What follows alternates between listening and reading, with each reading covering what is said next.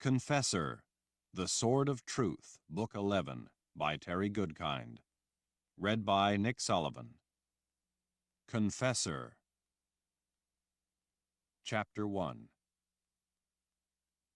For the second time that day, a woman stabbed Richard. Jolted fully awake by the shock of pain, he instantly seized her bony wrist, preventing her from ripping open his thigh. A dingy dress, buttoned all the way up to her throat, covered her gaunt figure. In the dim light of distant campfires, Richard saw that the square of cloth draped over her head and knotted under her angular jaw looked to be made out of a scrap of frayed burlap. Despite her frail frame, her sunken cheeks, her stooped back, she had the glare of a predator.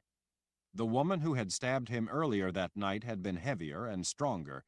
Her eyes, too, had burned with hate.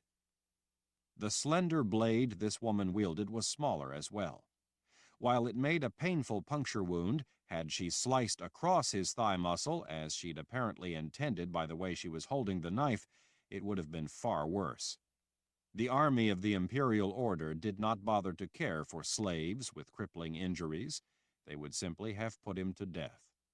That had probably been her plan in the first place. Gritting his teeth with awakened rage as he held the struggling woman's wrist in a vice-like grip, Richard twisted her arm as he lifted her white-knuckled fist in order to withdraw the blade from his leg. A drop of blood dripped from the tip. He easily muscled her under his control. She was not the powerful killer he had at first feared. Her desire, her intent, her lust, however, were just as vicious as that of any of the invading horde she followed. As she grunted in pain, vapor from each panting breath rose into the cold night air. Richard knew that to be gentle would only give her another opportunity to finish the job. Surprise had provided her with an opening. He would not foolishly grant her a second chance. Still firmly holding her wrist, he wrenched the knife from her grasp. He didn't let up the pressure on her arm until he had possession of the blade. He could have broken her arm, and she deserved no less, but he didn't. This was not the time or place to create a disturbance. He merely wanted her away from him. Once he'd disarmed her, he shoved her back. As soon as she stumbled to a halt, she spat at him. "You'll never beat the team of the great inglorious Emperor Jagang.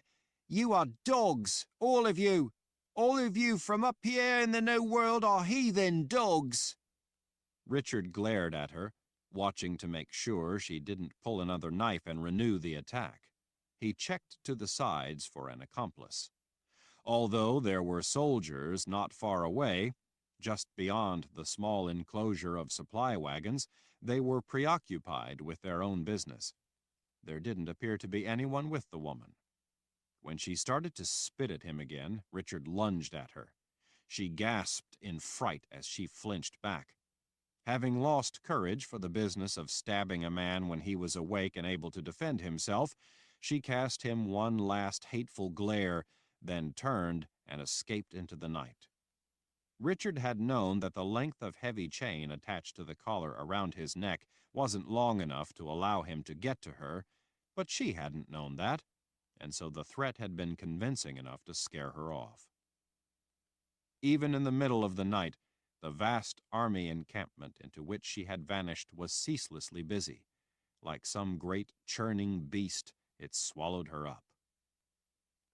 While many of the soldiers were sleeping, others seemed always to be at work repairing gear, making weapons, cooking, eating, or engaged in drinking and raucous stories around fires as they passed the time, waiting for their next opportunity at murder, rape, and plunder. All night long, it seemed, there were men testing their strength against one another, sometimes with muscle, sometimes with knives. Small crowds gathered from time to watch such contests and to bet on the outcome. Patrolling guards looking for any signs of serious trouble, soldiers looking for entertainment, and camp followers looking for a handout prowled the encampment throughout the night. Occasionally men wandered by to size up Richard and his fellow captives. Between gaps in the wagons, Richard could see some of the camp followers, hoping to earn food or even a small coin, going from group to group, offering to play a flute and sing for the men. Others offered to shave soldiers, wash and care for their clothes, or tattoo their flesh. A number of the shadowy figures, after brief negotiations, disappeared into tents with the men. Others wandered the camp looking to steal, and a few of those out in the night were intent on murder. In the center of it all, in a prison island created out of a ring of supply wagons, Richard lay chained with other captive men brought in to play in the Jala de Jin tournaments. Most of his team was made up of regular Imperial Order troops, but they were off sleeping in their own tents. Hardly a city ruled by the Order was without a Jala team. As children, these soldiers had played it almost from the time they could walk. They all expected that after the war was over, Jala would endure for them. To many of the soldiers of the Order, Jala de Jin, the game of life, was itself a matter of life and death, nearly equal to the cause of the Order. Even to a scrawny old woman who followed her emperor to war and lived off the scraps of his conquest, murder was an acceptable means of helping her favored team to victory. Having a winning Jala team was a source of great pride for an army division, just as it was for any city. Commander Karg, the officer responsible for Richard's team, was also intent on winning. A winning team could bring far more tangible benefits to those directly involved than mere glory. Those who ran the top teams became powerful men. Winning Jala players became heroes rewarded with riches of every sort, including legions of women eager to be with them. At night, Richard was chained to the wagons that held the cages that had transported him and the other captives, but in the games they had played along the way, he was the point man for their team, trusted to carry Commander Karg's ambitions to glory in the tournaments at Emperor Jagang's main encampment. Richard's life depended on how well he did his job. So far, he had rewarded Commander Karg's faith in him. Richard's choice from the first had been to either join Commander Karg's effort or be executed in the most gruesome manner possible. Richard, though, had had other reasons for volunteering. Those reasons were far more important to him than anything else. He glanced over and saw that John Rock, chained to the same transport wagon, lay on his back sound asleep. The man, a miller by trade, was built like an oak tree. Unlike the point men of other teams, Richard insisted on endless practice whenever they were not on the move. Not everyone on his team liked it, but they followed his instructions. Even in their cage, as they had traveled to the Imperial Order's main force, Richard and John Rock analyzed how they could have done better, devised and memorized codes for plays, and did endless push-ups and other exercises to build their strength. Exhaustion had apparently overcome the noise and confusion of camp, and John Rock was sleeping as peacefully as a baby, unaware that their reputation had brought people out into the night who wanted to end their team's chances before they reached the tournaments. As tired as Richard was, he had only been dozing from time to time. He found himself having difficulty sleeping. Something was wrong. Something not connected to all the myriad troubles swirling around him. It was not even anything to do with the immediate worldly dangers of being a captive. This was something different, something inside him, something deep within him. In a way, it reminded him a little of the times he'd been sick with a fever, but that wasn't really it either. No matter how carefully he tried to analyze it, the nature of the feeling remained elusive. He was so confused by the inexplicable sensation that he was left with nothing so much as an aching feeling of restless foreboding. Besides that, he was too preoccupied thinking about Kahlan to be able to sleep. Held captive by Emperor Jagang himself, she was not all that far away. Sometimes, when he'd been alone with Nietzsche, late in the night, sitting before a fire, she had stared into those flames, and confided in him how Jagang had brutalized her. Those stories gnawed at Richard's insides. He couldn't see the Emperor's compound, but as they had rolled in through the sprawling encampment earlier that day, he had seen the impressive command tents. To find himself looking into Kahlan's green eyes after all this time, even if for only a fleeting moment, had filled him with joy and relief. He had at long last found her, and she was alive. He had to find a way to get her out. Reasonably sure that the latest woman to have stabbed him was no longer lurking in the shadows for another attempt, Richard finally pulled his hand away to inspect the wound. It wasn't as bad as it might have been. If he had been sound asleep, like John Rock, it might have gone much worse. He guessed that perhaps the odd feeling that had been keeping him awake had actually served him well. As much as the wound in his leg stung, it wasn't serious. Holding his hand tightly over it had stopped the bleeding. The wound from earlier that night was also painful, but it, too, wasn't anywhere as bad as it might have been. His shoulder blade had caught the tip of the woman's knife and thwarted her attempt at murder. Death had visited him twice that night and gone away empty-handed. Richard remembered the old saying that trouble sired 3 children. He hoped not to meet the 3rd child. He had just rolled onto his side to try again to get some sleep when he saw a shadow slipping up among the wagons. The stride appeared deliberate, though, rather than stealthy. Richard sat up as Commander Karg came to a halt over him. In the dim light, Richard could plainly see the tattooed scales covering the right side of the man's face. Without the leather shoulder plates and breastplates that the commander usually wore, or even a shirt, Richard could see that the pattern of scales ran down over his shoulder and covered part of his chest as well. The tattoo made him look reptilian. Among themselves, Richard and John Rock referred to the commander as Snakeface. The name fit in more ways than one. "What do you think you're doing, Reuben?" Reuben Ribnick was the name John Rock and everyone else on the team knew Richard by. It was the name Richard had given when he'd been taken prisoner. If there was one place that his real name would surely get him killed, Richard now sat right in the middle of it. Trying to get some sleep. "You have no business trying to force a woman to lie with you," Commander Karg pointed an accusatory finger. "She came to me and told me all about what you tried to do to her." Richard's brow lifted. "Did she now?" "I told you before, if you beat the Emperor's team, if you beat them, then you will get your choice of a woman. But in the meantime, you get no favors. I won't tolerate anyone disobeying my orders, least of all the likes of you." "I don't know what she told you, Commander, but she came here with the intent of killing me. She wanted to make sure that the Emperor's team wouldn't lose to us." The commander squatted down, resting his forearm on his knee as he peered at the point man for his Jala team. He looked ready to murder Richard himself. "A poor lie, Reuben."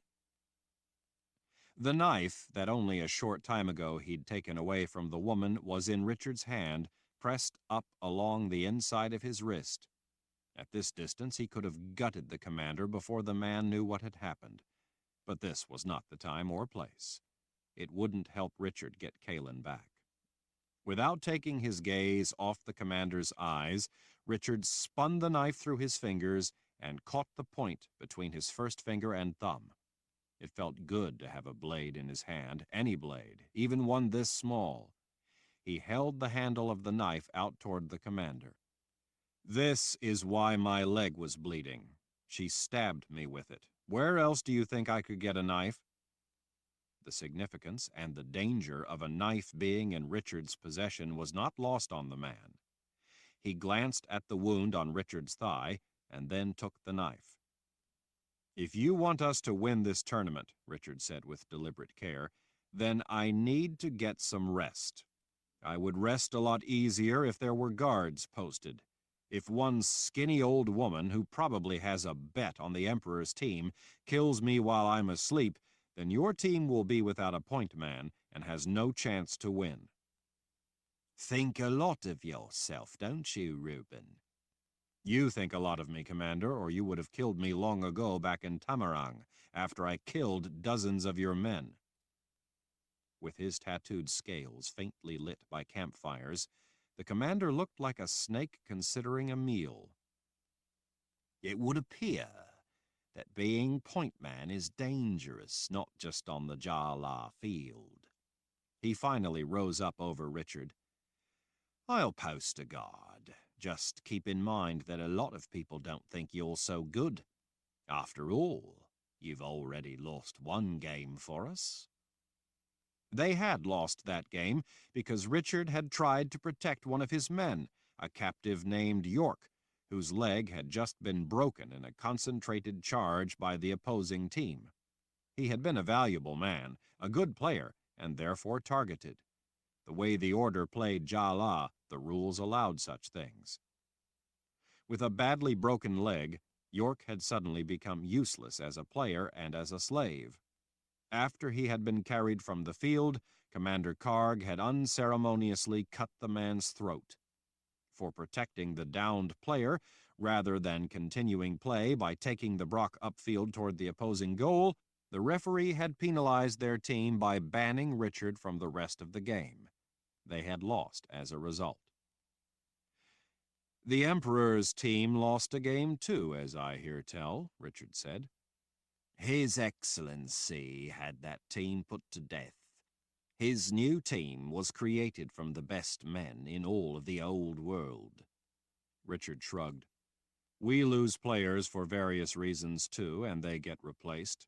Any number have been hurt and can't play. Not long ago, one of our men broke a leg. You did no less than the Emperor did with his losers. As I see it, the details of who used to be on his team don't matter all that much. We've each lost a game. That makes us even. That's all that really matters. We come into this contest on equal footing. They're no better than us. The commander arched an eyebrow.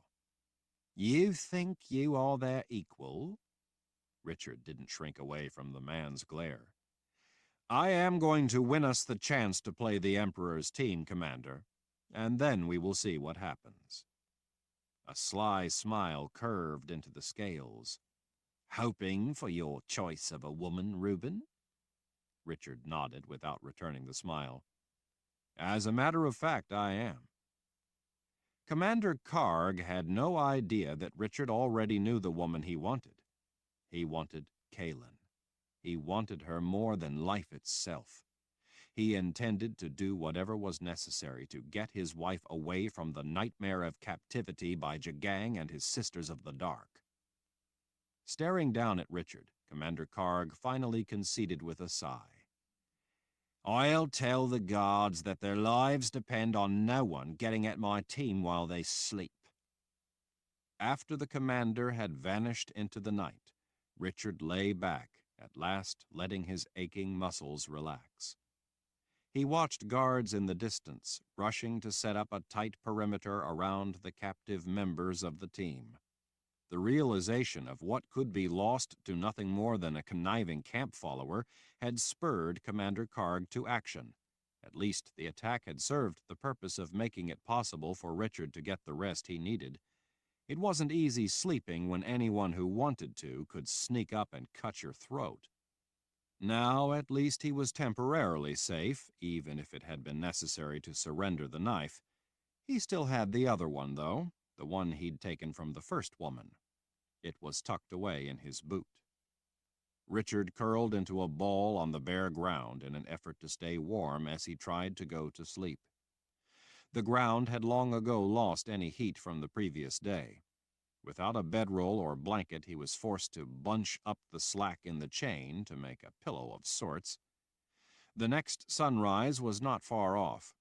Out on the Azrith plain, it wasn't going to be getting warmer any time soon. Dawn would bring the first day of winter. The noise of the camp droned on. He was so tired. Thinking about Kahlan, about the first time he'd met her, about how it had lifted his heart to at last see her alive again, about how happy it made him to look into her beautiful green eyes, finally allowed sleep to gently quiet his mind and take him. Chapter 2. It was a soft, otherworldly sound, like a doorway into the world of the dead opening, that woke Richard from a deep sleep. He looked up and saw a figure in a hooded cloak looming over him. Something about its bearing, its very presence, made the hair on the backs of his arms stand on end. This was no timid, frail woman. Something in the demeanor told him that this was not even a knife-wielding attacker. This was something far worse. Richard knew without doubt that this was the third child of trouble, and it had just found him. He sat up and scooted back a little, gaining some precious distance. Somehow Commander Karg's guards had failed to stop the intruder. He glanced their way and saw them casually walking their patrol. As closely spaced as they were, Richard didn't see how anyone could have gotten through their perimeter, yet this latest visitor had managed it. The hooded figure glided closer. "The cleansing has begun." Startled, Richard blinked. The eerie voice echoed in his mind, but he wasn't at all sure that he had actually heard it. The words just seemed to be there in his head. He carefully slipped 2 fingers down into his boot, groping for the wooden handle of the knife. When he found it, he started drawing it out. "The cleansing has begun," the figure said again. It wasn't like a real voice. It was neither male nor female. The words didn't seem to have been spoken aloud as by a voice, but rather sounded like 1,000 whispers joined together. The words seemed like they had come from another world. Richard couldn't imagine how anything dead could speak, but the words didn't sound at all as if they had come from anything living. He feared to imagine just what it was that stood before him. "Who are you?" he asked, stalling for time while he appraised the situation. A quick glance to each side revealed no one else in plain sight. As far as he could tell, the visitor had come alone. The guards were facing the other way. They were watching for anyone who might try to get at the sleeping captives. They weren't looking inside the circle of wagons for trouble. The figure seemed suddenly to be closer yet, within a mere arm's length. Richard didn't know how it had gotten that close to him. He hadn't seen it move. He wouldn't have allowed it to get that close if he had seen it moving toward him, and yet it had. Having a chain attached to his collar didn't leave him much freedom to maneuver if he had to fight. With his fingers, he carefully collected links of chain into his free hand. If he had to fight, he would loop the chain and use it as a noose. With his other hand, he was still surreptitiously fishing out the knife. "Your time starts this day, Richard Rall." Richard's fingers on the knife paused. It had spoken his real name. No one in the camp knew his real name. Richard's heart hammered against his chest. With as dark as it was, and the hood, the face inside was hidden from view. Richard could only see blackness, like death itself, staring out at him. It crossed his mind that that just might be exactly what it was. He reminded himself not to let his imagination get carried away. He summoned his courage. "What did you say?" An arm beneath the dark cloak rose toward him. He couldn't see the hand, just the drape of the cloth over it. "Your time starts this day, Richard Rall, the first day of winter.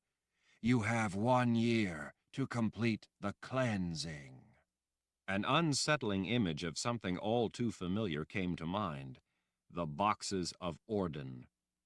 As if reading his mind, 1,000 whispers of the dead spoke. You are a new player, Richard Rall. Because of that, the time of the play is now reset.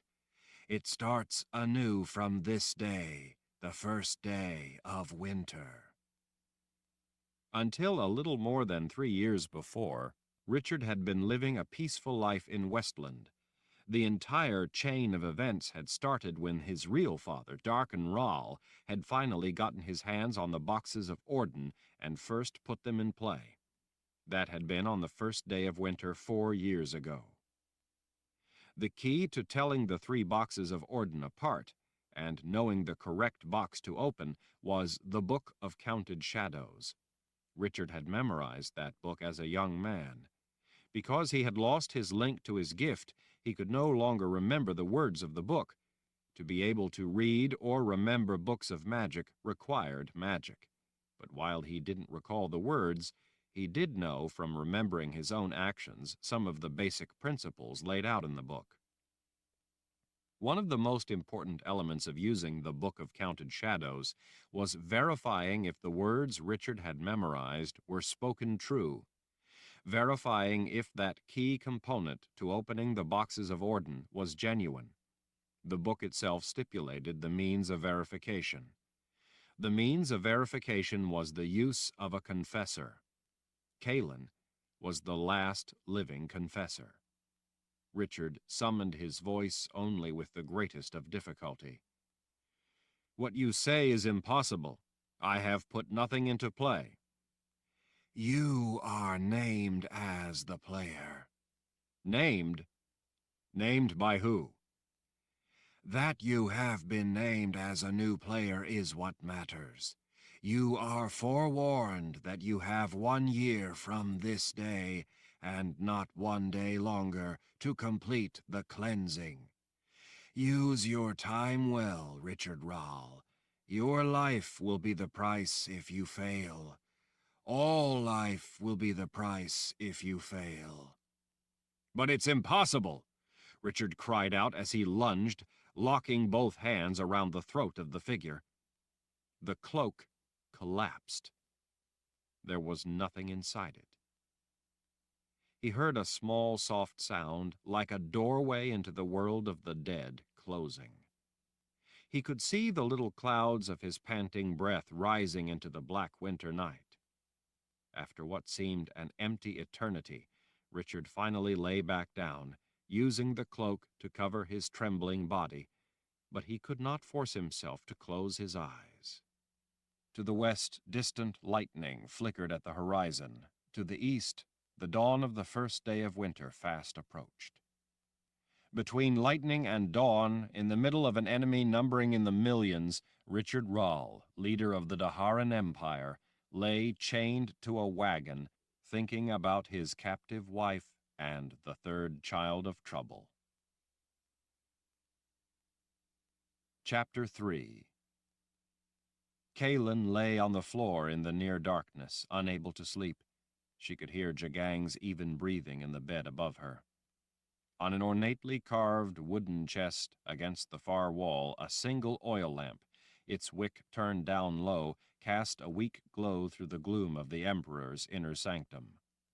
The burning oil helped, if only to a small degree, to mask the stench of the encampment. The smells of soot from fires, fetid sweat, rancid refuse, the latrines, the horses and other animals, and manure all mingled together into a ubiquitous stink. In much the same way that the horrific memory of all the maggot-infested rotting corpses she had seen along her journey invariably brought to mind the unforgettable, unmistakable, gagging smell of death. It was impossible to contemplate the Imperial Order encampment without it also bringing to mind its singular, pervasive stink, a thing as vile as the Imperial Order itself. Since arriving in the encampment, she was always reluctant to draw a breath too deeply. The smell would forever be linked in her mind to the suffering, misery, and death that the soldiers of the Imperial Order visit upon on everything they touched. As far as Kahlan was concerned, the people who believed in, supported, and fought for the convictions of the imperial order did not belong in the world of life among those who valued it. Through the gauze fabric covering the vents in the top of the tent, Kahlan could see the furious flashes of lightning to the west illuminating the sky overhead to announce the approaching storms.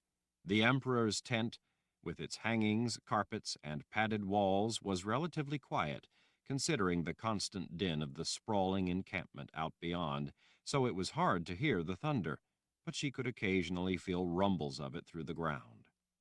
With the cold weather settling in, the rain would make it all the more miserable.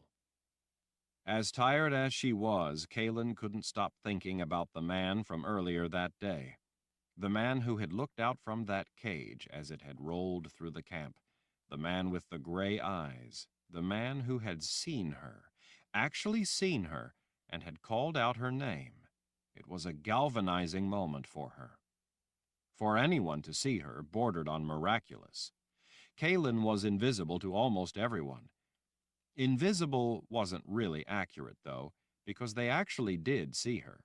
They simply forgot having seen her as soon as they had, forgot that they had been aware of her only an instant before, so while she wasn't really invisible, she might as well have been. Kahlan knew well the icy touch of oblivion. The same spell that made people forget her as soon as they'd seen her had also wiped out every memory she had of her past. Whatever there was to her life before the Sisters of the Dark, it was now lost to her. Among the millions of troops sprawled out across the vast, barren plain, her captors had found only a handful of soldiers who could see her, 43 to be exact. These 43 were men who, like the collar around her neck, the sisters and Jagang himself stood between her and freedom. Kahlan made it her business to know every one of those 43 men, to know their strengths, their weaknesses. She studied them silently, mentally making notes about each of them.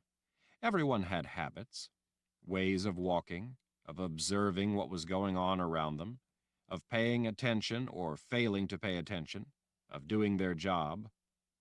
She had learned everything she could about their individual characteristics. The sisters believed that an anomaly in the spell they had used was responsible for a handful of people being aware of Kahlan. It was possible that out among the Order's vast army there were others who could see and remember her, but Jagang had so far not discovered any more. The 43 soldiers were thus the only men able to serve as her guards. Jagang, of course, could see her, as well as the sisters who had used the spell in the first place. Much to the sisters' horror, they had been captured by Jagang, and they too had ended up with Kahlan in the wretched encampment of the Imperial Order. Other than the sisters and Jagang, none of those few who could see her really knew her from her forgotten past, a past that even Kahlan didn't know. But that man in the cage was different. He had known her. Since she didn't remember ever seeing him before, that could only mean that he was someone who knew her from her past. Jagang had promised her that when she finally had her past back and knew who she was, when she knew everything, then the real horror for her would begin. He delighted in explaining in vivid detail exactly what he intended to do to her, how he would make her life one of endless torment. Since she didn't remember her past, his promises of retribution didn't mean as much to her as he would have liked. Still, the things he'd promised were terrifying enough in and of themselves. Whenever Jagang promised such vengeance, Kahlan returned only a blank look. It was a way of walling off her emotions from him. She didn't want to give him the satisfaction of seeing her emotions, her fear. Despite what it would mean for her, Kahlan was proud to have earned the contempt of such a vile man. It gave her the confidence that whatever she had done in her past, her convictions could only have placed her in direct opposition to the will of the Order. Because of Jagang's ghastly oaths, Kahlan greatly feared remembering her past. Yet after seeing the raw emotion in the captive man's eyes, she longed to know everything about herself. His joyous reaction to seeing her stood out in sharp contrast to all those around her who despised and reviled her. She had to know who she was, who the woman was that could be held in such regard by that man. She wished she could have looked at the man for longer than the brief glimpse she had gotten. She'd had to turn away. If she had been caught showing any interest in a captive, Jagang surely would have killed him. Kahlan felt protective of the man. She didn't want to inadvertently bring trouble to someone who knew her, someone so obviously overcome by the sight of her. Yet again, Kahlan tried to put her racing mind to rest. She yawned as she watched the flickers of lightning in the little patch of dark sky. Dawn was not far off, and she needed sleep. With that dawn, though, came the first day of winter. She didn't know why, but the very idea of the first day of winter made her uneasy. She couldn't imagine a reason. Something about the first day of winter seemed to knot her insides with anxiety. It seemed that beneath the surface of her ability to remember lurked dangers she could not begin to imagine. Her head came up at the sound of something falling over. The noise had come from the outer room, the room outside Jagang's bedroom. Kahlan propped herself up on an elbow, but she dared not get up from her spot on the floor beside the Emperor's bed. She knew well the consequences of disobeying his orders. If she was to endure the pain he could give her through the collar around her neck, it would have to be for something more than moving from the carpet. In the darkness, Kahlan heard Jagang, just above her on the bed, sit up. Sudden cries and moans broke out on the other side of the padded walls of the bedroom. It sounded like it might have been Sister Ulyssia. Since being captured by Jagang, Kahlan had had occasion enough to hear Sister Ulyssia sobbing and crying. Kahlan herself had often enough been brought to tears, all because of those Sisters of the Dark, but especially Sister Ulyssia. Jagang threw the covers off. "What's going on out there?" Kahlan knew that for the crime of disturbing Emperor Jagang, Sister Ulyssia was soon going to have even more reason to be moaning. Jagang stepped down onto the floor, straddling Kahlan on the carpet beside his bed. He looked down deliberately, making sure that in the dim light of the lantern glowing atop the chest, she saw him naked and exposed over her. Satisfied with his silent implied threat, he retrieved his trousers from a nearby chair. Hopping from one foot to the other, he pulled them on as he started for the doorway. He didn't bother putting on anything more. He paused before the thick hanging that covered the doorway and turned back, crooking a finger at Kahlan. He wanted to keep an eye on her. As Kahlan rose to her feet, Jagang drew back the heavy covering over the doorway. Kahlan glanced to the side and saw the latest captive woman to be brought in as a prize for the Emperor, cowering on the bed, the blanket held in her fists up under her chin. Like almost everyone, the woman didn't see Kahlan, and had only been more confused and frightened the evening before when Jagang had spoken to the phantom in the room with him. That had been the least of the woman's cause for fright that night. Kahlan felt a jolt of pain sizzle down the nerves of her shoulders and arms, Jagang's reminder through the collar not to linger in doing as she'd been told. Without letting him see how much it hurt, she hurried after him. The sight that greeted her in the outer room was confusing. Sister Ulyssia was rolling around on the floor, arms flailing, as she babbled incoherently between moans and cries. Sister Armina, hunched over the woman at her feet, shuffled to and fro, following as Sister Ulyssia writhed around on the floor, afraid to touch the woman, afraid not to, afraid of what might be the problem. She looked like she wanted to collect Sister Ulyssia in her arms and quiet her, lest she create a disturbance that would get the attention of the Emperor. She didn't yet realize that it was too late for that.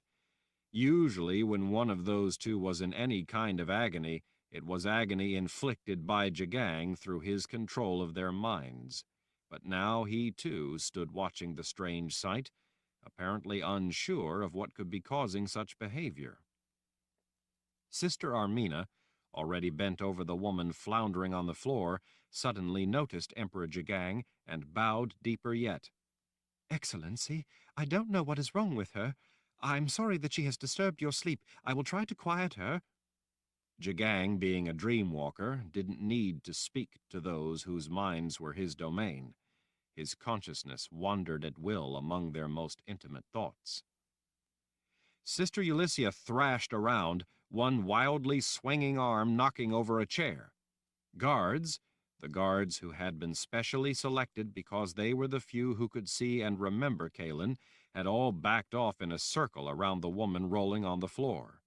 They had been tasked with seeing to it that Kahlan didn't leave the tent without Jagang. Sisters were not their responsibility. Other guards, Jagang's personal elite guards, huge brutes all covered in tattoos and metal studs piercing their flesh, stood like statues near the doorway of the tent.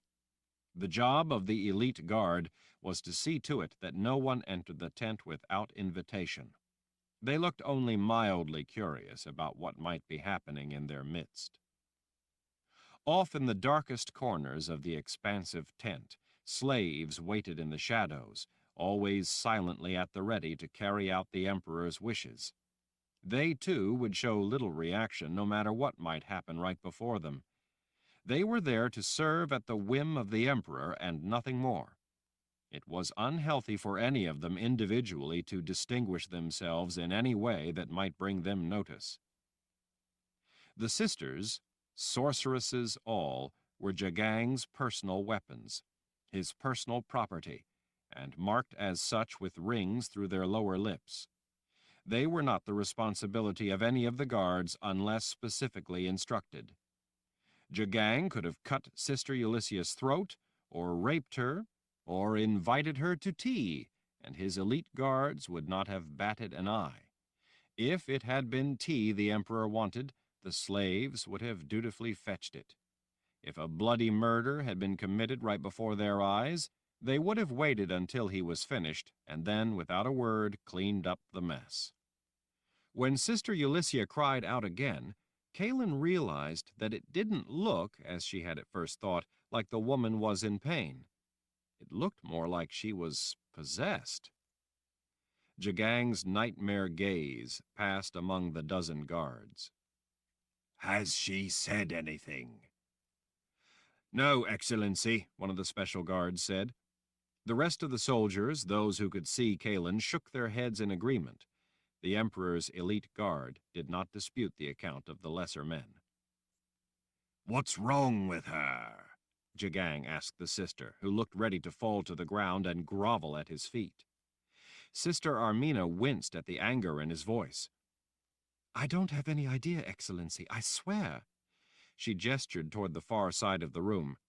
I was asleep, waiting until I could be of service. Sister Ulyssia was asleep as well. I woke when I heard her voice. I thought she was speaking to me. What was she saying? Jagang asked. I couldn't understand her, Excellency. Kahlan realized then that Jagang didn't know what Sister Ulyssia had said.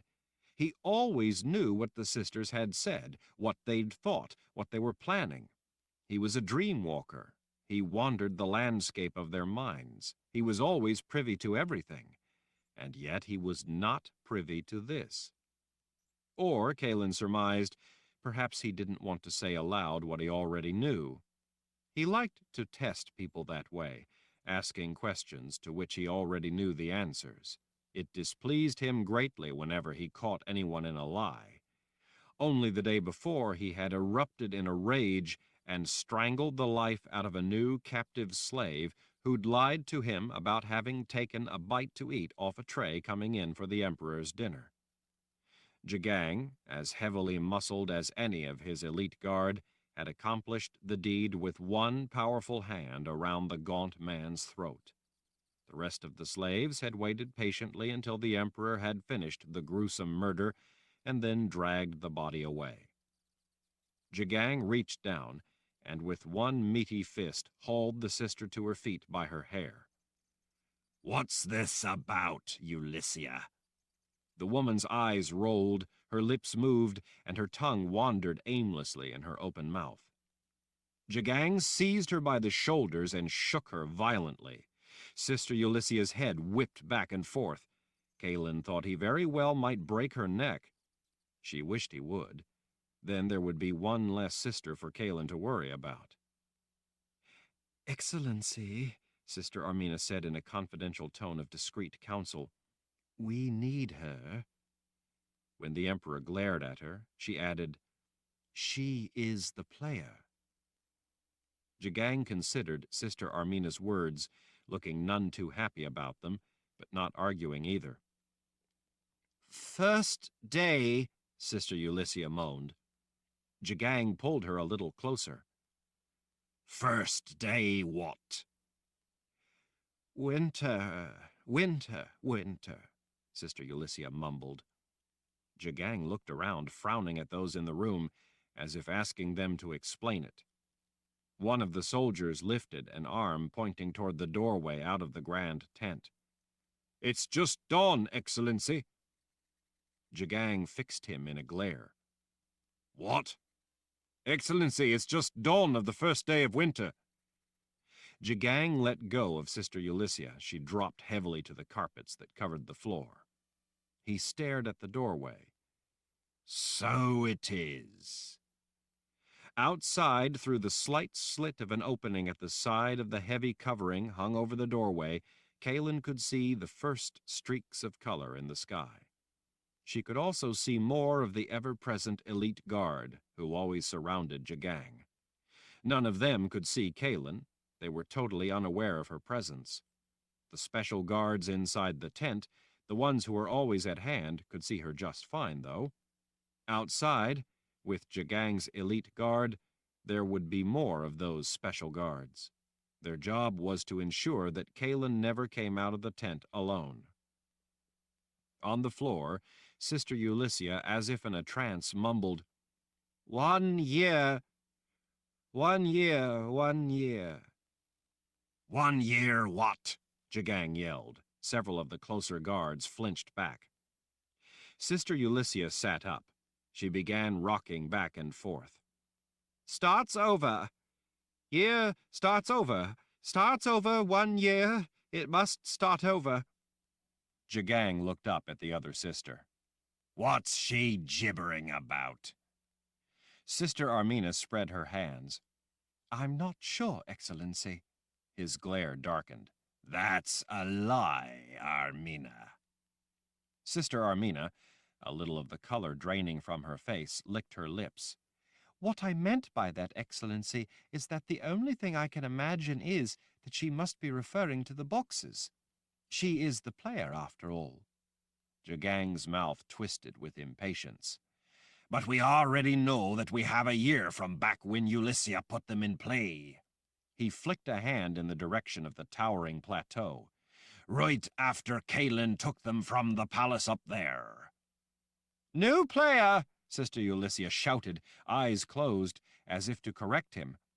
"New player! The year starts over." Jagang looked genuinely surprised at her words. Kahlan wondered how it was that the Dreamwalker could be surprised by such a thing. For some reason, though, he seemed to be unable, at the moment anyway, to use his ability on Sister Ulyssia, unless he was simply playing a trick. Jagang didn't always reveal exactly what he knew and what he didn't know. Kahlan had never felt that he could read her mind, but she always remained cautious that he might want her to think just that. What if all the time he was reading her every thought? Still, she just didn't believe it was so. She couldn't put her finger on any one thing that made her think that he was unable to use his ability as a dreamwalker on her, but rather it was an impression based on the cumulative evidence of many small little things. "How is it possible for there to be a new player?" Jagang asked in a tone that made Sister Armina begin to tremble just the slightest bit. She had to swallow twice before she was able to speak. "Excellency, we don't have All 3 boxes. We have but 2. There is the 3rd box, after all, the one that Tovey had. You mean the box that was stolen because you stupid bitches sent Tovey off by herself rather than having her stay with the rest of you? It was an angry charge, not a question. Sister Armina, on the verge of panic, thrust a finger out at Kahlan. It was her fault. If she had done as we instructed and brought all 3 boxes out together, we would all have been together, and we would have the 3 boxes. But she failed to bring them all out together. It's her fault. Sister Ulysses had told Kahlan to hide all 3 boxes in her pack and bring them out. All 3 wouldn't fit, so she brought one out first, intending to go back for the others. Sister Ulysses had not been pleased, to say the least. She had beaten Kahlan nearly to a bloody death for failing to somehow do the impossible and fit all 3 in a pack that was not big enough. Kahlan didn't bother to speak up in her own defense. She refused to lower herself to trying to reason with people who didn't abide by reason. Jagang looked back over his shoulder at Kahlan. She met his gaze with nothing but her blank countenance. He turned back to Sister Armina. So what? Sister Ulysses put the boxes in play. That makes her the player. Another player, Sister Ulysses shouted up from the floor between them. 2 players now. The year starts over. It's impossible, Sister Ulysses lunged. Impossible. There was nothing there, and her arms caught only air. She sat back heavily on the floor, breathing rapidly. Trembling hands covered her face, as if she was overwhelmed by what had just taken place. Jagang turned away, lost in thought as he considered. Can there be 2 people who both have the boxes in play at the same time? He asked himself. Sister Armina's eyes darted about. She seemed unsure if she was supposed to attempt an answer. In the end, she remained silent. Sister Ulysses rubbed her eyes. He vanished. Jagang frowned down at her. Who vanished? I couldn't see his face. She gestured vaguely. He was just there, telling me, but he vanished. I don't know who it was, Excellency. The woman looked shaken to her core. What did you see? Jagang asked. As if jolted by an unexpected sudden shock, she shot to her feet. Her eyes had gone wide with pain. Blood trickled from one ear. What did you see? Jagang repeated. Kahlan had seen him give the sisters pain in the past. Whether or not he was able to be in Sister Ulysses' mind before, it was clear that he now had no difficulty making his presence felt. It was someone, Sister Ulysses said with a gasp. Someone who was just here, in the tent, Excellency. He told me that there was a new player, and because of that, the year must start anew. Jagang's brow was drawn down in a tight knot. A new player for the power of Arden. Sister Ulysses nodded, as if fearing to admit it. Yes, Excellency. Someone else has also put the boxes of Arden in play. We are warned that the year must start over. We now have 1 year from today, the first day of winter. Looking to be deep in thought, Jagang started toward the doorway. 2 of the elite guards pulled open the double hanging, allowing their emperor to walk through the opening without pause. Kahlan, knowing that if she didn't stay close at hand, the pain of the collar was only an instant away, followed him out before he gave her that reminder. Behind her, Sisters Ulysses and Armina hurried to keep up. The big men of the elite guard outside the tent casually stepped away to each side, making way for the emperor. The other soldiers, Kahlan's special guards, marched back and forth just beyond them. Standing close behind Jagang in the cold dawn, Kahlan rubbed her arms, trying to work up some warmth. A wall of dark clouds towered to the west. Even through the stink of the encampment, she could smell the rain carried on the damp air. The thin clouds fleeing to the east were stained blood red in the sunrise of the first day of winter. Jagang stood silently considering the immense plateau in the distance. Atop that towering tableland was the people's palace. While certainly a palace, it was vast almost beyond belief. It was also a city, really, a city that was the seat of power for all of Dahara. That city stood as the last vestige of resistance to the imperial order's lust to rule the world and enforce their beliefs on mankind. The army of the order spread like a poisonous black sea across the Azrith plain around the plateau, leaving it isolated from any hope of rescue or salvation. The first rays of light were just touching the distant palace, making the marble walls, columns, and towers glow golden in the sunrise. It was a breathtakingly beautiful sight.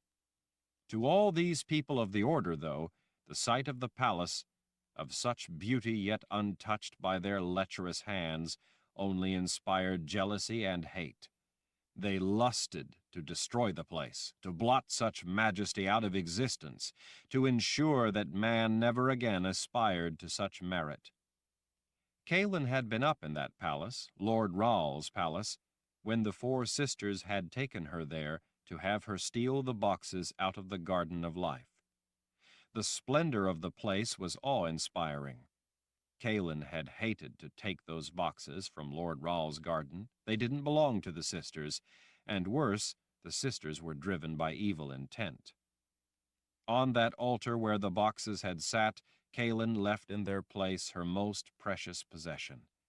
It was a small carving of a woman, her head thrown back, her fists at her sides, her back arched, as if in opposition to a force trying to subdue her. Kahlan could not imagine where she would have gotten such a beautiful thing.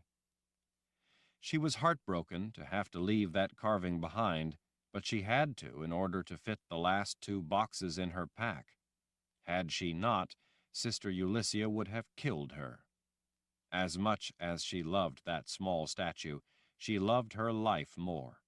She hoped that Lord Ral, when he saw it, would somehow understand that she was sorry for taking what was his. Now Jagang had captured the sisters, and he had possession of the sinister black boxes, two of them anyway. Sister Tovi had started ahead with the first of the three boxes.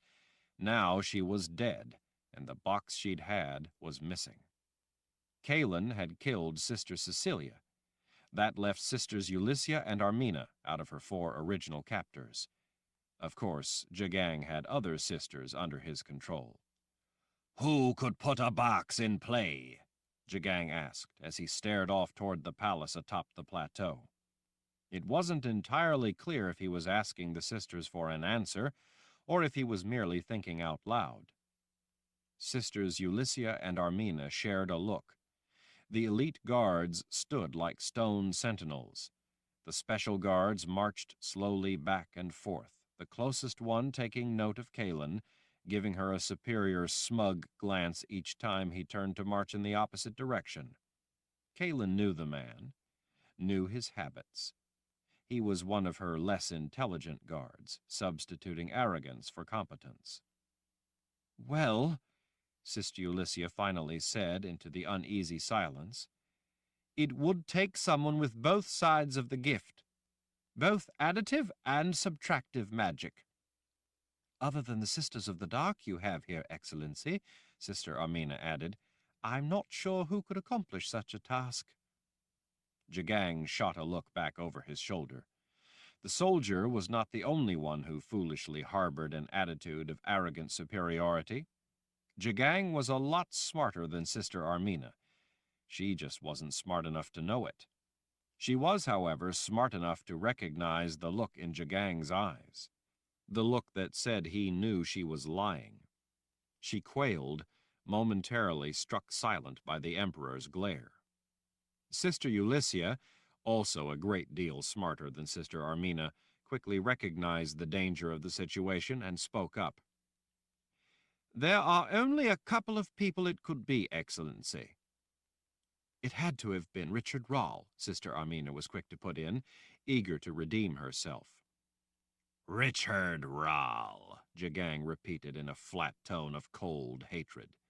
He didn't sound the least bit surprised by the sister's suggestion. Sister Ulyssia cleared her throat. Or Sister Nietzsche. She is the only sister you don't have who is able to wield subtractive magic. Jagang's glare fixed on her for a moment before he finally turned back to consider the people's palace, now lit by the sun so that it glowed like a beacon above the dark plain. Sister Nietzsche knows everything you stupid bitches did, he finally announced. Sister Armina blinked in surprise. She couldn't resist speaking. How is that possible, Excellency? Jagang clasped his meaty hands behind his back. His heavily muscled back and neck looked more like those of a bull than those of a man. Curly black body hair only added to the impression. His shaved head made him look all the more menacing. Nietzsche was there with Tovi when she was dying, Jagang said, after she had been stabbed and the box stolen from her. It had been a very long time since I'd seen Nietzsche. I was surprised to see her show up out of the blue. I was there in Tovi's mind, watching the whole thing. Tovi didn't know I was in her mind, though, the same as you two didn't know. Nietzsche didn't know I was there either. Nietzsche questioned Tovi, used the woman's grievous wound to prod her into revealing your plan, Ulyssia. Nietzsche told Tovi quite the story about wishing she could escape my control, and with that lie gained Tovi's confidence. Tovi told her everything. Everything about the chain fire spell you ignited, the boxes you stole with Kahlan's help, how the boxes were meant to work in conjunction with the chain fire spell, all of it. Sister Ulyssia was looking sicker by the moment. Then it very well could be Nietzsche who did this. It has to be one or the other. Or Nietzsche and Richard Rall together, Sister Armina suggested. Jagang said nothing as he stared off at the palace. Sister Ulyssia leaned forward the slightest bit.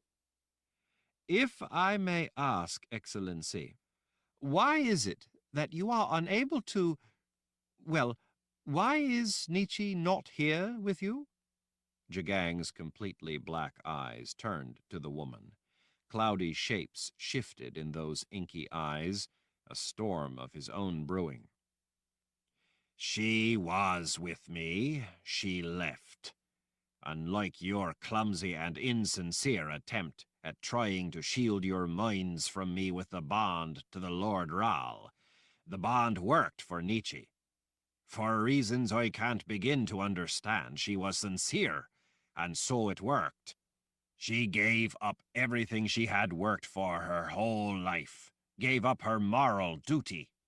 He rolled his shoulders, pulling the mantle of calm authority back around himself.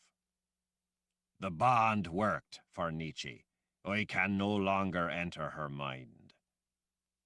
Sister Armina stood frozen in more than simple fear of the man. She was obviously baffled by what she'd just heard. Sister Ulyssia nodded to herself, staring off into memories. I guess that, in retrospect, it's not a surprise. I guess I always knew that she loved Richard. She never said a word to us, of course, to the other sisters of the dark, but back at the Palace of the Prophets she gave up a great deal. Things I would never have imagined her giving up, in exchange for me naming her to be one of his 6 teachers. The price she paid for that chance to be his teacher made me suspicious of her motives. A couple of the others were driven by greed. They simply wanted to suck the gift out of that man, have it for themselves. But not Nietzsche. That wasn't what she was after. So I watched her. She never gave it away. Dear spirits, I don't think she was even aware of it herself at the time. But there was a look in her eyes. She was in love with him. I never really understood that look back then, probably because she seemed so sure of her hatred for the man and for all that he represented. But she was in love with Richard Rall. Even back then she was in love with him. Jagang had gone crimson. Absorbed in her recollections, Sister Ulyssia hadn't noticed his mute rage. Sister Armina surreptitiously touched the other woman's arm in warning.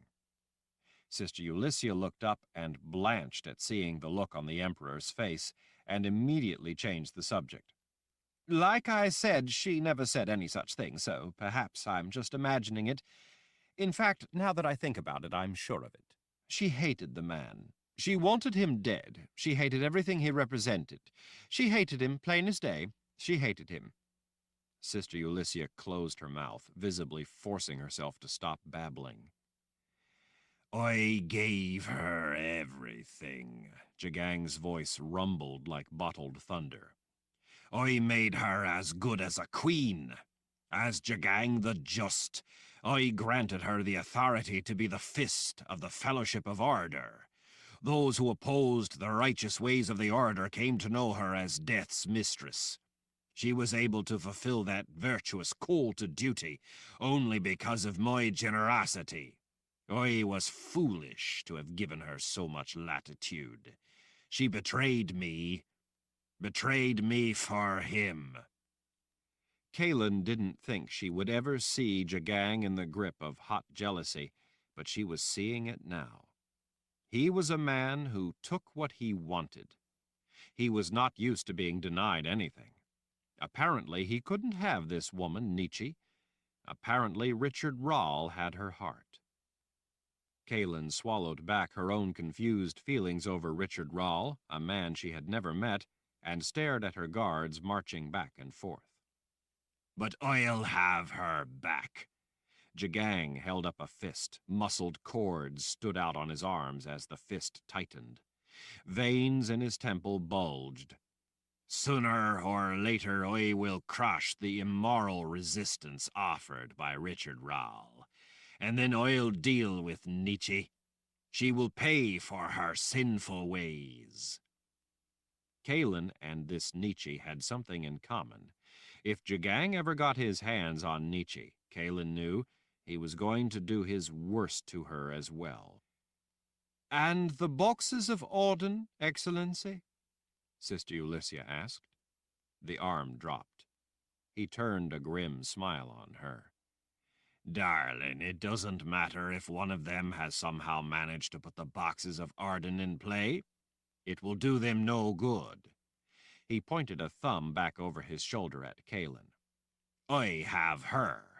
I have what we need to put the power of Orden to use for the cause of the Fellowship of Order.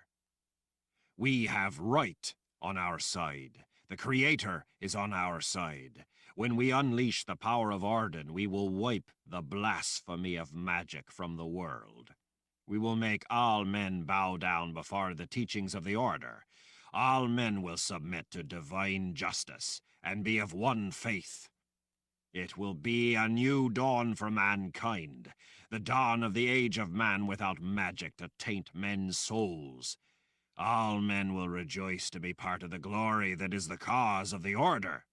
In that new world of man, all men will be equal. All men can then dedicate themselves in service to their fellow man, as is the will of the Creator. Yes, Excellency, Sister Armina said, eager to find an opening to worm her way back into his favor. Excellency, Sister Ulyssia ventured, as I've explained before, while we may have many of the elements needed, as you have so rightly pointed out, we must still have all three boxes if we are to accomplish the goal of accessing the power of Orden for the cause of the Fellowship of Order. We still need that third box. His grisly grin returned. As I told you, I was there in Tovi's mind. I may have an idea about who was involved in taking it. Sister Ulyssia and Armina looked not only surprised, but curious. You do, Excellency? Sister Armina asked. He nodded. My spiritual adviser, Brother Nariv, had a friend he had dealings with from time to time. I suspect she might be involved. Sister Ulyssia looked skeptical. You think a friend of the Fellowship of Order might have been involved? No, I didn't say a friend of the Fellowship. I said a friend of Brother Nariv. A woman I, too, have had occasional dealings with in the past, on Brother Nariv's behalf. I think you may have heard of her. Jagang arched an eyebrow at the woman. She goes by the name of Six. Sister Armina gasped and went stiff. Sister Ulyssia's eyes widened and her jaw dropped. Six, Excellency? Surely you don't mean Six, the witch woman? Jagang looked pleased by the reaction. Ah, so you know her. I had occasion to cross paths with her once. We had a talk of sorts. It was not what I would describe as a pleasant conversation. Excellency, no one can deal with that woman.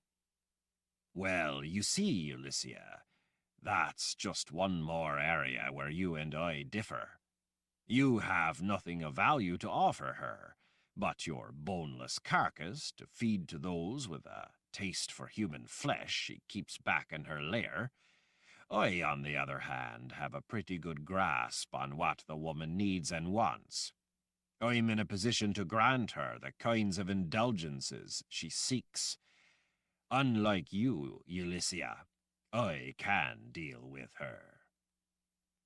But if Richard Rowell or Nietzsche put the box in play, that can only mean that they are now in possession of it, Sister Ulyssia said.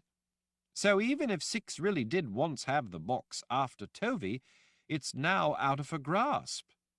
So you think such a woman will abandon her burning desires, all the things she lusts after? Jagang shook his head. No, it will not sit well with Six that her plans were interrupted. Six is a woman who will not be denied. She does not treat very kindly anyone who gets in her way. Am I correct, Ulyssia? Sister Ulyssia swallowed before nodding. I expect that a woman of her dark talents and boundless determination will not rest until she has corrected the injustice, and then she will have to deal with the order. So you see, I think everything is well in hand. That one of those two criminals, Nietzsche or Richard Rowell, put that box in play will mean nothing in the end. The order will prevail. Sister Ulyssia, her fingers folded tightly together to stop them from trembling ever since she first heard the name Six, bowed her head. Yes, Excellency, I can see that you do indeed have everything well in hand. Jagang, seeing her defeated demeanor, snapped his fingers as he turned his attention toward one of the shirtless slaves standing back near the entrance to the royal tent. I'm hungry. The Jala tournaments start today. I want a hearty meal before going to watch the games. The man bowed deeply from the waist. Yes, Excellency, I will see to it at once. After he'd run off to see to the task, Jagang gazed out over the sea of men. For now, our brave fighters need a diversion from the difficult work. One of the teams out there will eventually win a chance to play my own team. Let's hope the team that eventually wins the right to play my team is good enough to at least make my men break a sweat in beating them. Yes, Excellency, the sisters said together. Jagang, looking annoyed by their groveling, gestured to one of the special guards as the man marched by. She's going to kill you first. The man froze, panic in his eyes. Excellency? Jagang tilted his head to indicate Kahlan only a half-step behind him and to his right. She's going to kill you first, and you deserve it. The man dipped his head deferentially. I don't understand, Excellency. Of course you don't. You're stupid. She's been counting your steps. You take the same number of paces each time before you turn to march in the opposite direction. Each time you turn, you look to check on her, then march away. She's counted your paces. When it's time for you to turn, she doesn't have to be looking in your direction because she knows exactly when you will turn. She knows that just before you turn, you'll check on her and see her looking the other way. That will put you at ease. When you march up to us from the right and turn, you pivot the same way each time, to your right. Each time you turn, the knife on your belt at your right hip is on the side closest to her. The man looked down at the knife on his belt. He covered it protectively with a hand. But, Excellency, I wouldn't let her get my knife, I swear. I would stop her. Stop her? Jagang snorted a brief laugh. She knows that she is but 2 strides from the spot where you turn, 2 strides from snatching your knife right out of its sheath. He snapped his fingers. Quick as that, she'll have your knife. You probably won't even realize it before you die.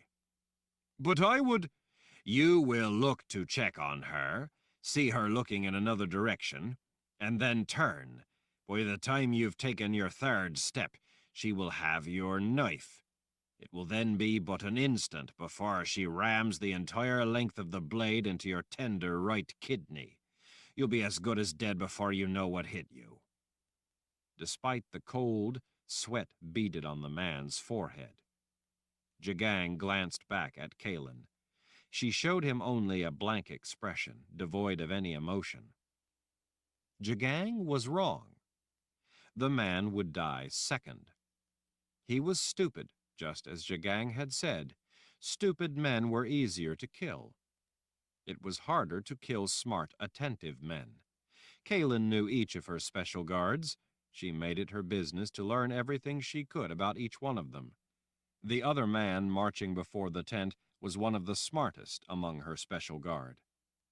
Wherever she was, she always analyzed the situation and envisioned how she would implement an attempt to escape. This was not the time or place, but she still had thought it through. She wouldn't kill the stupid one first, but she would take his knife, just as Jagang had said. Then she would turn to the smart one, because he was more watchful and his reactions were far quicker. The special guard's task was to prevent her from escaping. They weren't supposed to use lethal force against her. When the smart one came at her to tackle her, she would already have the knife and would use their closing momentum as she spun toward him to slash his throat. She would sidestep his falling dead weight to his left side, spin, and plunge the knife into the kidney of the stupid fellow, just as Jagang had suggested. "You have me dead to rights," Kahlan told the Emperor in a flat tone. "Well done." His left eye twitched just the slightest bit. He didn't know if she was telling the truth or lying. Chapter 4. "Do you know the consequences of breaking the seal on those doors?" Kara asked. Zed looked back over his shoulder at the woman. "Need I remind you that I am First Wizard?" Kara returned the glare in kind. "Well, excuse me. Do you know the consequences of breaking the seal on those doors, First Wizard Zorander?" Zed straightened. "That's not what I meant." The woman was still glaring. "You haven't answered my question." If there was one thing that was consistent about Mord Sith, it was that they didn't like it when they asked questions and got evasive answers. They didn't like it one bit. It made them surly. As a rule, Zed considered it wise not to give Mord Sith cause to be surly, but then he didn't like being pestered when he was doing something important. That made him surly. "Why does Richard put up with you anyway?" Kara's glare only deepened. "I have never offered Lord Rahl a choice. Now, answer my question. Do you know the consequences of breaking the seal on those doors?" Zed planted his fists on his hips. "Don't you suppose that I know a thing or two about magic?" I would have thought so, but I'm beginning to have my doubts. Oh, so you think you know more about it than I do? I know that magic is trouble. It would seem that in this instance, I very well might know more about it than you. I know better than to go barging through a seal of this kind. Nietzsche would only have shielded this door for a good reason. I don't think it's too awfully wise, first wizard, to go barging through her shield without knowing why it's there. Well, I think I know a thing or two about seals and shields and such. Kara arched an eyebrow. Zed, Nietzsche can wield subtractive magic. Zed glanced at the door, then looked back at Kara. The way she was leaning over him, he thought she very well might seize him by his collar and haul him back from the brass-clad doors if she decided that she had to. I suppose you have a point. He held up a finger. But on the other hand, I can sense that something serious is going on in there. Something altogether ominous.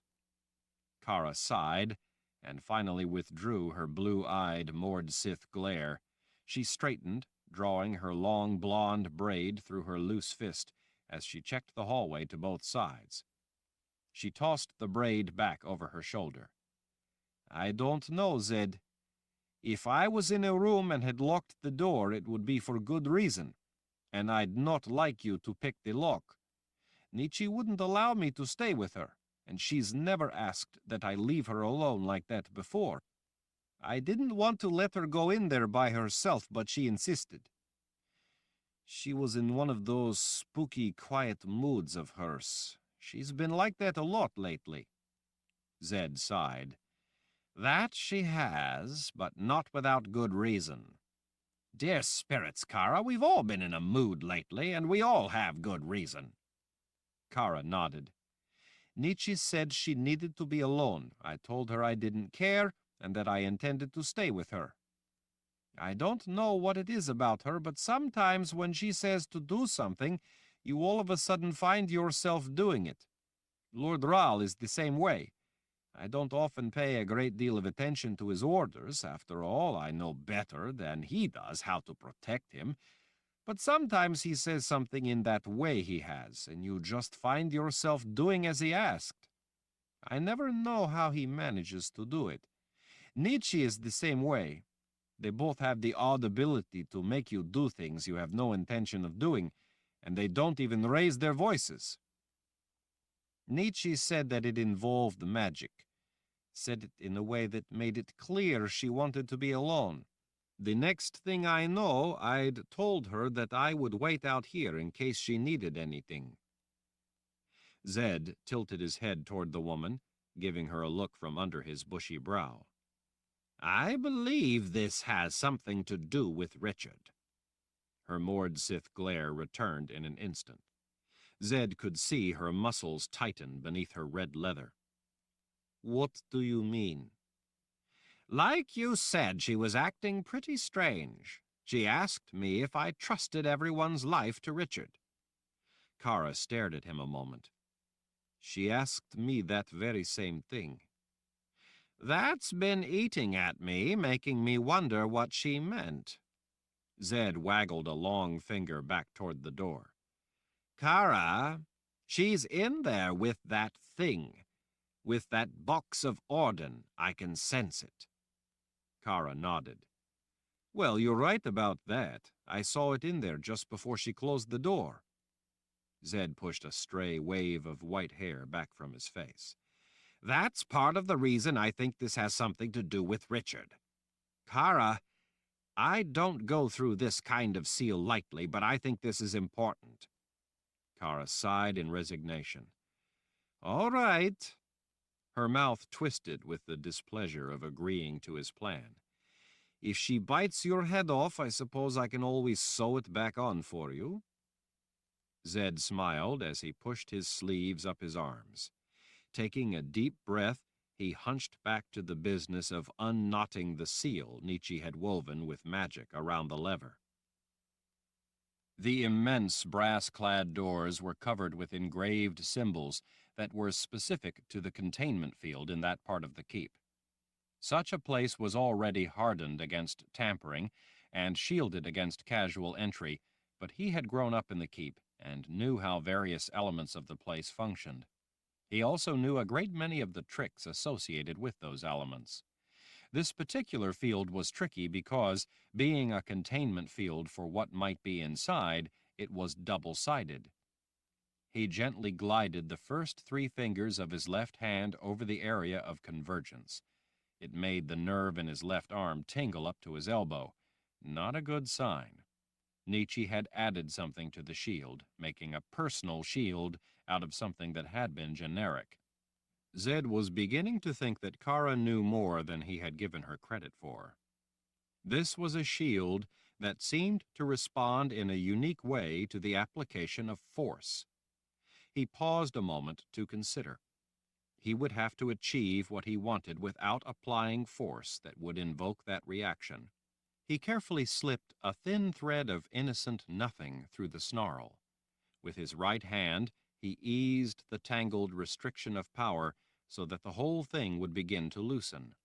He knew all too well that it would do no good to simply try to break through the seal, because the containment field was constructed in such a way that force only caused it to lock tighter. Nietzsche had apparently added multipliers to that quality. If he applied too much force, the shield would simply tighten, like pulling the ends of a knotted rope tighter. If that happened, he would never get it undone. Besides that, Kara was right. Nietzsche had subtractive magic, and there was no telling what elements of such sinister power she might have woven into the matrix to prevent the inner seal from being breached. He would not like to force his hand through the keyhole, so to speak, only to discover he had plunged it right into a cauldron of molten lead. Much less risky to untie the knot of magic than try to rip it apart. Such difficulties only made Zed all the more determined that he was going to find a way to get through. It was a personal trait of his that had in the distant past made his father surly, especially if it had been a shield that Zed's father had constructed specifically to keep out his inquisitive son. Zed's tongue poked out the left corner of his mouth as he worked at threading his way through the fabric of the shield. He was already farther in than he had expected to get so quickly. He extended the invisible probe of power through the inner workings so that he could control it from inside. And then, even though he was being careful beyond all reason, the weave of the shield tightened, neatly snapping off the foray of magic. It was as if it had maneuvered him into an ambush. Zed stood hunched before the brass-clad doors, surprised that a shield would have been able to react in that way. He was, after all, not yet trying to breach it, but merely to probe its inner workings, having a look in the keyhole, as it were. He had done the very same thing any number of times before. It always worked. It should have worked. It was the most confounding shield he had ever encountered. He was still bent over the lever, considering his next move, when the door opened inward. Zed turned his head a little, peering up. Nietzsche, one hand on the inner lever, the other at her side, towered over him. "Did you ever think of knocking?" she asked. Zed straightened, hoping his face wasn't going red, but suspecting it had. "Well, actually, I did consider it. But then I discounted the idea. I thought you might have been working late on that book and might be asleep. I didn't want to disturb you." Her blonde hair was tumbled down over the shoulders of her black dress, a dress that hugged every curve of her perfect shape. Even though she looked as if she hadn't slept a wink all night, her blue eyes were as penetrating as those of any sorceress he had ever met. The combination of her alluring beauty, aloof dignity, and keen intellect, to say nothing of the fact that she possessed enough power to turn just about anyone to ash, was both disarming and intimidating. "If I had been asleep," Nietzsche said in that calm, silken voice of hers, Then just how was breaking through a containment field that was buffered with a shield conjured from instructions in a 3,000-year-old book and spiked with subtractive counterlocks not going to wake me? Zed's level of alarm rose. Such shields were not constructed lightly, not for a private nap. He spread his hands. I only meant to have a peek to check up on you. Her cool gaze was making him start to sweat. I spent a very long time at the Palace of the Prophets, teaching boy wizards how to behave themselves and school their powers. I know how to make shields that can't be picked. As a Sister of the Dark, I've had a great deal of practice at it. Really? I'd be quite interested to learn about such arcane shields, from a strictly professional perspective, of course. Such things are rather a hobby of mine. She still had a hand on the door lever. What is it you want, Zed? Zed cleared his throat. Well, quite honestly, Nietzsche, I was worried about what might be going on in there with that box. Nietzsche finally smiled just the slightest bit. Ah, somehow I didn't think you were hoping to catch me cavorting naked. She stepped back into the library, implying permission to enter. It was an immense room, with 2-story-high round-top windows running the entire length of the far wall.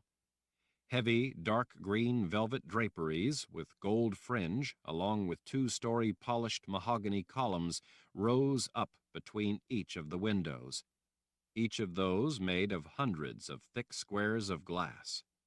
Even the dawn light flooding in through those windows wasn't enough to banish the somber atmosphere from the room. Some of the panes of refractory glass making up the windows that were part of the containment field in this section of the keep had been broken in an unexpected battle, back when Richard had been there. Nietzsche had invited lightning in through those windows to obliterate the underworld beast that had attacked Richard. Asked how she had been able to coax lightning to do her bidding, she had shrugged and said simply that she had created a void that the lightning needed to fill, so it had been compelled to do so. Zed understood the principle. He just couldn't imagine how it could be accomplished. While grateful that she had saved Richard's life, Zed had not been pleased that such valuable and irreplaceable glass had been destroyed, leaving the containment field breached. Nietzsche had offered to help with the repairs. Zed wouldn't have known how to accomplish such a thing by himself. He wouldn't have thought that there was anyone alive who would have known how to bend forces in the way she had done, or who would have had the required power to do so. Who would ever have thought that there would be anyone alive who could recreate the glass in those windows? And yet, she had. It had put Zed in mind of nothing so much as a queen come down to the royal kitchens to deftly demonstrate how to make a rare bread with a long-forgotten recipe. While Zed had known some very powerful sorceresses, he had never known any who were the equal of Nietzsche. Some of the things she could do with seeming ease were so confounding that it left him speechless. Of course, Nietzsche was far more than a mere sorceress. As a former Sister of the Dark, she knew how to command subtractive magic. As a Sister of the Dark, she would have taken the power from a wizard and added it to her own, creating something altogether unique, not something he liked to contemplate. To a certain extent, she frightened him. Without Richard to show her the value of her own life, she would still be devoted to the cause of the Order. With so much of her life a mystery to him, with all that she had done but never spoke of, with all that she had once been a part of, Zed wasn't entirely sure of how far he could trust her. Richard trusted her, though, trusted her with his life. She had proven worthy of that trust on numerous occasions. Other than himself and Kara, Zed didn't know anyone as fiercely devoted to Richard as Nietzsche. Nietzsche would, without question or a second thought, go to the underworld itself if she had to in order to save him. Richard had brought this remarkable woman back from the depths of evil, just as he had done with Kara and the other Mord Sith. Who but Richard could accomplish such a thing? Who but Richard could even think to do such a thing? How Zed missed that boy. Nietzsche glided back into the library, and Zed saw then what was on the table. His ability had told him that it was there, but his ability had not told him what more there was to it. Behind him, Kara let out a low whistle. Zed sympathized with the sentiment. The box of Orden, sitting atop one of the massive library tables, absent the decorative covering that once had contained it, was a bewitching black that seemed as if it might suck the light right out of the dawn, a black so black it almost appeared as if the box itself was nothing so much as a void in the world of life. Staring at it felt uncomfortably like looking right into the underworld, the world of the dead. But it was the containment spell that had been drawn all around the box that had him alarmed. It had been drawn in blood. There were other charms, other spells drawn on the tabletop, and they, too, were drawn in blood. Zed recognized some of the elements of the diagrams. He didn't know of anyone living who could have drawn such charms. Such things were not entirely stable, making them dangerous beyond belief. Any number of spells could kill in an instant if done improperly.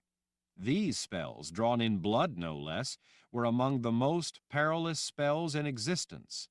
Employing them successfully was not something Zed himself, with a lifetime of knowledge, training, and practice, would ever consider attempting. Zed had seen such terrible spells drawn only once before. Those had been drawn by Darken Ral, Richard's father, when Darken Ral had been completing the conjuring involved in opening the boxes of Orden. Opening one of the boxes had cost him his life.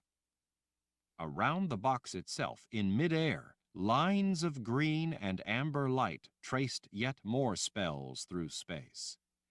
They were somewhat reminiscent of the glowing green lines of the verification web they had done for the chain fire spell in that very room, but this structure of three-dimensional formulas was materially different, and these glowing lines pulsed as if alive. He supposed that made sense. The power of Orden was the power of life itself. Other lines connected to intersections of the green and, in places, amber light were as black as the box. Peering at them was like looking through slits into death itself. Subtractive magic had been mingled with additive to create a network of power the likes of which Zed had never imagined he would see in his lifetime. The whole web of light and darkness hung in space. The box of Orden itself sat in the center of that web, like a fat black spider. The Book of Life lay open nearby. Nietzsche, Zed managed with only the greatest of difficulty, what in the name of creation have you done? When she reached the table, Nietzsche turned back and stared at him for an uncomfortably long moment. I have done nothing in the name of creation. I have done it in the name of Richard Ral. Zed pulled his gaze away from the terrible thing within the glowing lines to stare at her. He was having difficulty drawing a breath. Nietzsche, what have you done? The only thing I could do. The thing that had to be done. The thing that only I could do. The confluence of both sides of the gift holding the box of Orden within its glowing web was beyond imagining. It was the stuff of nightmares. Zed chose his words carefully. Are you suggesting that you believe that you can put that box in play? The manner in which she slowly shook her head tightened his chest with dread. Her blue-eyed gaze riveted him in place. I have already put it in play. Zed felt as if the floor might come apart under him, and he might never stop falling. He wondered for just an instant if any of this was real. The whole room seemed to be swirling around him. His legs felt wobbly. Kara's hand came up under his arm to steady him. Are you out of your mind? He asked, the heat rising in his voice as his legs stiffened.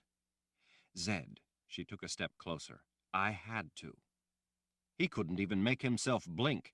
You had to? You had to? Yes, I had to. It's the only way. The only way for what? The only way to end the world? The only way to destroy life itself? No, the only way to give us a chance to survive. You know what the world is coming to. You know what the Imperial Order is going to do, what they are on the verge of doing. The world is at the brink. Mankind is staring into 1,000 years of darkness at best. At worst, mankind may never again emerge into the light. You know that we are approaching paths of prophecy beyond which everything goes dark. Nathan has told you of those branches leading to a great void beyond which there is nothing. We stand staring into that void. And have you ever thought that what you have just done very well might be the cause of it? The very thing that takes mankind, all life, into that void of extinction? Sister Ulyssia has already put the boxes of Auden in play. Do you think she and her Sisters of the Dark care about life? They work to unleash the Keeper of the Underworld. If she succeeds, the world of life is doomed. You know what the boxes are. You know their power. You know what will happen if she is the one to rule the power of Auden. But that doesn't mean we have no choice. Her gaze didn't waver. I had to. And do you have any idea how to invoke Auden? How to command the boxes? How to know the correct box? No, not yet, she admitted. You don't even have the other two. We have a year to get them, she said with calm determination. We have a year from the first day of winter. A year from today. Zed lifted his hands in fury and frustration. Even if we could find them, you think that you would somehow be able to command the power of Auden? You think you can wield the power of Auden? Not me, she said in a near whisper. Zed cocked his head, unsure he had actually heard what he thought he'd heard. His suspicion flared into hot dread.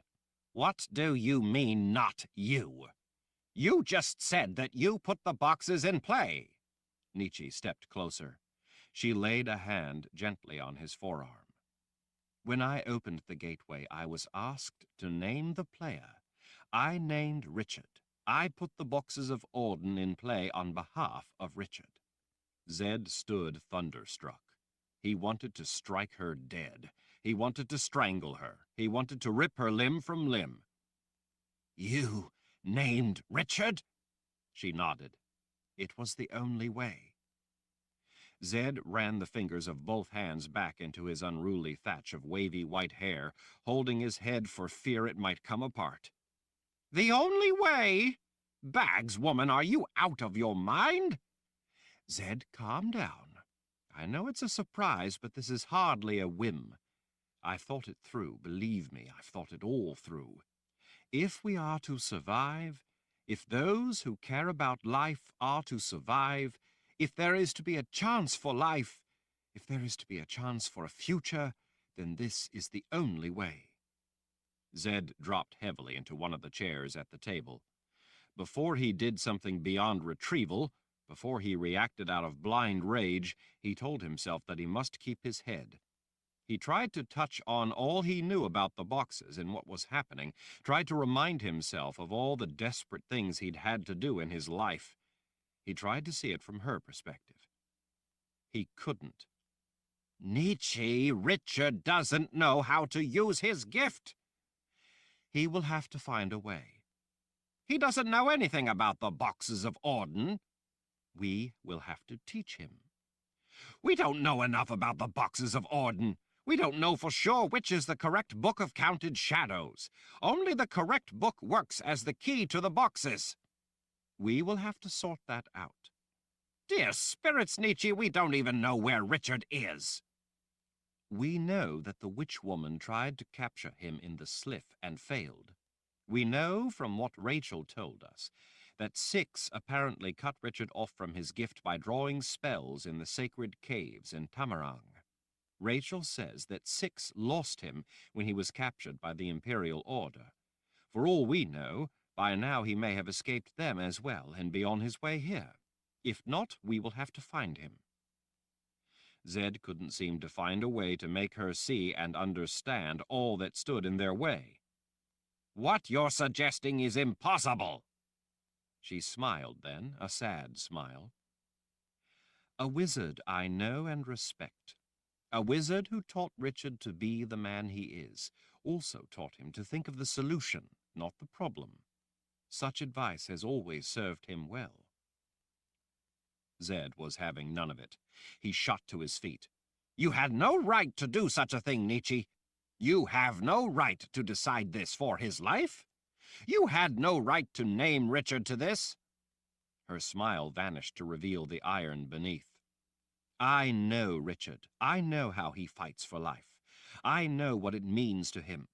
I know that there is nothing he would not do to preserve the value of life. I know that if he knew all the things I know, he would have wanted me to do as I have done." "Nietzsche, you don't—" "Zed," she said in a commanding tone of voice that cut him off, "I asked you if you trusted Richard with your life, with all life. You said that you did. Those words have meaning. You did not hem and haw, qualifying the bounds of your trust. Trusting someone with your life is as unequivocal as trust can be. Richard is the only one who can lead us in the final battle. While Jagang and the Order might be part of it, the battle over the power of Orden is the final battle. The Sisters of the Dark, who command those boxes, will make it so. One way or another, they will make sure of it. The only way Richard can lead us is for him to have the boxes in play. In that way, he truly is the fulfillment of prophecy. Fuegrisa ost drauka, the bringer of death. But this is more than prophecy. Prophecy only expresses what we already know, that Richard is the one who has been leading us in defending the values we hold dear, the values that promote life. Richard himself named the terms of the engagement when he spoke to the Daharan troops.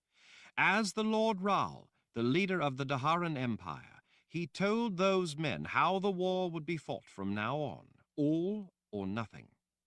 This can be no different. Richard is true to the core, and would not expect everyone else to do what he himself would not do. He is the heart of all we believe. He would not betray us. We are now in it all the way. It now truly is all or nothing." Zed threw his arms up. "But naming Richard the player is not the only way he can lead this battle. Not the only way for him to succeed, but it very well might instead be the cause of him failing. What you have done could lead us all to ruin." Nietzsche's blue eyes filled with the kind of conviction, resolve, and rage that told him she might reduce him to ash if he stood in the way of what she believed was necessary. For the first time he was seeing death's mistress as those who stood in her way, stood before her full fury, saw her. "Your love for your grandson is blinding you. He is more than your grandson." "My love for him doesn't—" Nietzsche thrust an arm out to point to the east, toward Dahara. "Those Sisters of the Dark ignited the chain fire event. Chain fire is burning unchecked through all of our memories. Such an event means far more than simply losing our memory of Kahlan. Who we are, what we can be, is moment by moment disintegrating. It's not just about forgetting Kahlan. The vortex of that spell grows daily. The damage is multiplying on itself. We are unaware of the full extent of all we have lost already, while day by day we lose yet more.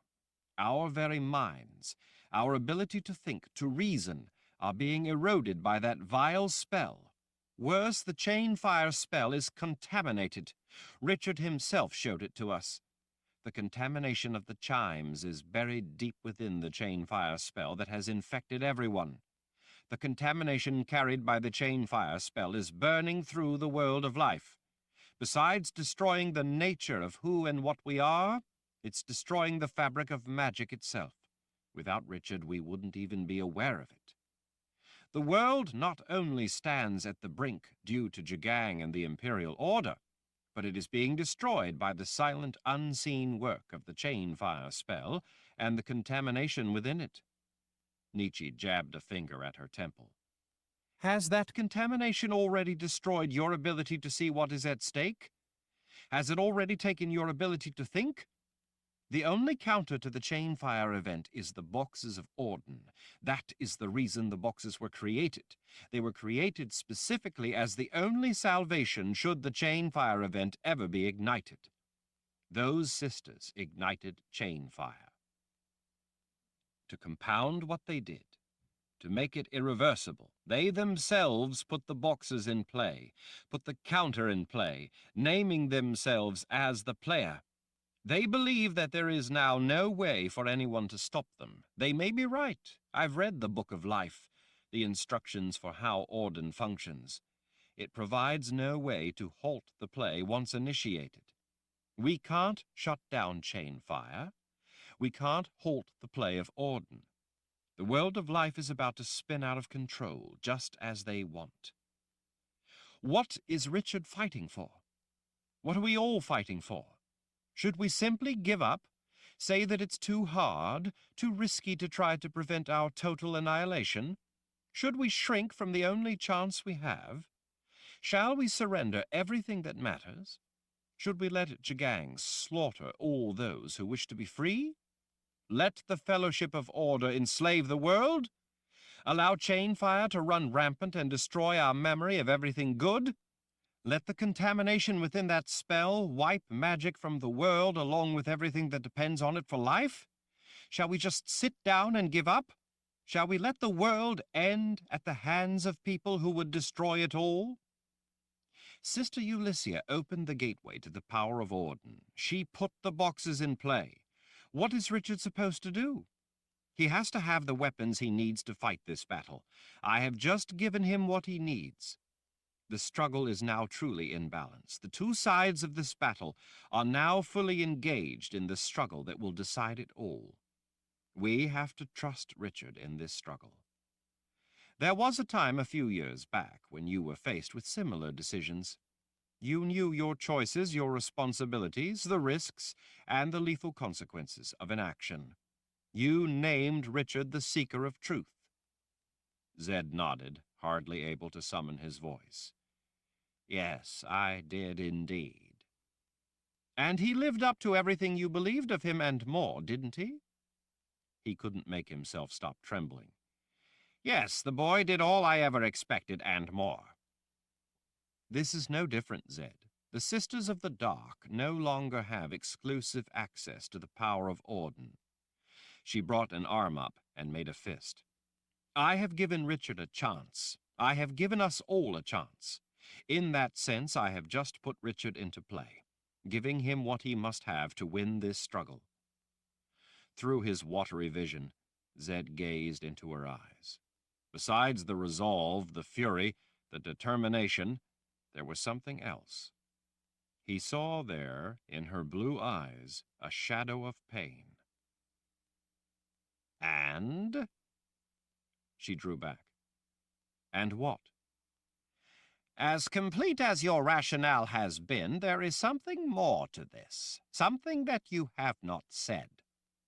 Nietzsche turned away, the fingers of one hand trailing along the tabletop, trailing through spells drawn in her own blood, spells she had risked her life to invoke. Her back to him, Nietzsche gestured vaguely, a self-conscious flick of her hand, a simple motion gracefully betraying unimaginable anguish. You're right, she said in a voice on the ragged edge of control. I have given Richard one other thing. Zed stood for a moment, considering the woman turned away from him. And what would that be? She turned back. A tear traced a slow path down her cheek. I have just given him the only chance he has of getting back the woman he loves. The boxes of Auden are the only counter to the chain fire spell that took Kahlan from him. If he is to have her back, the boxes of Auden are the only way. I have given him the only chance he has to have what he loves most in life. Zed sank back down in the chair and put his face in his hands. Chapter 5. Nietzsche stood, her back stiff and straight, as Zed, slumped in the chair before her, wept into his hands. She had locked her knees for fear that her legs would give way beneath her. She told herself that she would not allow a single tear to escape her control.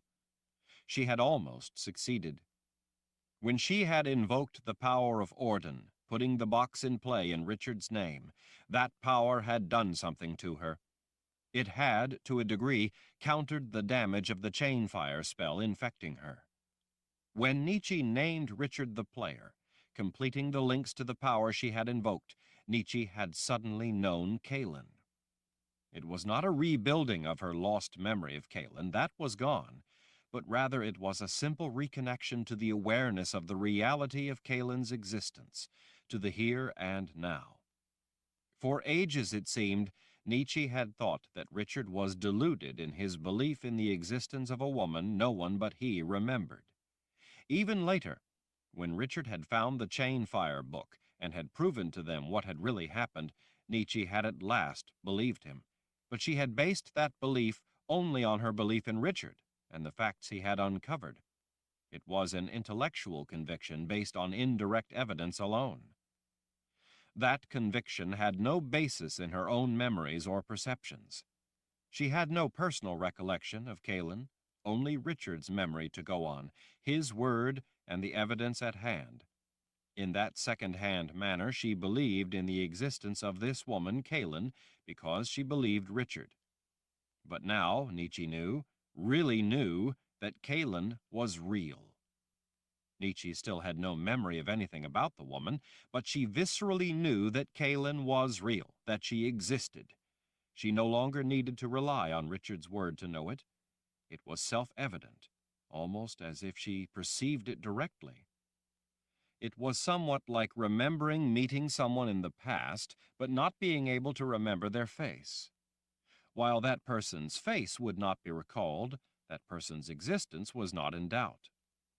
Nietzsche knew that now because of the connection to the power of Auden. Because of what it had done within her, Kahlan would no longer seem to be invisible. Nietzsche would be able to see her just as she could see everyone else.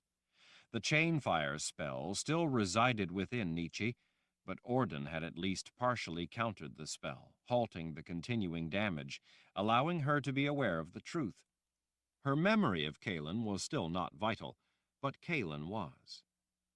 Nietzsche now knew, really knew, that Richard's love was real. Nietzsche felt an aching joy for Richard's heart, even as her own had broken. Kara stepped up close beside her and did something Nietzsche could never have imagined a Mord Sith doing. She put an arm gently around Nietzsche's waist, drawing her close. At least it was something no Mord Sith would ever have done until Richard had come along. Richard had changed everything. Kara, like Nietzsche, had been brought back from the brink of madness by Richard's passion for life. The two of them shared a unique understanding of Richard, a special connection, a perspective that Nietzsche doubted anyone else, even Zed, could truly appreciate. More than that, no one but Kara could grasp all that Nietzsche had just given up. "You did good, Nietzsche," Kara whispered. Zed rose. "Yes, she did. I'm sorry, my dear, if I've been unfairly hard on you. I can see now that you did in fact think it through. You did what you thought was right. I must admit that, given the circumstances, you did the only thing that made sense. I apologize for jumping to foolish assumptions. I've had reason to know many of the profound dangers surrounding the use of the power of Auden. I probably know more about it than anyone alive today. I've even seen the magic of Orden called forth by Darkenral. Because of that, I have a somewhat different view than you've presented. While I don't necessarily completely agree with you, what you did was an act of great intellect and courage, to say nothing of desperation. I'm familiar, too, with acts of desperation in the face of incredible odds, and I can appreciate how they are sometimes necessary. I hope you are right in what you've done, even if it means I am wrong. I would choose for you to be the one who was right. But it doesn't matter now. Done is done. You have put the boxes of Orden in play and named Richard the player. Despite what I may believe, we are all of a mind in our cause. Now that it is done, we must do our best to see to it that this works. We will all need to do our utmost to help Richard. If he fails, we all fail. All life fails. Nietzsche couldn't help but feel a certain degree of relief. Thank you, Zed. With your help, we will make this work. He shook his head sadly. My help? Perhaps I'm merely a hindrance. I just wish you had consulted me first. I did, Nietzsche said. I asked you if you trusted Richard with your life, with all life. What more consultation could there be than that? Zed smiled through the sadness lingering on his face. I guess you're right. It could just be that the combination of the chain fire spell and the contamination of the chimes has already eroded my ability to think. I don't believe that for a moment, Zed. I think it's that you love Richard and are worried for him. I wouldn't have sought your counsel had it not been important. You told me what I needed to know. If you get confused again, Kara said to him, I'll straighten you out. Zed scowled at the woman. How reassuring. Well, Nietzsche made a long story of it, Kara said, but it's not really all that complicated. Anyone should be able to see it, even you, Zed. Zed frowned. What do you mean? Kara shrugged one shoulder. We are the steel against steel. Lord Ral is the magic against the magic. To Kara, it was no more complicated than that. Nietzsche wondered if the Mord Sith didn't really grasp that she was only scratching the surface, or if she understood the entire concept better than anyone. Perhaps she was right, and it really wasn't any more complicated than that. Zed laid a hand gently on Nietzsche's shoulder. It reminded her of Richard's gentle touch. Well, despite what Kara says, this may be the death of us all. If it is to have a chance to work, though, we have a lot of work to do. Richard is going to need our help. You and I know a great deal about magic. Richard knows next to nothing. Nietzsche smiled to herself. He knows more about it than you think he does. It was Richard who deciphered the taint in the chain fire spell. None of us understood all that business about the language of symbols, but Richard picked it up on his own.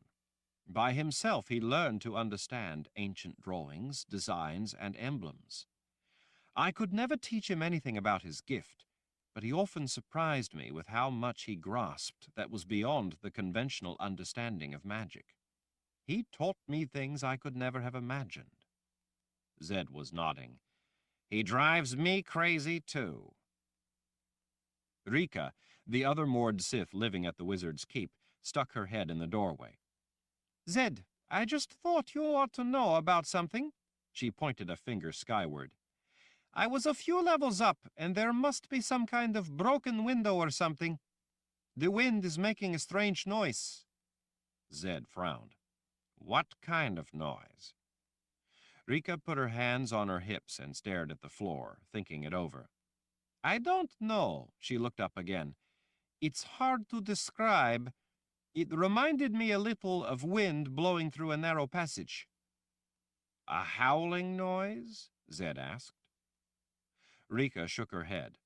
No, more like the way it sounds out on the ramparts when the wind blows through the crenellations. Nietzsche glanced toward the windows. It's just dawn. I've been casting webs. The wind hasn't come up yet. Rika shrugged. I don't know what it could have been then. The keep sometimes makes noises when it breathes. Rika wrinkled her nose. Breathes? Yes, the wizard said.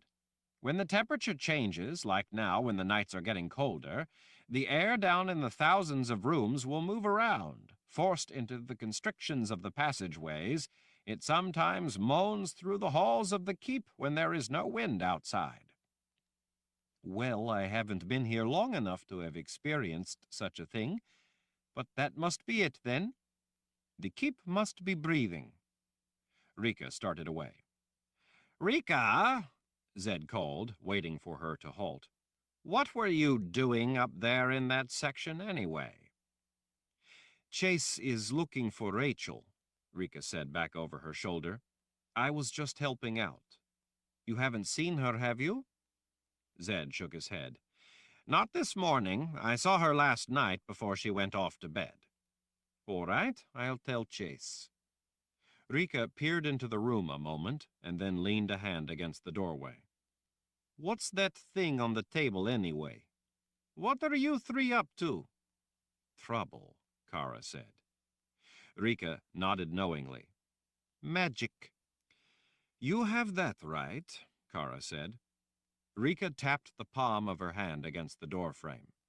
Well, I'd better go find Rachel before Chase finds her first and gives her a talking to for going off exploring in such a place. That child is a born keep rat, Zed sighed. Sometimes I think she knows the keep as well as I do. I know, Rika said. I've been on patrol and have come across her in places I couldn't believe. Once I thought for certain that she had to be lost. She insisted she wasn't. I made her lead me back to prove it. She marched back to her room without ever making a wrong turn, then grinned up at me and said, See? Smiling, Zed scratched his temple. I had a similar experience with her. Children are quick to learn such things. Chase encourages her to learn things, to know where she is so that she isn't so easily lost. I guess since I grew up here, that's why I don't get lost in the place. Rika turned toward the hallway, but then turned back when Zed called her name. The wind noise. He waggled a finger toward the ceiling. You said it was up there? Rika nodded. Do you mean the speckled hallway that runs past the row of libraries? The place with the sitting area spaced along the hall outside the rooms? That's the place. I was checking the libraries for Rachel. She likes to look through books. As you said, it must be the keep breathing. The only problem is that that's one of several areas where the keep doesn't tend to make any sound when it breathes. The dead ends off that hall divert the movement of air elsewhere, preventing enough air moving through that area fast enough to make much of a sound. It might have been coming from farther away, and I only thought it was in those halls. Zed planted a fist on one bony hip as he considered. And you say it sounded like a moaning sound? Well, now that I think about it, it seemed more of a growl. Zed's brow creased. A growl? He crossed the thick carpet and poked his head out of the doorway, listening. Well, not a growl like an animal, Rika said. More of a rolling rumble. Like I mentioned, it reminded me of the sound the wind makes going through the crenellations. You know, a rumbling, fluttering kind of sound. I don't hear anything, Zed muttered. Rika made a face. Well, you can't hear it way down here. Nietzsche met them at the doorway. Then why do I feel something vibrating in the center of my chest? Zed stared at Nietzsche for a moment. Perhaps something to do with all the conjuring involving the box? Nietzsche shrugged. Could be, I suppose. I've never dealt with some of those elements before. Much of it was new to me. There is no telling what some of the ancillary effects might be. Do you remember when Friedrich accidentally set off that alarm, he asked, turning to Rika. She nodded. Did it sound anything like that? Rika shook her head adamantly. Not unless you put the alarm under water. The alarms are constructed magic. Zed rubbed his chin in thought. You can't put them under water. Kara spun her aegil up into her fist. Enough talk. She pushed between them to make it through the doorway. I say we go have a look. Zed and Rika followed after her. Nietzsche didn't. She gestured toward the box of Orden sitting on the table within the glowing web of light. I'd better stay close. Besides watching over the box, she needed to study the Book of Life along with other volumes further. There were still parts of Ordenic theory that she hadn't been able to fully understand. She was distracted by a number of unanswered questions. If she was eventually to be of any help to Richard, she would need to know the answers to those questions. What concerned her most was an issue at the center of Ordenic theory having to do with the connections between Orden and the subject of the chain fire event, Kahlan. Nietzsche needed to better understand the nature of requirements for connections based on primary foundations. She needed to fully grasp how those foundations were established. She was troubled by the constraints on predetermined protocols, their need of a sterile field in order to recreate memory. She also needed to learn more about the precise conditions in which the forces needed to be applied. At the center of it all, though, was that cautionary requirement of a sterile field. She needed to understand the precise nature of the sterile field Orden required, and, more importantly, why Ordenic protocols needed it. I have all the shields up, Zed told her.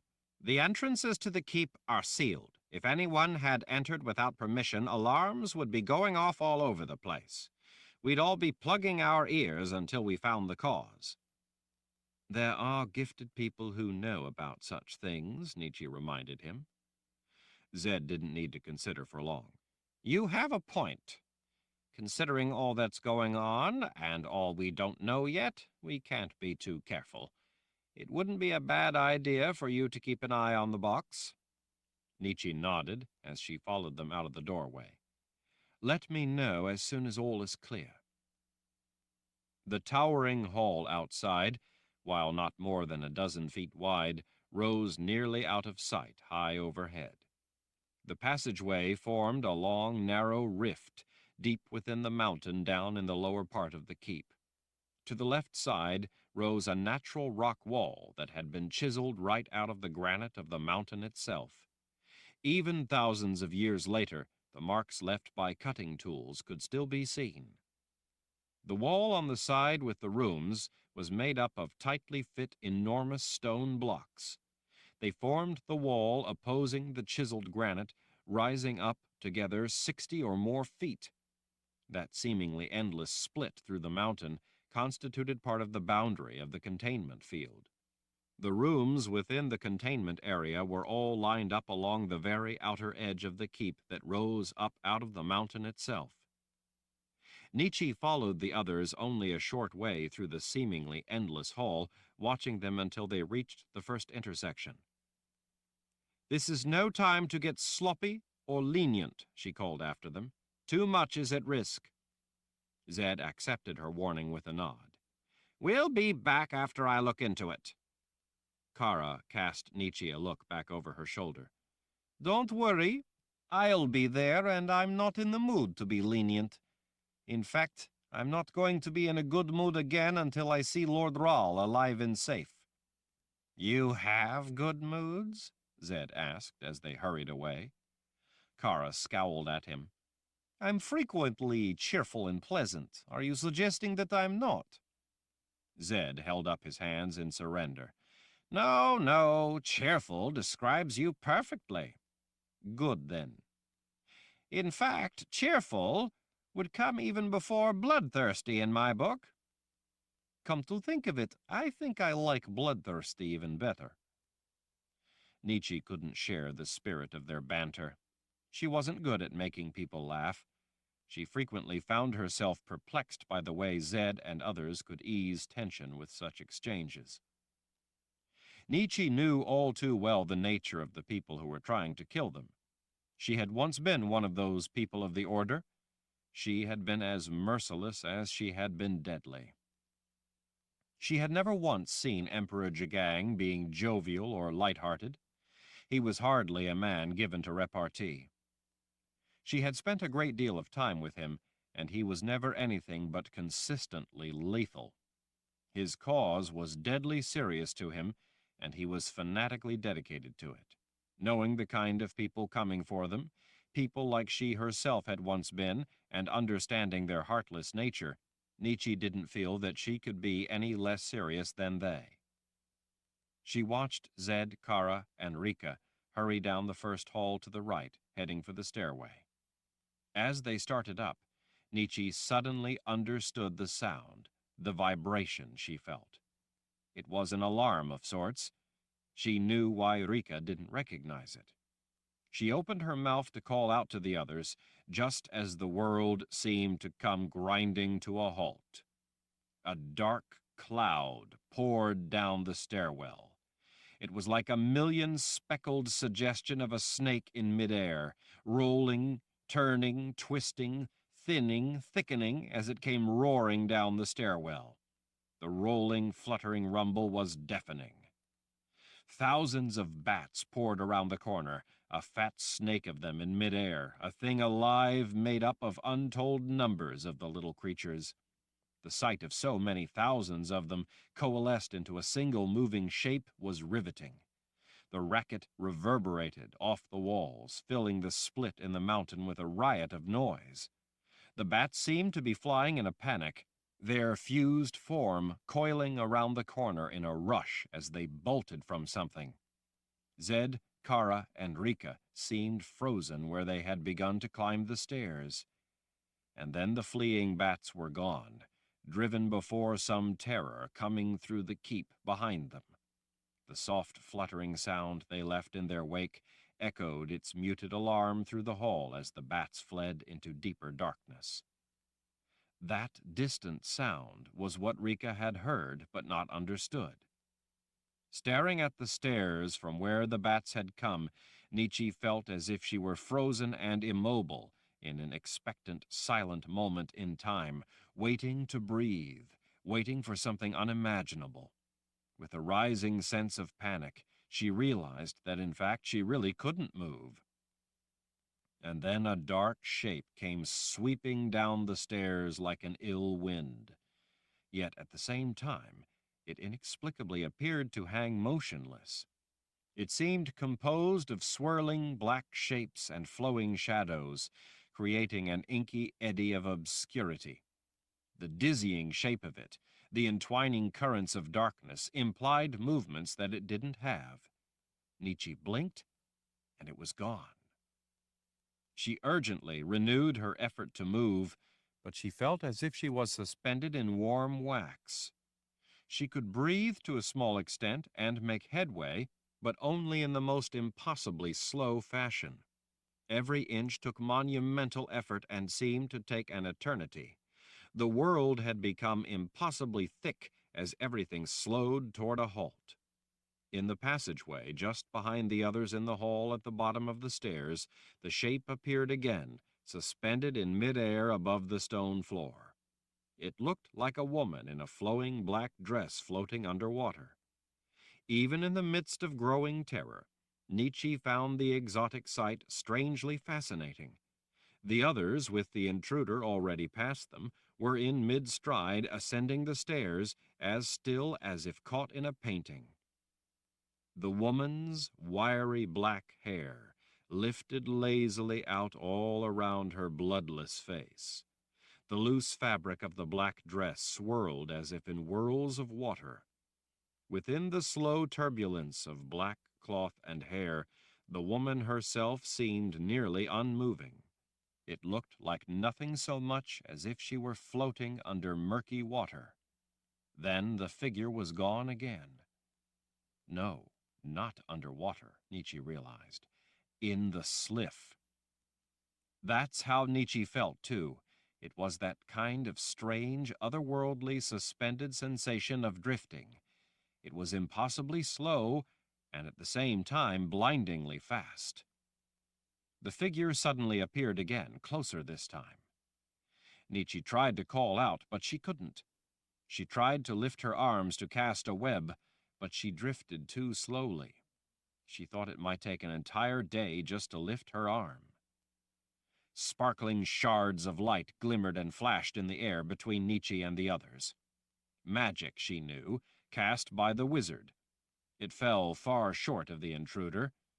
Even though the brief spate of power sputtered out without having any effect, Nietzsche was astounded that Zed had managed to ignite it at all. She had tried much the same thing without any result. Dark trailers of cloth drifted, fluidly flapping through the hallway.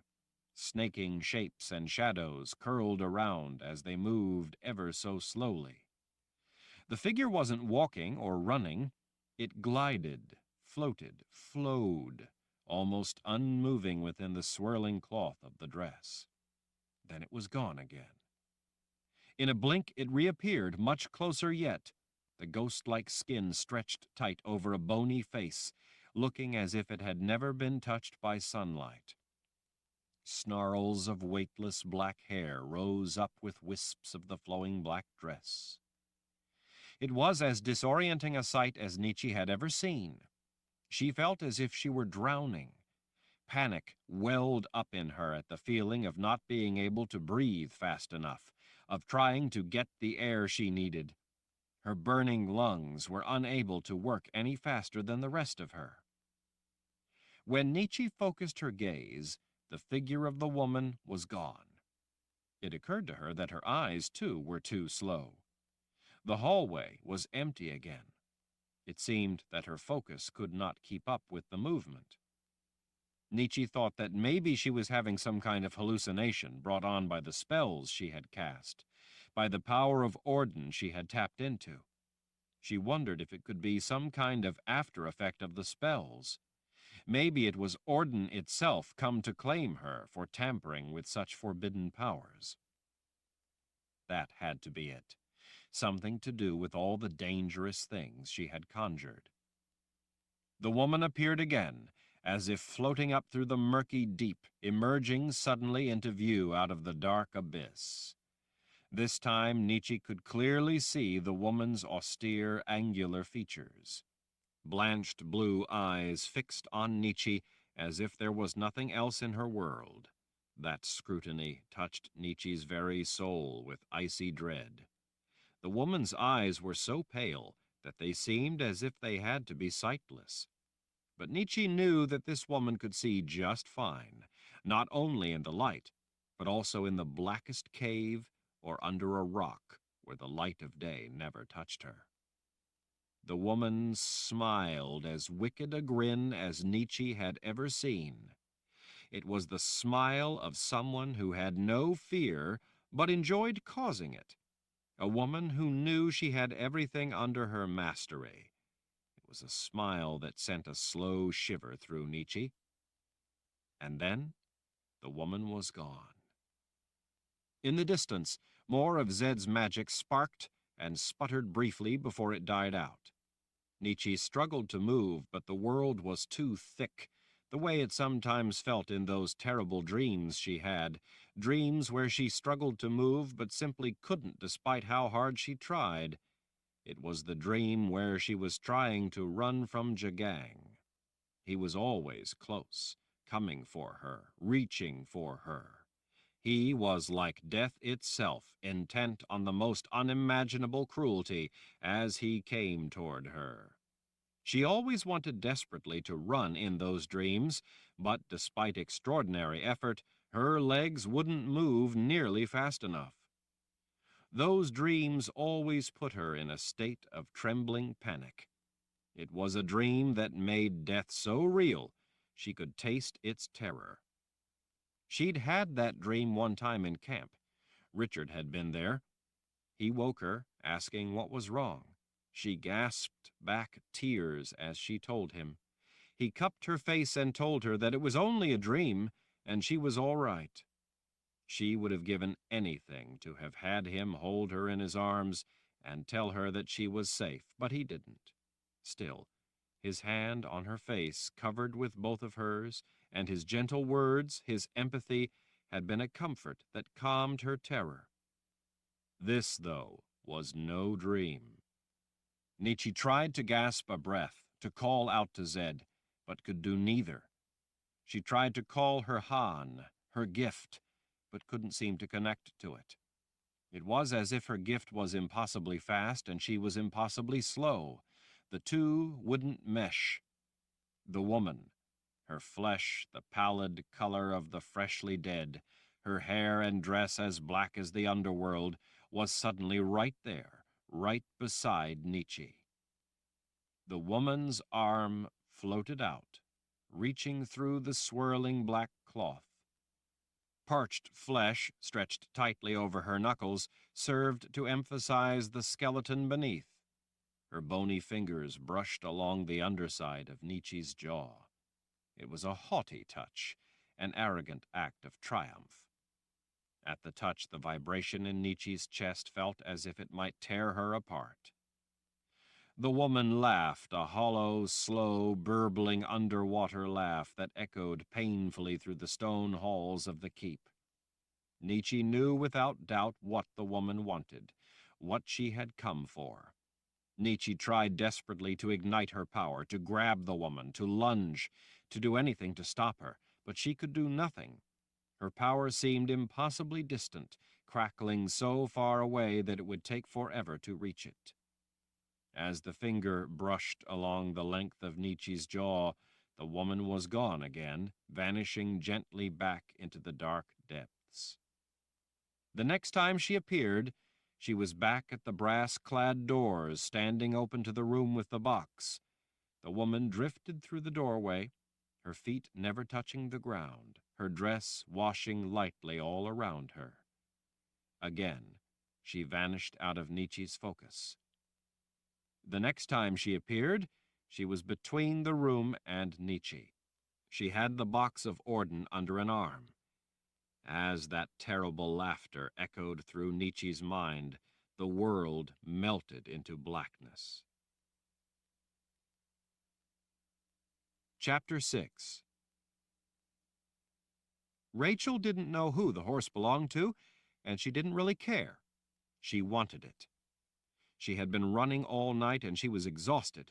She had never stopped to consider why she might be running. It somehow didn't seem important. It mattered only that she keep going, keep making progress. She needed to hurry. She needed to keep going.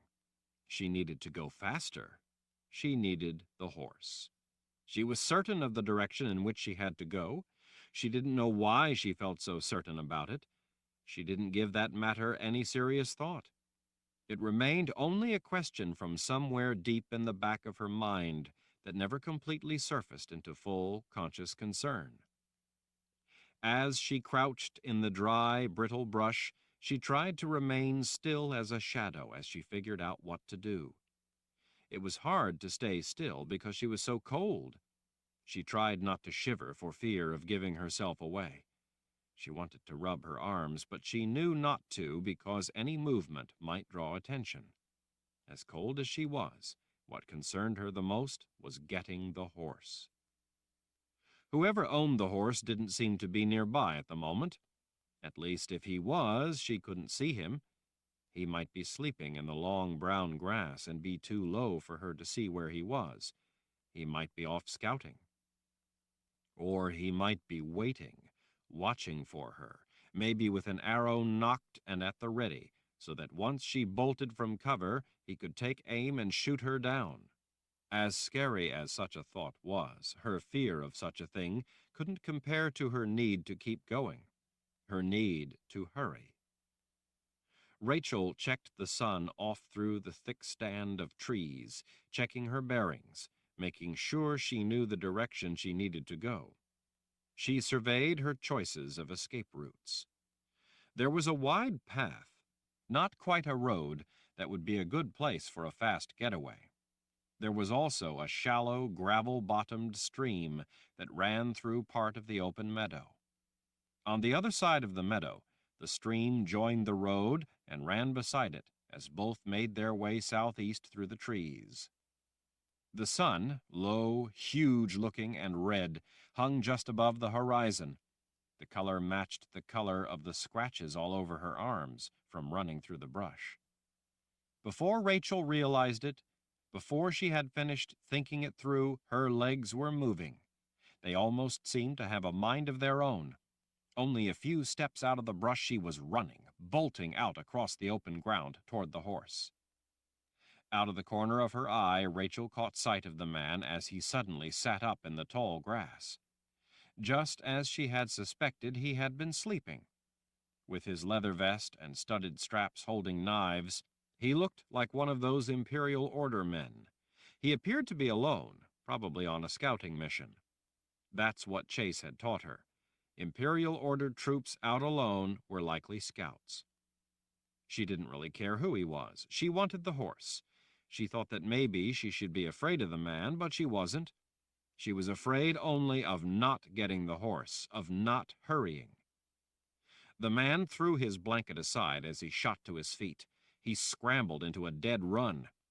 He was coming fast, but Rachel's legs had grown long over the summer, and she was a fast runner. The soldier yelled at her. She paid him no never mind as she raced toward the bay mare. The man threw something at her. She saw it streak by over her left shoulder. It was a knife. At such a distance, she knew that it had been a foolish throw, a throw and pray, as Chase called it. He taught her to focus, to aim. He'd taught her a lot about knives. She also knew that a running target was difficult to hit with a knife. She was right. The knife missed her by a good margin. With a soft thunk, it stuck in a fallen log lying along the way between her and the horse. She yanked the knife out of the rotting log as she ran by and stuck it through her belt as she slowed. The knife was hers now. Chase had taught her to take the enemy's weapons whenever possible and be prepared to use them, especially if the weapon was superior to what she had. He had taught her that, in a survival situation, she had to use whatever was at hand. Gulping air, she ran under the horse's nose, snatching up the loose ends of the reins, but they were tied to a branch of the fallen log. Her fingers worked frantically to undo the tight knot, but they were numb with cold. They slipped on the leather as she clawed at it. She wanted to scream with frustration, but instead she kept tugging, working the knot. It seemed to take forever to get it loose. As soon as the reins were free, she gathered them together in one hand. It was then that she noticed the saddle not far away. She glanced up as the man yelled again, calling her a name. He was coming fast. She wouldn't have near enough time to think about saddling the horse. Saddlebags, probably full of supplies, leaned against the saddle. She slipped her arm under the flat piece of leather connecting the two halves of the saddlebag and ducked under the startled horse's neck. Rounding the far side, she grabbed a fistful of mane and hung on tightly to help her vault up onto the animal's bare back. The saddlebags were heavy, and she almost dropped them, but she held on tight and pulled them up behind her. Even though the horse hadn't been saddled, at least it had on its bridle. Somewhere in the dim recesses of her mind, Rachel relished the warmth of the animal. She laid the hefty packs across the horse's withers in front of her legs. There would be food and water inside. She would need both if she was to be able to continue for long. She just assumed that it would be a long journey. The horse snorted, tossing its head. Rachel didn't take the time to gentle the animal as Chase had taught her. She laid the reins over as she thumped the horse's ribs with her heels. The horse danced sideways, not sure about its strange new rider.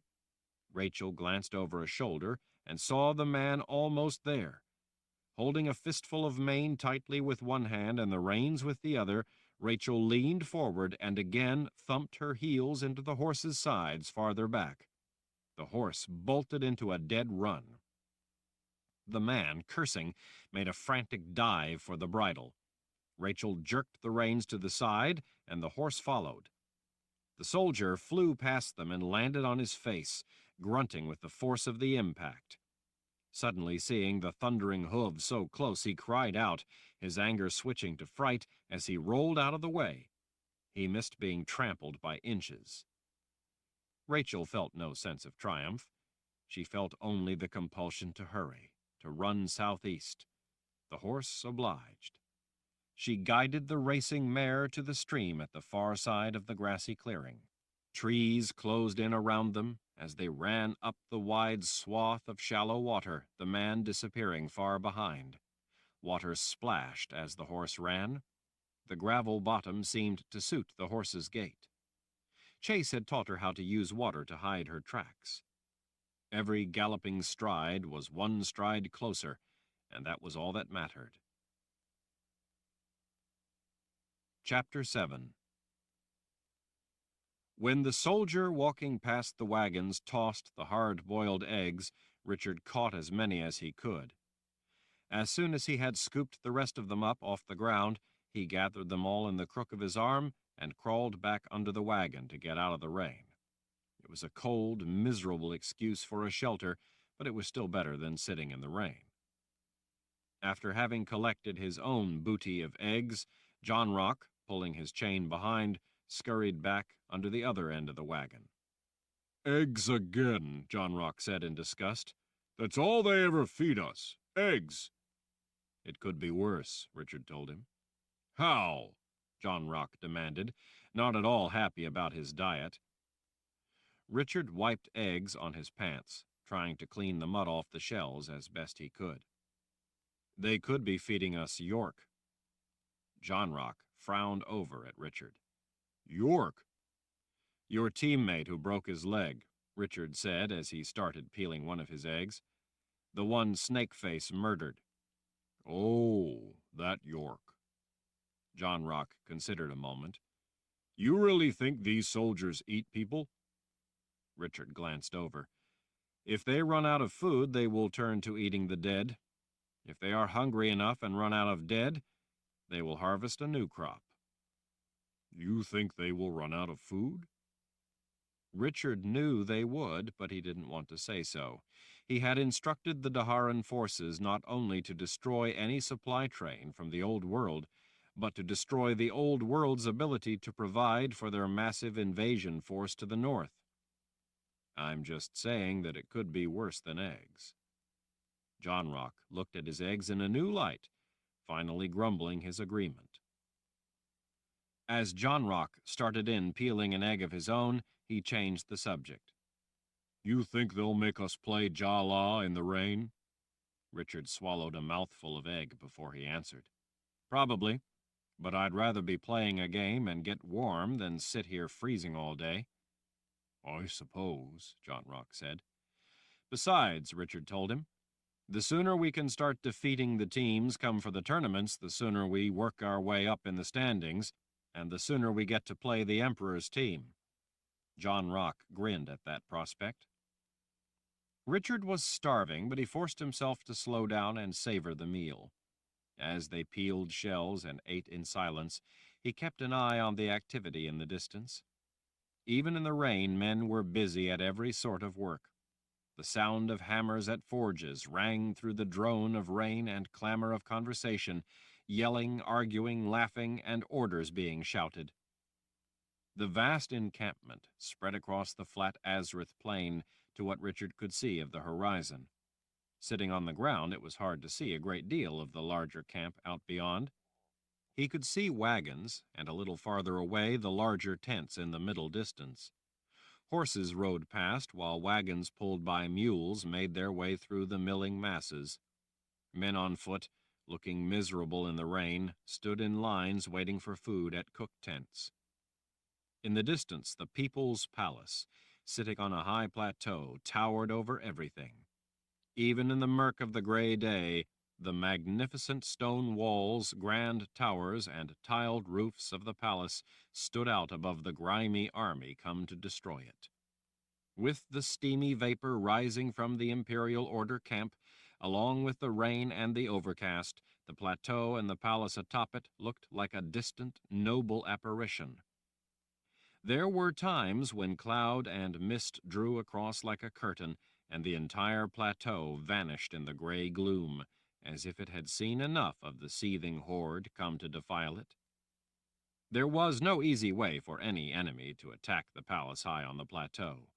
The road up the side of the cliff walls was far too narrow for any kind of meaningful assault. Besides that, there was a drawbridge that Richard was certain would have already been raised, and even if it weren't, there were massive walls at the top that were formidable in their own right, and little space outside of them to gather any sizable assault force. Except in times of war, the People's Palace drew commerce from all over Dahara. Supplies for all the people living there were constantly being brought in. Because it was a trade center, great numbers of people came to the palace to buy and sell goods. For all those people, the primary way up to the city palace was through the inside of the plateau itself. Stairs and walkways accommodated the large number of visitors and vendors. There were also wide ramps for horses and wagons. Because so many people traveled up the inside of the plateau, there were shops and stands all along the way.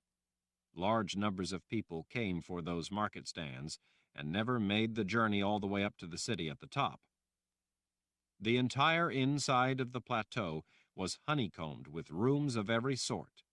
Some of the interior spaces were public, but some were not. There were large numbers of soldiers of the first file, the palace guard, barracked there. The problem, from the perspective of the imperial order, was that the great doors to those inner access areas were closed. Those doors had been made to stand against any kind of attack, and there were enough supplies stored inside for a long siege. Outside, the Azrith Plain was not at all a hospitable place for forces to gather for a siege. While deep wells inside the plateau provided water for the inhabitants, outside on the Azrith Plain there was no steady supply of water nearby, except the occasional rain, and there was no close source of firewood. On top of that, the weather out on the plain was harsh. The imperial order did have plenty of gifted with them, but they couldn't be much help in breaching the palace defenses. The very construction of the palace was in the form of a protection spell that magnified the power of the ruling Lord Ral, while at the same time hindering the power of others. Inside that plateau, and in the city atop it, the ability of any gifted but a Ral was severely blunted by that spell. Because he was a Ral, such a spell would ordinarily be a benefit for Richard, if it were not for the fact that he had somehow been cut off from his gift. He was pretty sure how that had been accomplished. Chained to a wagon in the middle of an enemy force numbering in the millions, though, he couldn't do a whole lot about it. Other than the plateau and the palace atop it, the thing that stood out highest of all out on the Azrith Plain was the ramp that the imperial order was constructing. Without an easy way to attack the seat of power of the Daharan Empire, the last obstacle standing in the way of their total domination of the New World, Jagang had apparently come up with a plan to build an enormous ramp to get enough forces to the top of the plateau, to breach the walls. He planned not simply to besiege the People's Palace, but to assault it.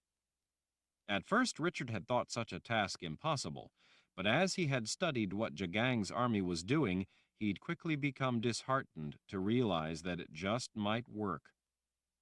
While the plateau was an imposing height, towering high above the Azrith Plain, the imperial order surrounding it had millions of men to devote to the undertaking. From Jagang's perspective, this was his last objective, the last place he needed to crush in order to establish the unopposed rule of the imperial order.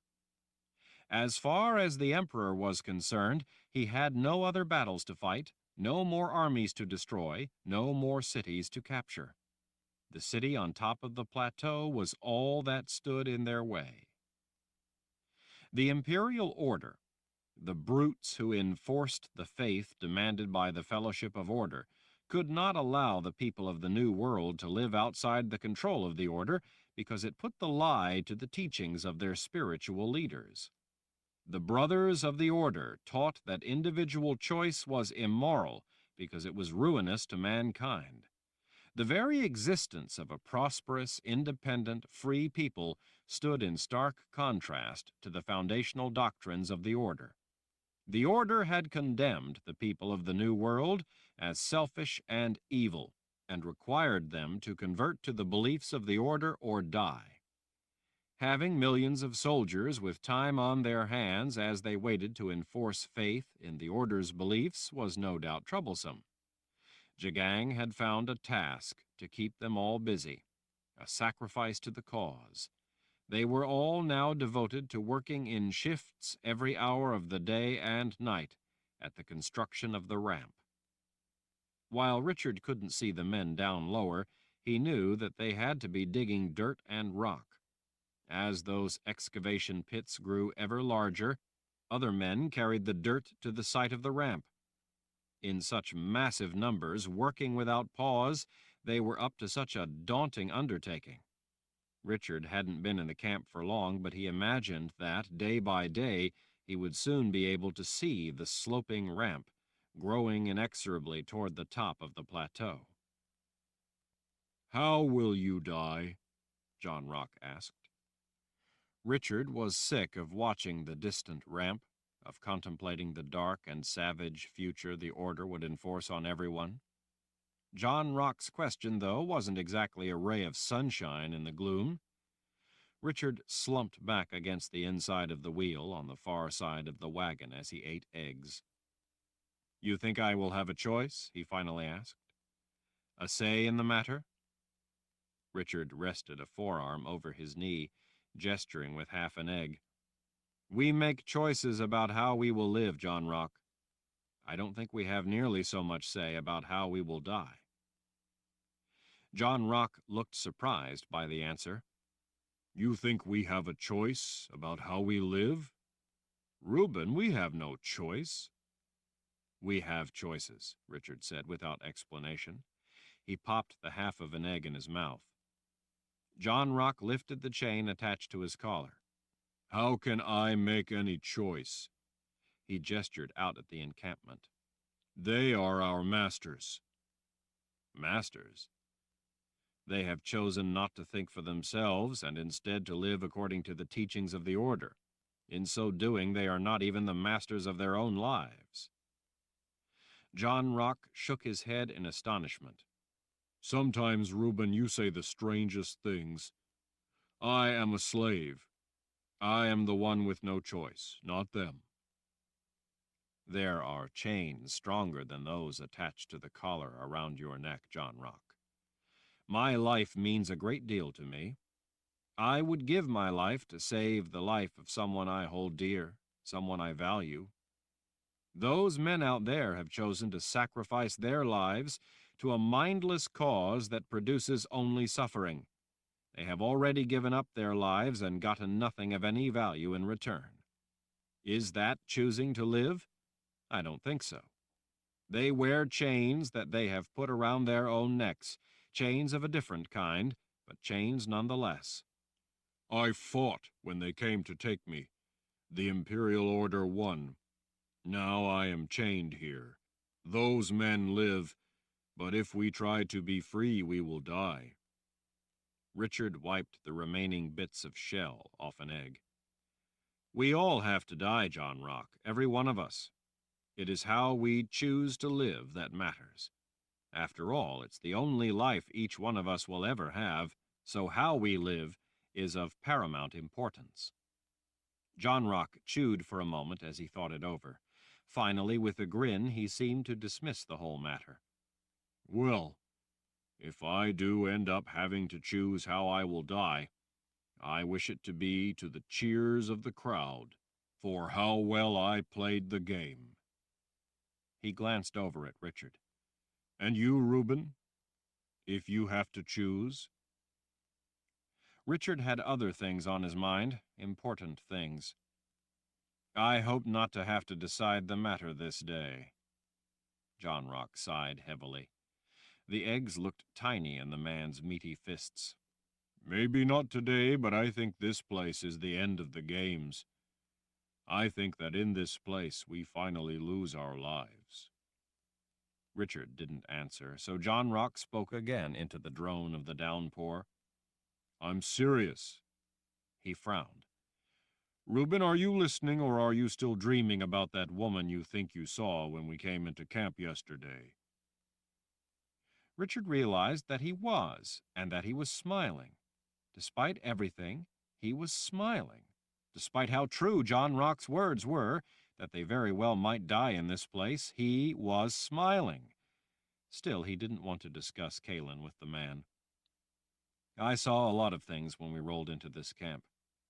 Soon enough after the games, John Rock said, and if we do well, there will be women enough. Snakeface has promised us. But now there are just soldiers and more soldiers. You must have been seeing phantoms yesterday. Richard stared off at nothing, nodding. I guess you're far from the first to think that she's a phantom. John Rock heaved a length of chain out of his way and scooted closer to Richard. Reuben, you'd better get your head straight or we're going to get ourselves killed before we even get a chance to play the Emperor's team. Richard looked up. I thought you were ready to die. I don't want to die, not today anyway. There you go, John Rock, you have made a choice. Even chained up, you have made a choice about your life. John Rock shook a thick finger at Richard. Look here, Reuben, if I end up getting killed playing Jala, I don't want it to be because you have your head in the clouds dreaming of women. Just one woman, John Rock. The big man leaned back and flicked eggshells off his fingers. I remember you said that you saw the woman you want to be your wife. Richard didn't correct him. I just want for us to play well and win all our games so that we can have the chance to play the Emperor's team.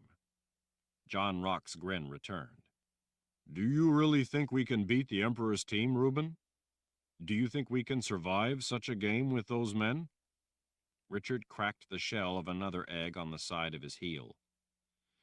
You're the one who wants to die to cheers of the crowds for how well you've played. John Rock gave Richard a sidelong glance. Maybe I will do as you say and choose to live free, yes? Richard only smiled before biting the egg in half. Not long after Richard and John Rock had finished the last of their meal, Commander Karg appeared, his boots splashing as he marched toward them through the mud. Get out here, all of you. Richard and John Rock crawled out from under the wagon into the drizzle. Other captives at wagons to either side stood up, waiting to hear what the commander wanted.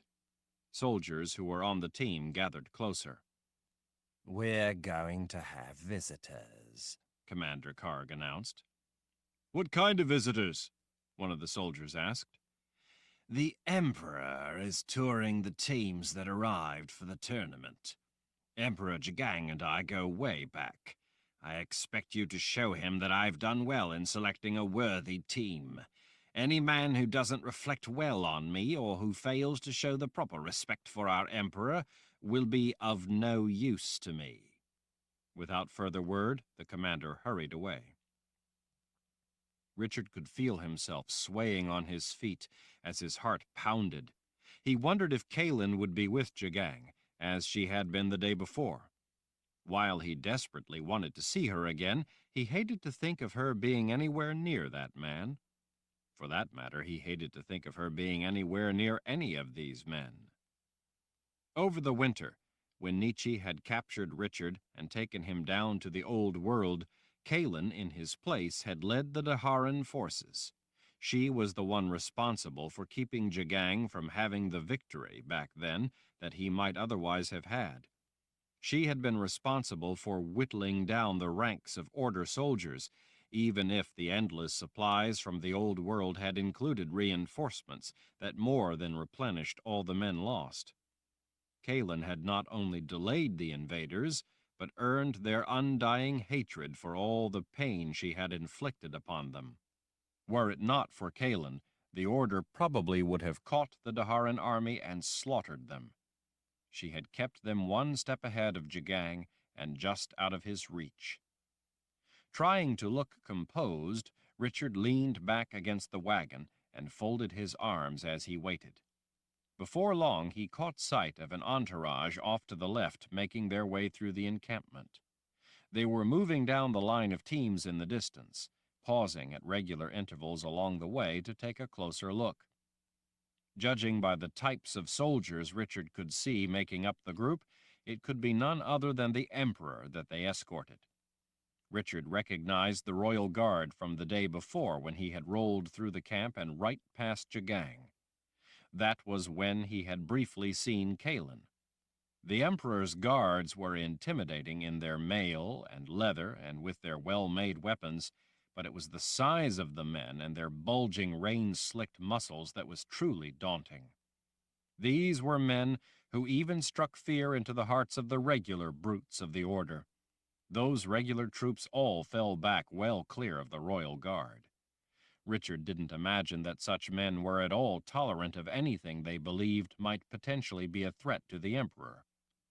John Rock stepped forward to join the other men waiting in a line for the Emperor to review them. It was when Richard saw Jagang's shaved head off in the center of the ranks of muscled guards that the sudden realization hit him. Jagang would recognize him. Jagang, as a dreamwalker, had been in the minds of various people, and he had seen Richard through their eyes. Richard could hardly believe how careless he had been not to even consider that when he played the Emperor's team, in order to get close enough to Kahlan, Jagang would be there and Jagang would recognize him. Distracted by the thought of actually getting to Kahlan, he hadn't taken such a prospect into consideration. Richard noticed something else then. A sister. It looked like Sister Ulyssia, but if it was, she had aged a great deal since he'd last seen her. She was farther away, back at the tail end of all the guards following Jagang, but Richard could still see the sagging creases in her face. The last time he had seen her, she'd been an attractive woman, although Richard had difficulty separating a person's looks from their personality, and Sister Ulyssia was one sinister woman. No matter how superficially attractive a person was, a cruel personality tainted Richard's image of them. Corrupt character colored his appraisal of a person to such an extent that he could not see them as attractive, separate from their vicious nature. That was also one of the reasons Kahlan was so beautiful to him. She was not simply stunningly attractive, but exemplary in every way. Her intelligence and insight were matched by her passion for life. It was as if her captivating looks perfectly reflected everything else about her. Sister Ulyssia, despite how physically attractive she once had been, now appeared to reflect only the rot at her core. Richard realized then that not only would Jagang and Sister Ulyssia recognize him, but there would be other sisters in the camp who also knew him. He suddenly felt very vulnerable. Any of those sisters could happen by at any time. He had nowhere to hide. When he got close enough, Jagang would not fail to see that Lord Rahl, the very man he was after, was right there in his midst.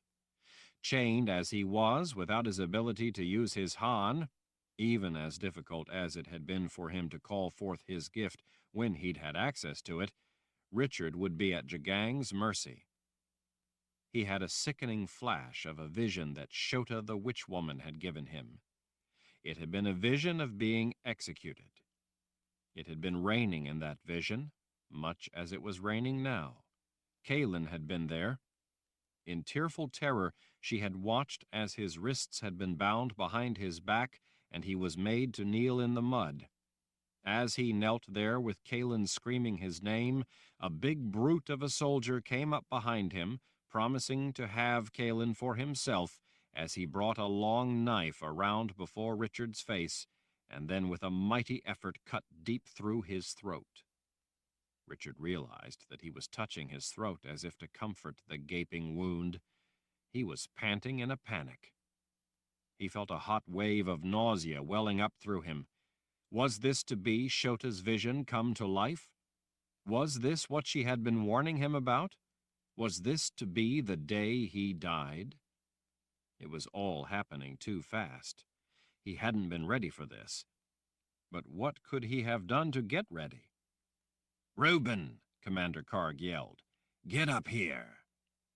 Richard struggled to get control of his emotions. He took a deep breath and worked to calm himself as he started moving, knowing that if he didn't, it was only going to get ugly even faster.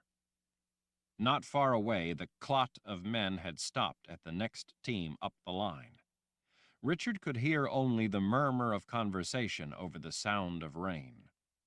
His mind raced, trying to think of what he could do before Jagang recognized him. He knew that he couldn't hide behind the other men. He was point man. Jagang would want to see the team's point man. And then he caught a glimpse of Kahlan. Richard moved as if in a dream. The whole cluster of men around the Emperor and Kahlan had started turning in the direction of Richard and his team. Knowing that he had to get up with the other men, Richard started to step over the chain attached to John Rock's collar. Just then, he had an idea. He hurried forward and deliberately let his foot catch the chain. He fell face first in the mud. Commander Karg went red with rage. "Reuben, you clumsy idiot! Get on your feet!" Richard scrambled to his feet as Jagang's guards began parting for the Emperor. Richard stood up tall next to John Rock. With a finger, he wiped mud from his eyes. He blinked to clear his vision. It was then that he spotted Kahlan. She was walking just behind Jagang. The hood of her cloak, pulled up to protect her against the rain, partially hid her face. Richard recognized every familiar movement of her body. No one moved quite the way she moved. Their eyes met. He thought his heart might stop. He remembered the first time he had seen her. She had looked so noble in that white dress. He remembered the way she had looked directly at him without speaking, a gaze that was questioning and at the same time guarded, a gaze that instantly and clearly conveyed her intelligence. He had never seen anyone before that moment who looked so valiant. He thought that he had probably been in love with her from that first instant, from that first look into her beautiful green eyes. He had been sure that in that first look into those eyes he had seen her soul. Now there was all that, along with a hint of confused concern in her expression. Because of the way his gaze fixed on her, followed her, she was aware that he could see her. Being the object of the chain-fire spell, she wouldn't remember who he was, or, for that matter, who she was. Other than Richard and the sisters who had taken her prisoner and ignited the chain-fire spell, no one could remember her. Obviously, Jagang was not affected by the spell. Richard surmised that it probably had something to do with a connection to the sisters, but Kahlan would be invisible to everyone else. She recognized, though, that Richard could see her. In the isolation imposed by the spell, that had to be something profoundly important and meaningful for her. In fact, by the look on her face, he could see that it was.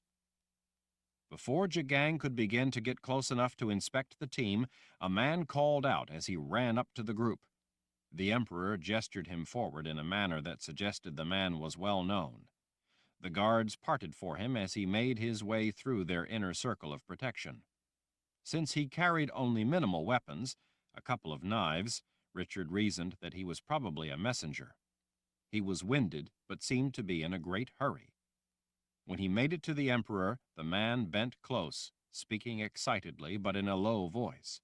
At one point in his report, he gestured across the camp toward the area where the construction of the ramp was taking place.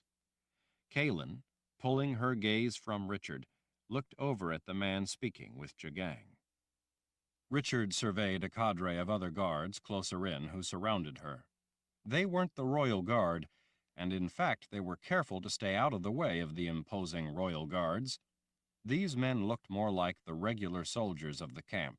Their weapons weren't well made. They had no chainmail or armor. Their clothes seemed to be a collection of whatever they could find that looked the part of the rest of the army. They were big men, young and strong, but they were not the match of the Emperor's guards. They looked more like common thugs. Richard realized then that they could only be guarding Kahlan. Unlike Jagang's guards, who seemed unmindful of her presence, these men frequently glanced at Kahlan, checking on her every move. That could only mean that these men could see her. Jagang's guards never looked at Kahlan, but these men did. Somehow they were able to see her. Somehow Jagang had found men to guard her who were not affected by the spell. At first questioning if he was really right that they could see her, and confused by how such a thing was possible, Richard finally realized that it actually did make sense. The chain fire spell, like the world of magic itself, had been contaminated by the chimes. That contamination eroded the ability of magic to function. The whole purpose of the chimes was to destroy magic. Because of the taint left by their presence in the world of life, the chain fire spell's very makeup had been impaired. When Zed and Nietzsche had run the verification web, Richard had discovered the damage to the structure of the spell itself. Because of that contamination within the chain fire spell, it didn't function as designed. It was flawed. It only made sense that such a flaw might allow a few people to escape its effects. Richard remembered how the plague, sweeping through the population like a wildfire, didn't touch everyone. There were a few people, even some who cared for the sick and dying, who never contracted the plague themselves. This must be something like that. There were bound to be a few people who weren't affected by the chain fire event and would therefore be able to see Kahlan. It would certainly explain why there were guards who could see her.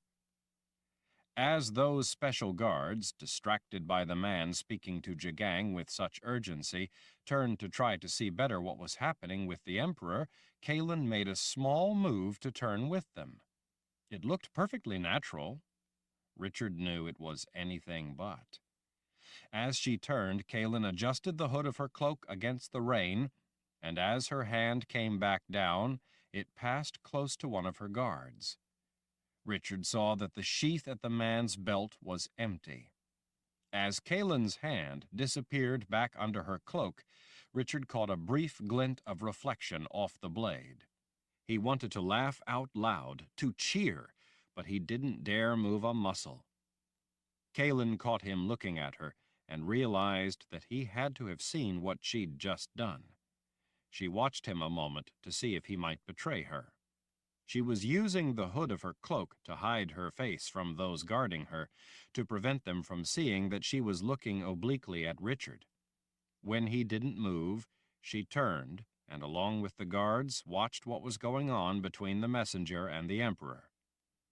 Jagang suddenly swung around and started away, returning back the way he'd come, the messenger right on his heels. Kahlan briefly glanced back over a shoulder to catch one last glimpse of Richard before the guards could all close in around the Emperor and his captive. As she did so, and the hood of her cloak moved just enough, Richard saw the dark bruise on her left cheek. Hot anger blazed through him. Every fiber of his being wanted to do something, to act, to get her away from Jagang, to get her out of this camp. His mind raced to come up with something, anything, but, chained as he was, there was nothing he could do. This was not the time or place he could act. Worse, he knew that if he did nothing, Jagang's abuse of her would only continue. If he did nothing, and Kahlan suffered worse, Richard knew that he would never forgive himself. Despite how desperately he wanted to do something, though, he could do nothing. He stood silent and still, enduring the rage storming through him, a wrath that was the twin to the sword of truth, the sword he'd given up in order to find Kahlan. Kahlan, the Emperor, and all the guards vanished back into the churning grime of the encampment. Curtains of mist seemed to draw in behind them. Richard stood trembling in bitter frustration. Not even the cold rain could cool his bottled fury. Even as his mind raced through every possible action, he knew that there was nothing he could do. Not now, anyway. At the same time, his heart ached for Kahlan. Agony for what she must be facing at the hands of such a man knotted his insides. His knees felt weak with his fear for her. He had to stiffen his resolve to keep himself from falling to the ground in tears. If only he could get his hands on Jagang. If only... Commander Karg strode up close in front of Richard. "You're lucky," he growled. "The Emperor obviously has more important things to do than review my team and my clumsy point man." "I need some paint," Richard said. Commander Karg blinked in surprise. "What?" "Paint. I need some." "You expect me to fetch paint for you?" "Yes. I told you I need it." "What for?" Richard wagged a finger at the man's face, resisting mightily the urge to whip a length of chain around the commander's neck and strangle the life out of him. "Why do you have those tattoos?" Confused, Commander Karg hesitated for a moment, considering the question as if it might have thorns in it. "To make me look all the more fierce to the enemy," he said at last. "Such a look gives me power. When the enemy sees our men, they see ferocious fighters. It strikes terror into their hearts. When they freeze for a moment in fear, we triumph." "That's why I want the paint," Richard said. "I want to paint the faces of our team so that it strikes fear into the hearts of our opponents. It will help us defeat them. It will help your team to triumph." Commander Karg studied Richard's eyes for a moment, as if to gauge if he was serious or up to something. "I have a better idea," the commander said. "I will have tattoo artists come around and tattoo my entire team." He tapped a finger on the scales covering the side of his face. "I will have them tattoo you all with scales and such all over your faces. It will make you all look like my men. When you all have tattoos like mine, you will look like my team. Everyone will know you belong to me." The commander gave Richard a grim smile, pleased with his idea. "I will have you all pierced as well. You will all have tattoos and metal studs in your faces. You will all look like inhuman animals." Richard waited until the man was finished, and then shook his head. "No, that won't do. It's not good enough." Commander Karg planted his fists on his hips. "What do you mean it's not good enough?" "Well," Richard said, "you can't see those kinds of tattoos from far enough away. I'm sure that they work just fine in battle when you are in a face-to-face confrontation with the enemy, but it won't be that way in the Jala games. Such tattoos would too easily be missed." "You are often as close on the Jala field as you are in battle," Commander Karg said. "Maybe," Richard conceded, "but I want us to stand out not only to our opponents at the moment, not just to the men on the field, but also to other teams who will be watching, to everyone who is watching. I want everyone to see our painted faces and instantly recognize us. I want such a sight to plant fear in the minds of other teams. I want them to remember us and to worry." Commander Karg folded his muscled arms. "I want you to be tattooed so that you look like my team, so that all will know that it is Commander Karg's team." "And if we lose?" "If we lose in a humiliating fashion?" The commander leaned in a little as he glared. "Then you will be whipped at the least, and no longer of any use to me at worst. I think you know by now what becomes of captives who are of no use." "If that happens," Richard said, "everyone will remember that the team you put to death for being inferior were all tattooed just like you. If we fail, they will remember the snake pattern of your tattoo on all of us. It would link us to you, but also you to us. If we lose, you will be stigmatized by that tattoo. If we lose, every time they see your tattooed face, they will laugh at you. If we should for some reason happen to lose, paint can be washed off before we are whipped or worse. Commander Karg was beginning to grasp just what Richard meant. He visibly cooled as he scratched his jaw. I'll see if I can't come up with some paint. Make it red.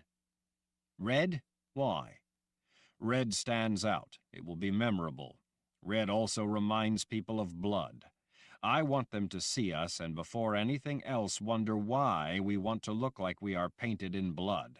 I want the other teams to worry about that the night before a game. I want them to sweat and lose sleep thinking about it. When they finally come to play us, they will be tired, and then we will make them bleed. A slow smile spread on Commander Karg's face. You know, Reuben, were you born on the right side of this war along with me, I bet we would be good friends. Richard doubted that the man truly understood the concept of friendship, or could even appreciate such values. I'll need enough paint for all the men, Richard said. Commander Karg nodded as he started away. You will have it. Chapter 8. Kahlan hurried to stay close to Jagang as he marched through the camp, lest he give her a stunning shock of pain through the collar. Of course, as he had demonstrated any number of times, he needed no excuse. She knew, though, that right then she had better not even look like she might give him cause, because he was in a hurry due to the strange news the man had brought. She didn't care so much about the news, though. Her mind was on the man she had finally seen again, the captive who had been brought in the day before. As she moved through the encampment thinking about the man, she watched not only her guards but also the common soldiers in the camp, looking for reactions that might indicate that they could see her, listening for any obscene remark that would betray them. All around, startled men stared at the heavily armed group making their way through the midst of their daily life, but she didn't see a single man look directly at her or show any other signs of seeing her. Despite being men in an army led by the Emperor himself, these men had probably never seen Jagang this close before. The army, all in one place, constituted a population that was larger than almost any city. If these men had ever seen the Emperor before, it was likely only at a great distance. Now, as he passed close by, they stared at him in open awe.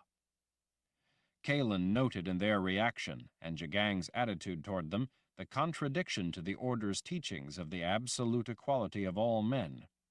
For his part, Jagang never showed any penchant for sharing the common life of his men, a daily existence in the filth and mud. They lived in a camp that was virtually lawless, involved in crimes of every sort with their unruly fellows, while Jagang always enjoyed protection from those theoretically equal to him in every way. Kahlan supposed that if they shared one thing, it was that they, like their emperor, lived lives of almost constant irrational violence and complete indifference to human life. Kahlan, invisible to the soldiers all around, stepped carefully over puddles and dung. She clutched the knife tightly in a fist under her cloak, unsure yet exactly what she would do with it.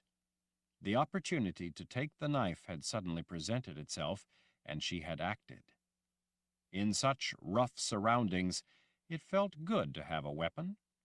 The encampment was a frightening place, despite how invisible she was to nearly all the soldiers.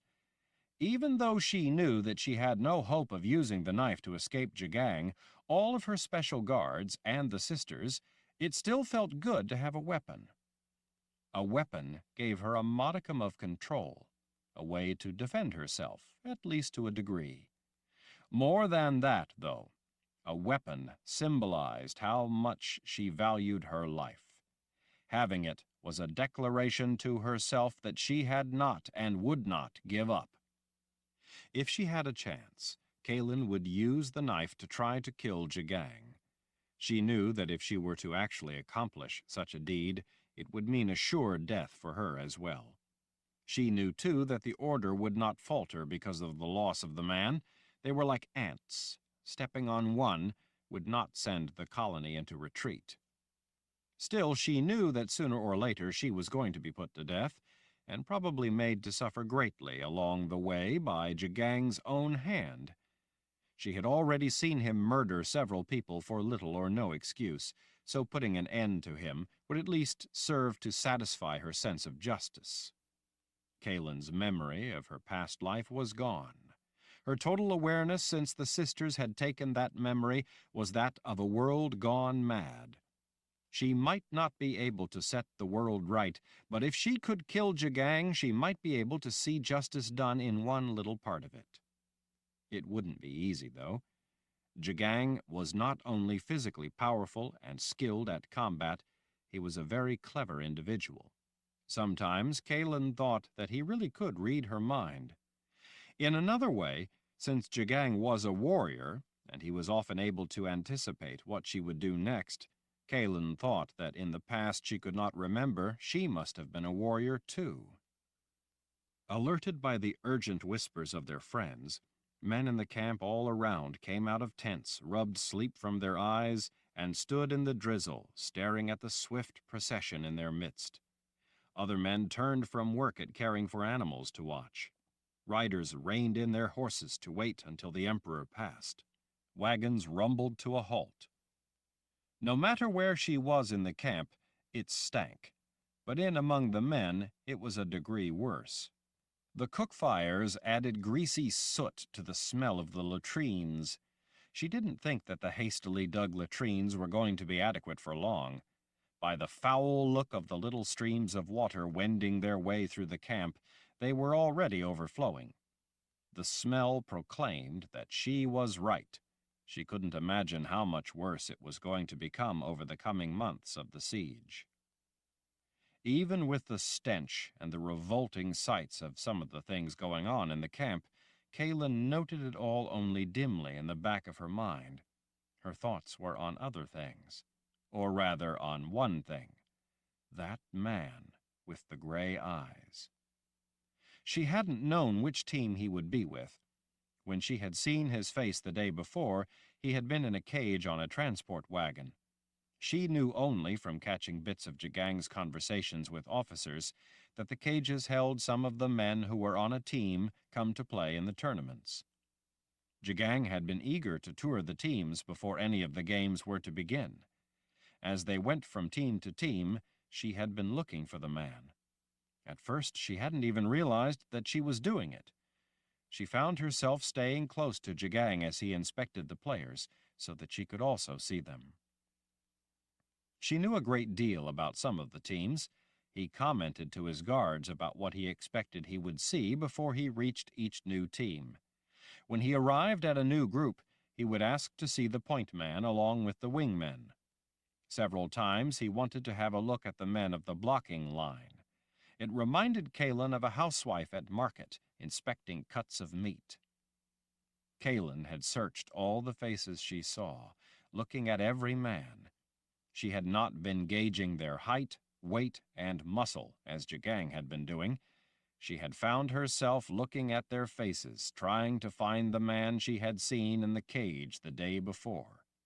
She was beginning to lose heart, thinking that he must not be among the teams.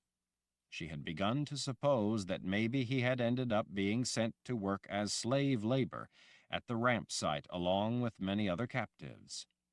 And then, when she finally did spot the man, he did the strangest thing. He fell face first into the mud. They were still some distance off, and no one but Kahlan had really been looking at him yet.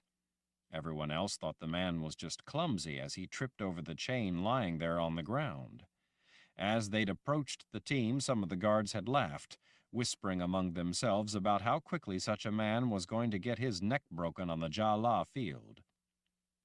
Kahlan hadn't thought it was funny, though. She alone had been looking at the man, and she knew that he hadn't tripped accidentally. She knew that it had been deliberate. The fall had looked real enough. No one else imagined that it had been by design. Kahlan knew it was. She knew what it was to be a captive and have to instantly do something no matter how risky because you had no choice.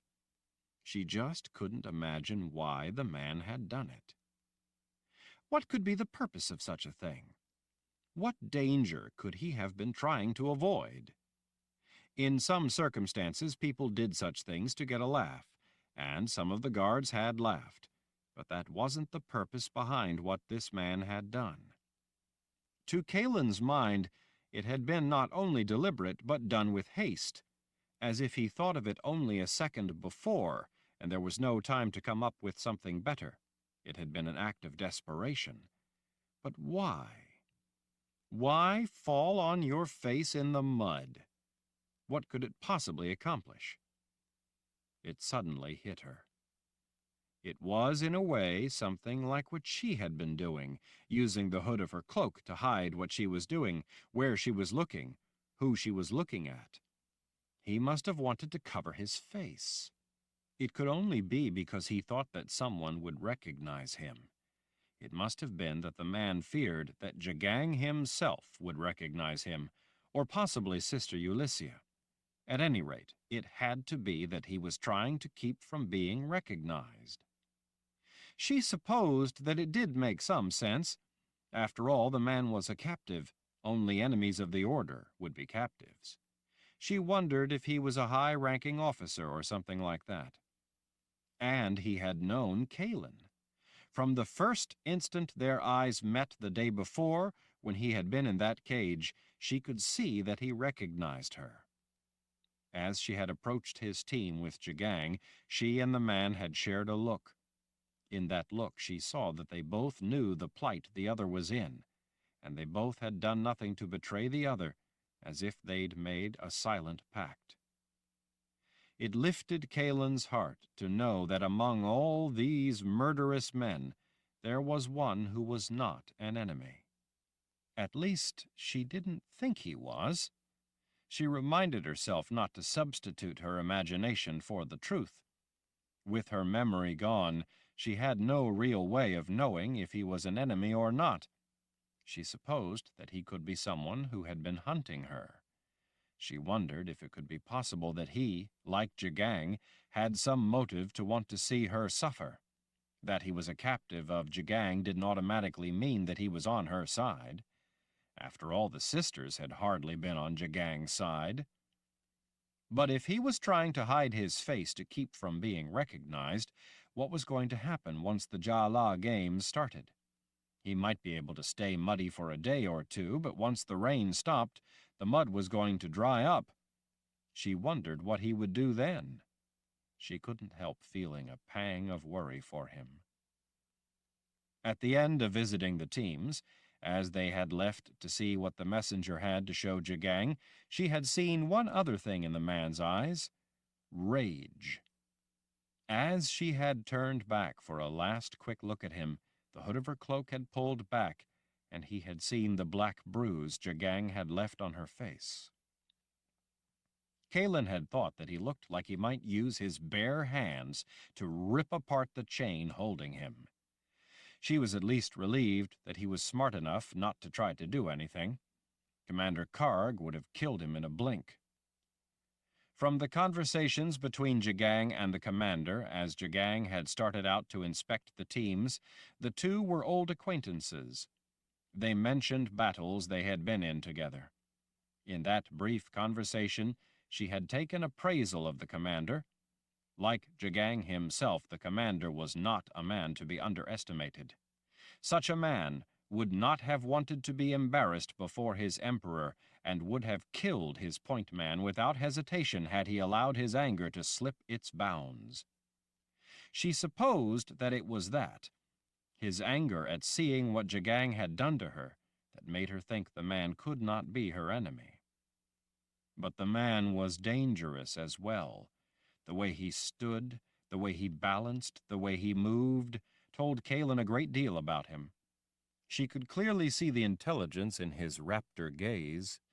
In the measured way he moved, she saw that he also was a man not to be underestimated. She would know for sure if she was correct once the game started, But a man like Commander Karg would not have a captive be his point man unless there was a very good reason. Kahlan would know soon enough when she saw the man play, but to her he looked like coiled fury, and like he knew how to uncoil. "Over this way, Excellency," the messenger said as he pointed off through the gray drizzle. They followed the messenger, leaving the dark sea of the camp, emerging out onto the open ground of the Azrith plain. Kahlan had been so preoccupied thinking about the man with the gray eyes that she hadn't even noticed that they were coming up on the site of the construction. The ramp rose high overhead. Beyond, the plateau towered above them. Up this close, the plateau truly was imposing. Up this close, she could see far less of the magnificent palace atop it. When it had started to rain, she had hoped that maybe it would cause the ramp to collapse, but she could see, now that they were there beside it, that it was not only reinforced with rock, but being well compacted as material was added. Gangs of men with heavy weights tamped the dirt and rock as it was placed. This was not a haphazard effort. While the soldiers in camp, like the ones guarding her, were little more than ignorant brutes mindlessly devoted to a senseless cause, there were some men among the imperial order who were intelligent. They were the ones supervising the construction. The brutes merely handled the dirt. As ignorant and unaware as the general population of soldiers was, Jagang surrounded himself with competent men. His personal guards, as big and powerful as they were hardly idiots. Those overseeing the construction of the ramp were likewise intelligent men. The men supervising the project knew what they were doing and were confident enough to contradict Jagang when he suggested something that wouldn't work. Jagang had initially wanted to make the base of the ramp narrower so that they could build height more quickly.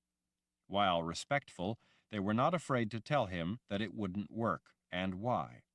He had listened carefully, and when satisfied that they were right, let them proceed with their plans, even though those plans had been contrary to his initial desire.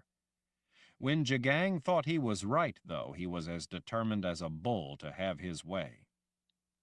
Numerous lines of men, each 12 or 15 men deep, stretched back away from the colossal ramp.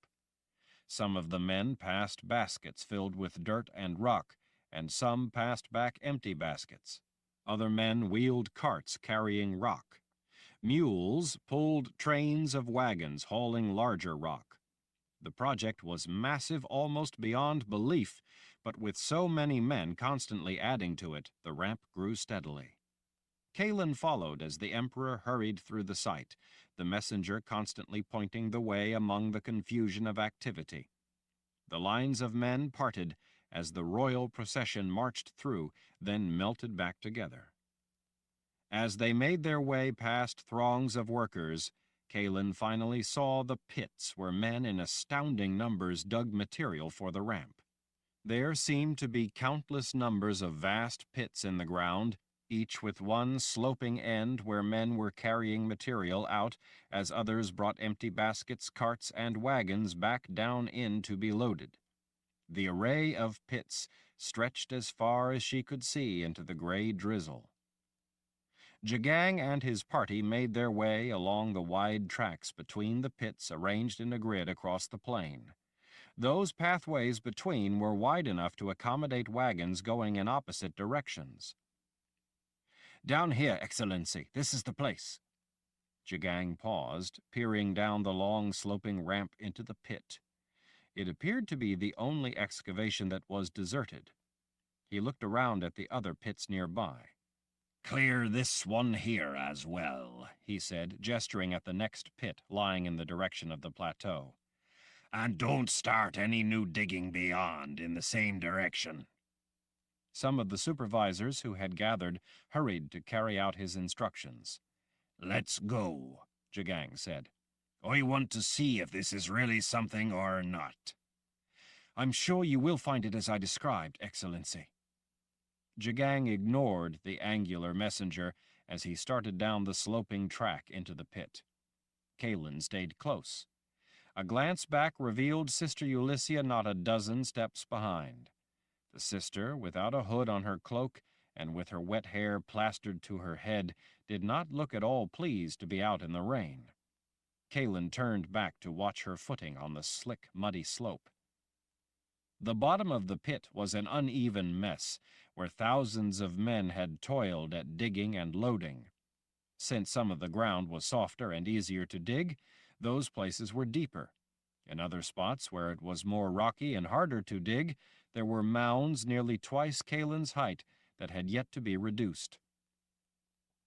Following the messenger through the disorder, Jagang descended into one of the deeper areas. Kahlan followed them down into the muck, her guards staying close around her. She wanted to stay close to Jagang in case he became distracted by whatever was in the pit.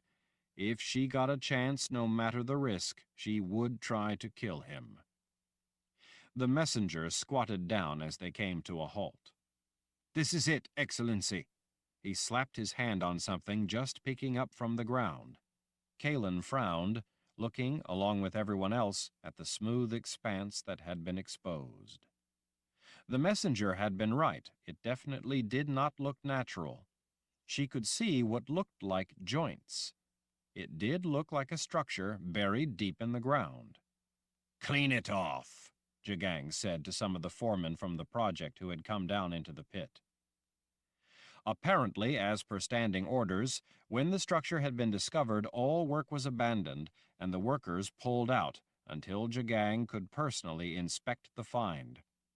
The form was slightly rounded, as if they had uncovered the very top portion of a massive, long, rounded shape. As men worked with shovels and brooms, Jagang directing where they dug, it quickly became apparent that the messenger had been accurate in his report.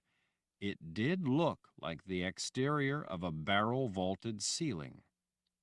As the men cleaned it off, Kahlan could see that the structure was made of large stones, cut to precise shapes to make up the curve of the arch. It reminded her of nothing so much as a buried building, except that there was no roof, just the exposed outer structure of an interior vaulted ceiling. Kahlan could not imagine what such a thing could be doing buried all the way out here on the Azrith plain. There was no telling how many hundreds or even thousands of years whatever was inside had been entombed. When enough of the dirt and debris had been cleared off, Jagang crouched down and ran his hand over the wet stone. His fingers traced a few of the joints. They were so tight that not even a thin knife blade would have slipped between them. "Get some tools down here, pry bars and such," he said. "I want this opened. I want to know what's down inside it." "At once, Excellency," one of the construction bosses said. "Use your assistants instead of the laborers." Jagang stood sweeping an arm around at the general area. "I want this whole place cordoned off. I don't want any of the regular soldiers anywhere near here. I will have some of my guards stationed here to watch the site at all times. This area is to be as restricted as my own tents."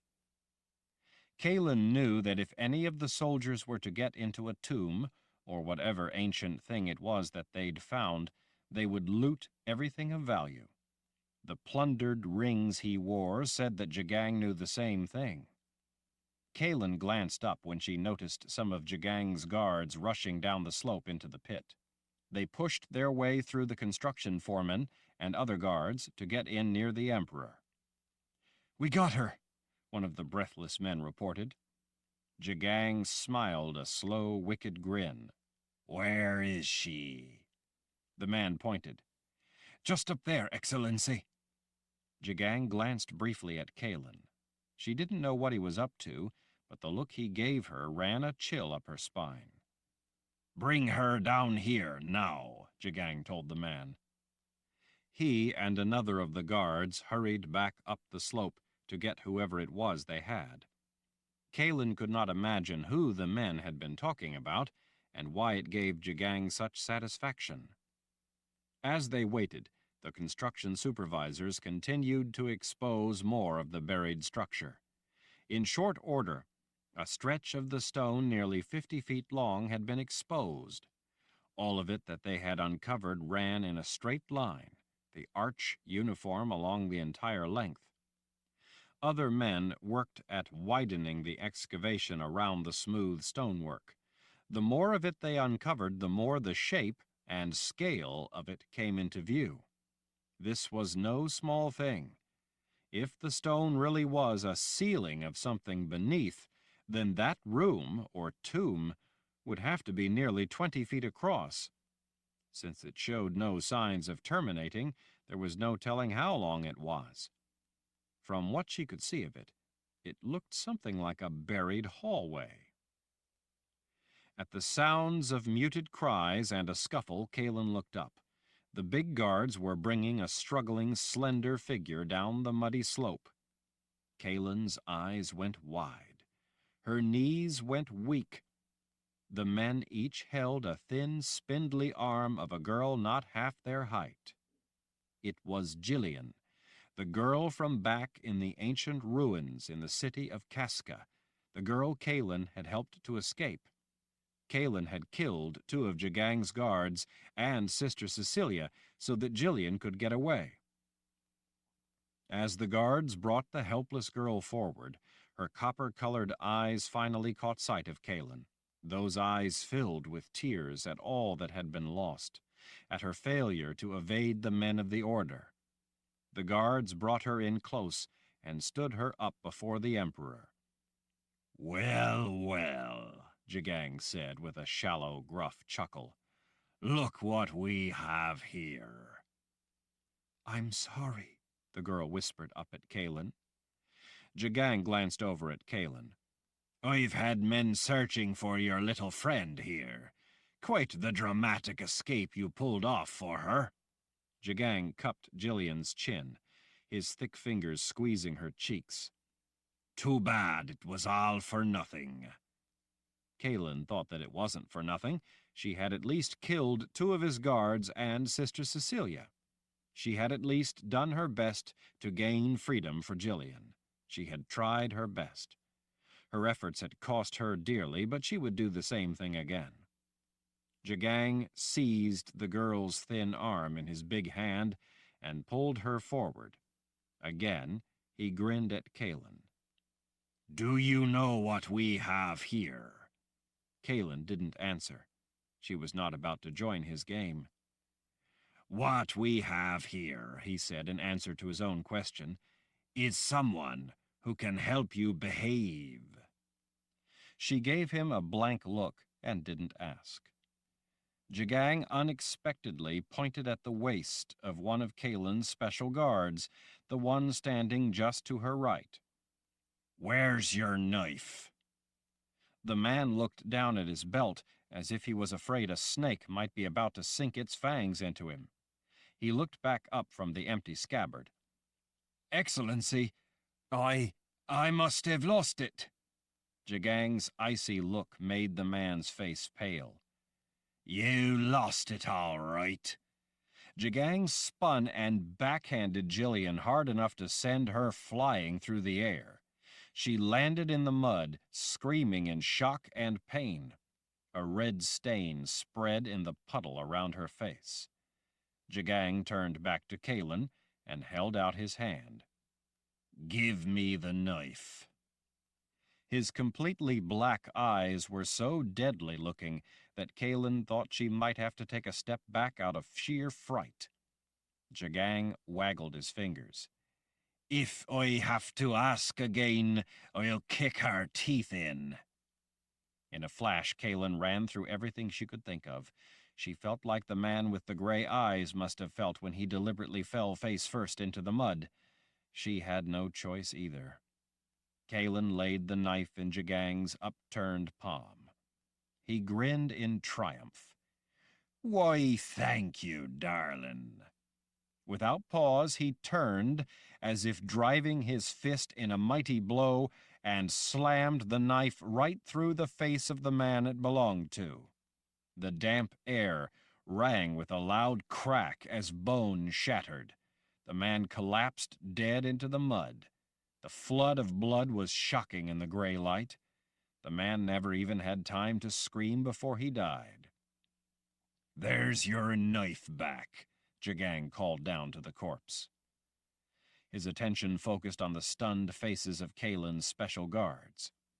"I'd suggest that you keep better track of your weapons than he did. If she takes a weapon from any of you, and she doesn't kill you with it, I will. Is that simple enough for you all to understand?" As one, they all said, "Yes, Excellency." Jagang bent and yanked the sobbing Jillian to her feet. He effortlessly held her up so that only her toes were touching the ground. "Do you know how many bones are in the human body?" Kahlan choked back her tears. "No." He shrugged. "Neither do I, but I have a way to find out. We can start breaking her bones one at a time, counting each one as it snaps." "Please," Kahlan begged, trying mightily to contain her sob. Jagang shoved the girl at Kahlan as if he were giving her a life-size doll. "You are now responsible for her life. Whenever you give me any cause to be displeased, I am going to break one of her bones. I don't know the exact number of bones in her frail little body, but I'm sure that it's a great many." He arched an eyebrow. "And I do know that I'm easily displeased. If you do more than simply displease me, I will have her tortured before your eyes. I have men who are experts in the fine art of torture." The storms of gray shapes shifted in his inky eyes. "They are very good at keeping people alive for a long time, as they endure unimaginable agony. But if she should happen to die under torture, then I will have to start in on you." Kahlan clutched the poor girl's bleeding head tightly to her chest. Jillian sobbed softly to Kahlan how sorry she was for getting caught. Kahlan gently shushed her.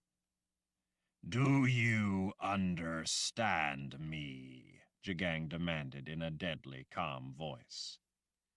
Kahlan swallowed. "Yes."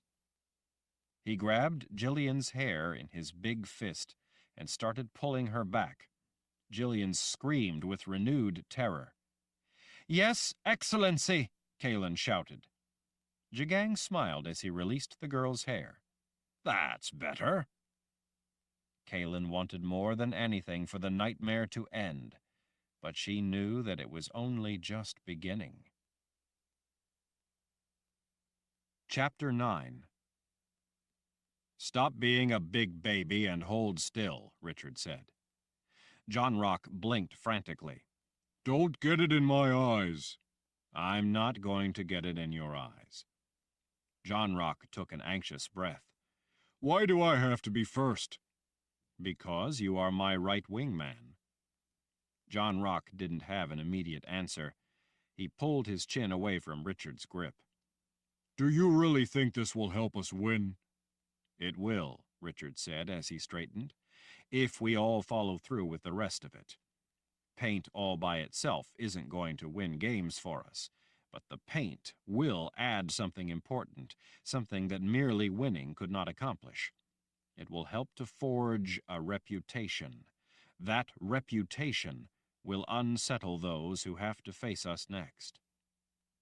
"Come on, John Rock," one of the other men said as he impatiently folded his arms.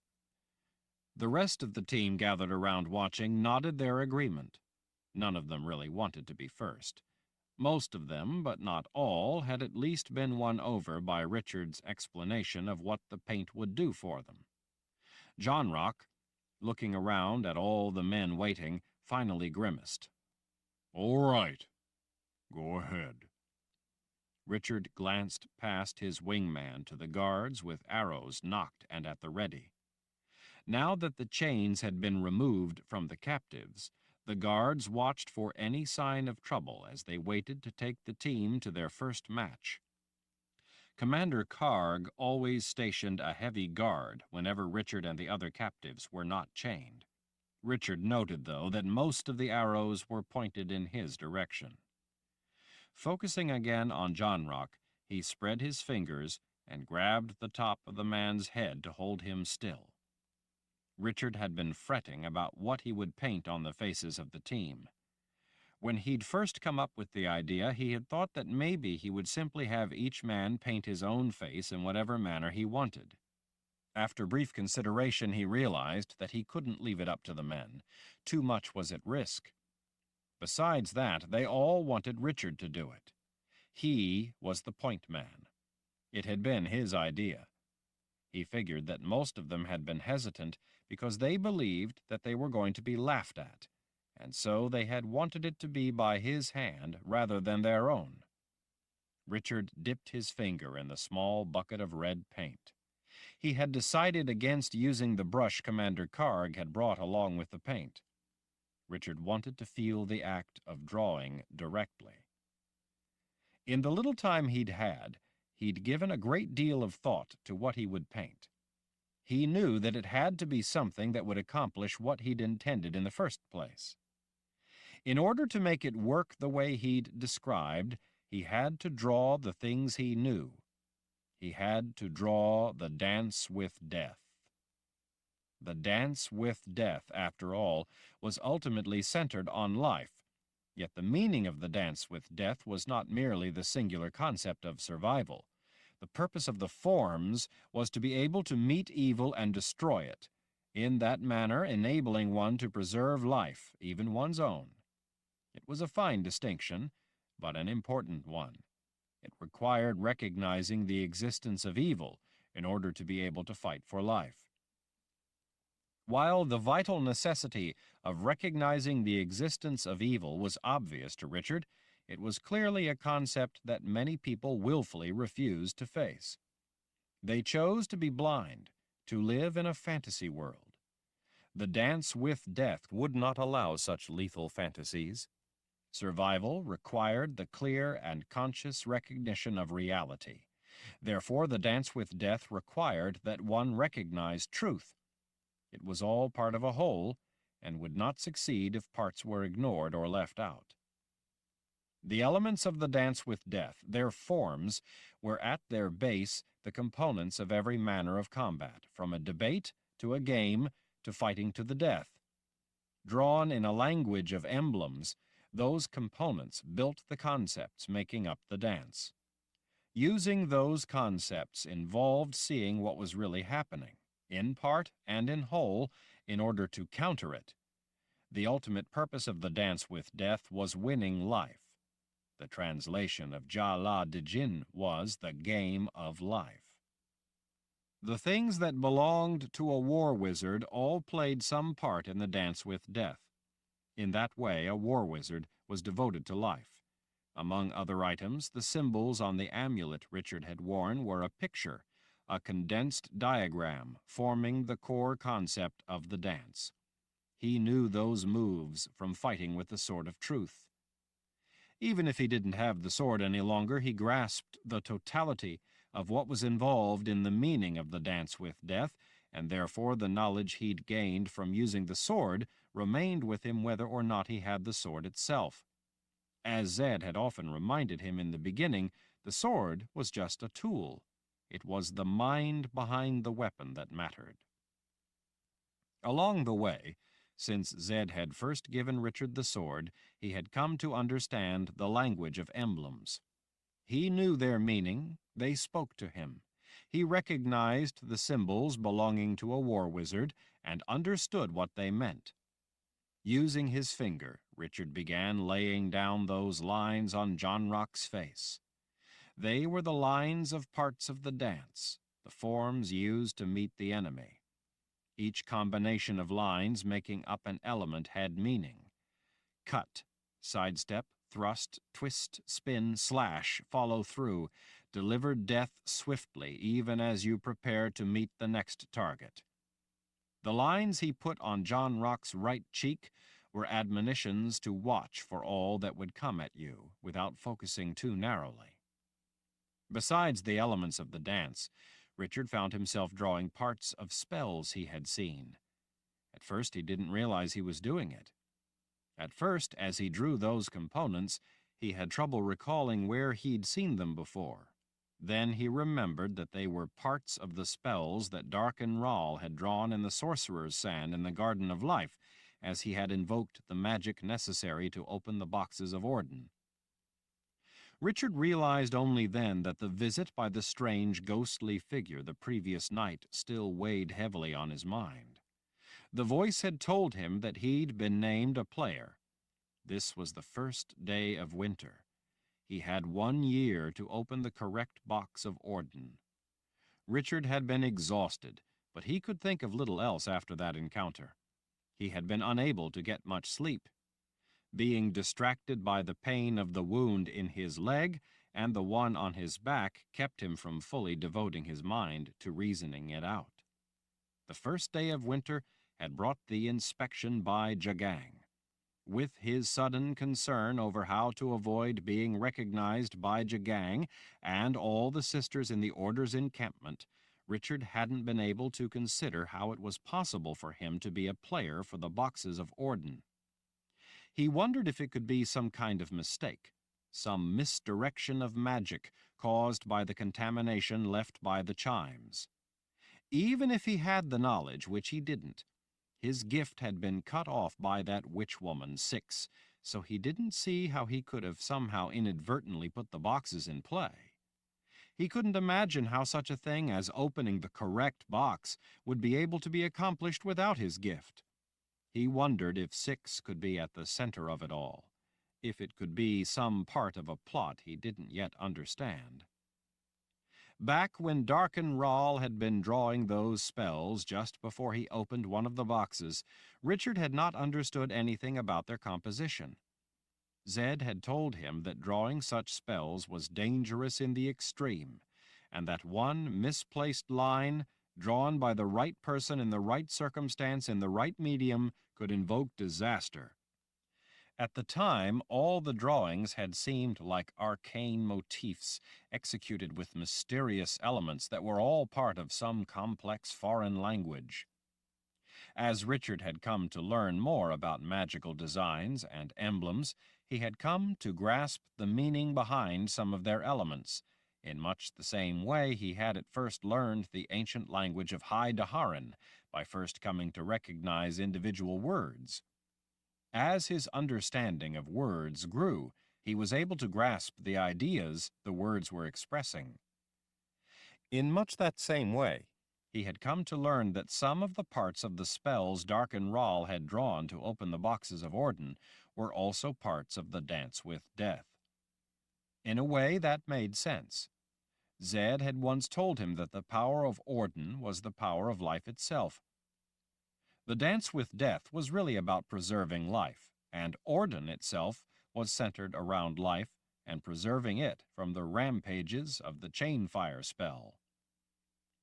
Richard dunked his finger back in the red paint and laid down an arcing line across John Rock's forehead, then supported it with lines that created a symbol for centering strength.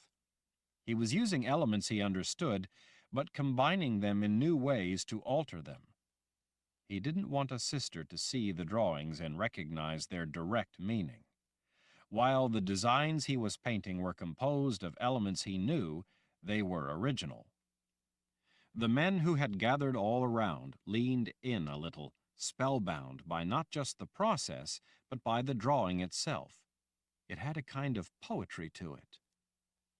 While they didn't understand the meaning of the lines, they experienced the totality of them as expressive of meaningful purpose, as important, and as exactly what they were, threatening. "You know what this whole thing, this drawing, reminds me of?" one of the men asked. "What?" Richard murmured, as he added more to the emblem that stood for a powerful strike meant to break an opponent's strength. "In a way, it reminds me of the play of the game. I don't know why, but the lines kind of look like the movements of certain attacks in Jala." Surprised that the man, another captive, could pick up such a significant trait from the drawing, Richard shot the man a questioning frown. When I was a farrier, the man explained, I had to understand horses if I was to shoe them. You can't ask a horse what's bothering him, but if you pay attention, you can learn to pick up on things, like the way the horse moves, and after a time you start to understand the meaning behind certain body language. If you pay attention to those little movements, you can avoid getting kicked or bitten. That's very good, Richard said. That's something like what I'm doing. I'm going to give each of you a kind of visual picture of power. And how would you know so much about drawing symbols of power? One of the men, Bruce, asked in a suspicious tone.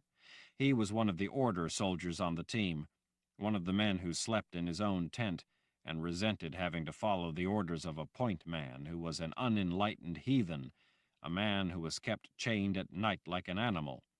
You people up here put a lot of stock in the outdated beliefs of magic and such, rather than devoting your minds to proper things, to matters of the Creator, to your responsibilities and duty to your fellow man. Richard shrugged. I guess that what I meant by that is that it's my vision, my idea of symbols of power. My intention is to draw on each man what I think makes them look more powerful, that's all. Bruce didn't look satisfied by the answer. He gestured at John Rock's face. What makes you think all them squiggly lines and such look like visions of power? Well, I don't know, Richard said, trying to come up with something to make the man stop asking questions without having to actually reveal anything important. The form of the lines just seem powerful to me. That's nonsense, Bruce said. Drawings don't mean anything. Some of the soldiers on the team watched Bruce and waited for Richard's answer as if considering a rebellion against their point man. Richard smiled. If you think so, Bruce, if you're convinced that drawings don't mean anything, then how about if I paint a flower on your forehead? All the men laughed, even the soldiers. Bruce, suddenly looking a little less sure of himself as his gaze darted around at his chuckling teammates, cleared his throat. I guess now that you put it that way, I can see some of what you mean.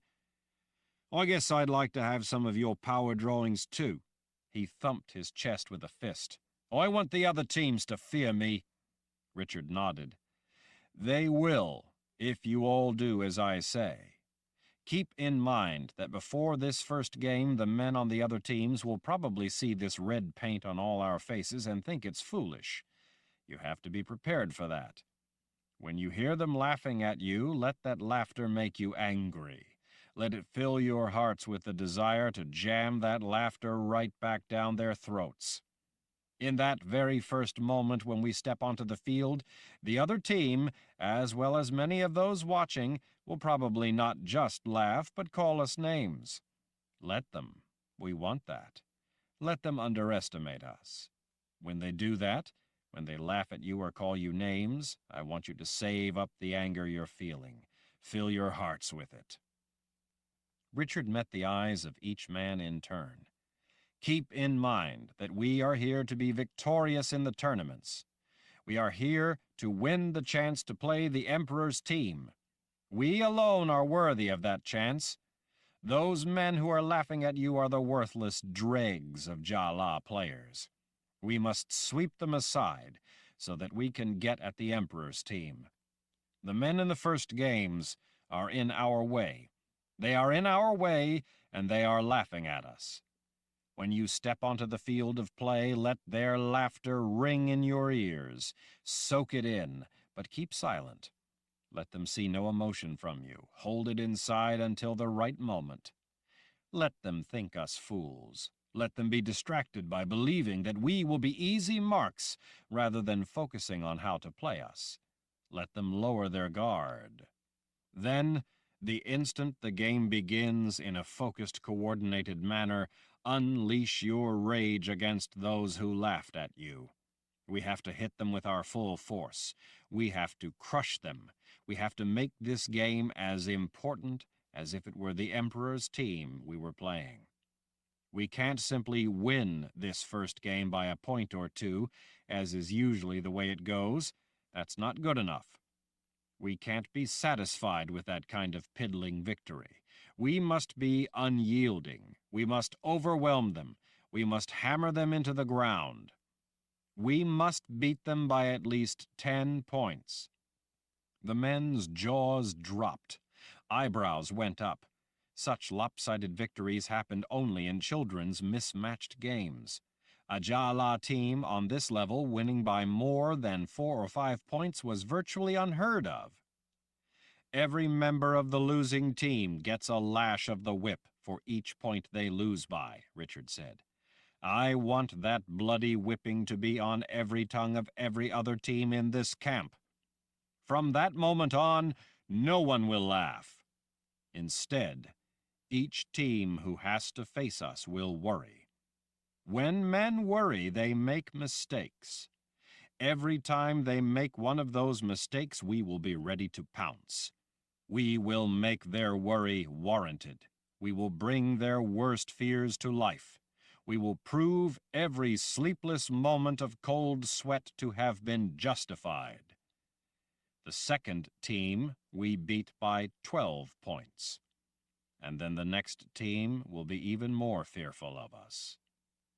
Richard waved his red finger in the direction of the soldiers on the team. You know the effectiveness of such tactics. You crushed any city that stood against you, so that those yet to be conquered trembled in fear as they waited for you to come. Those people knew your reputation, and they greatly feared your arrival. Their fear allowed you to more easily conquer them.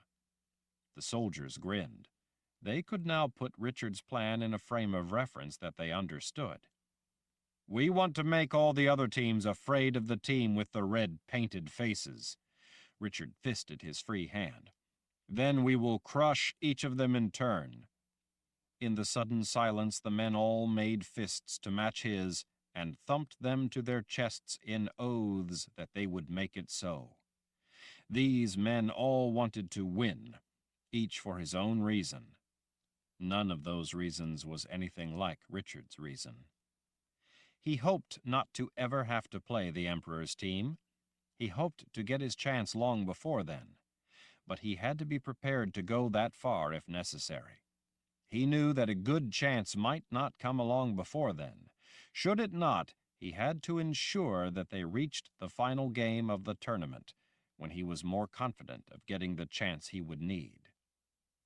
Richard finally turned back to John Rock and in short order completed the drawing with a few emblems that symbolized massive weight behind an attack, drawing them down each of John Rock's heavily muscled arms.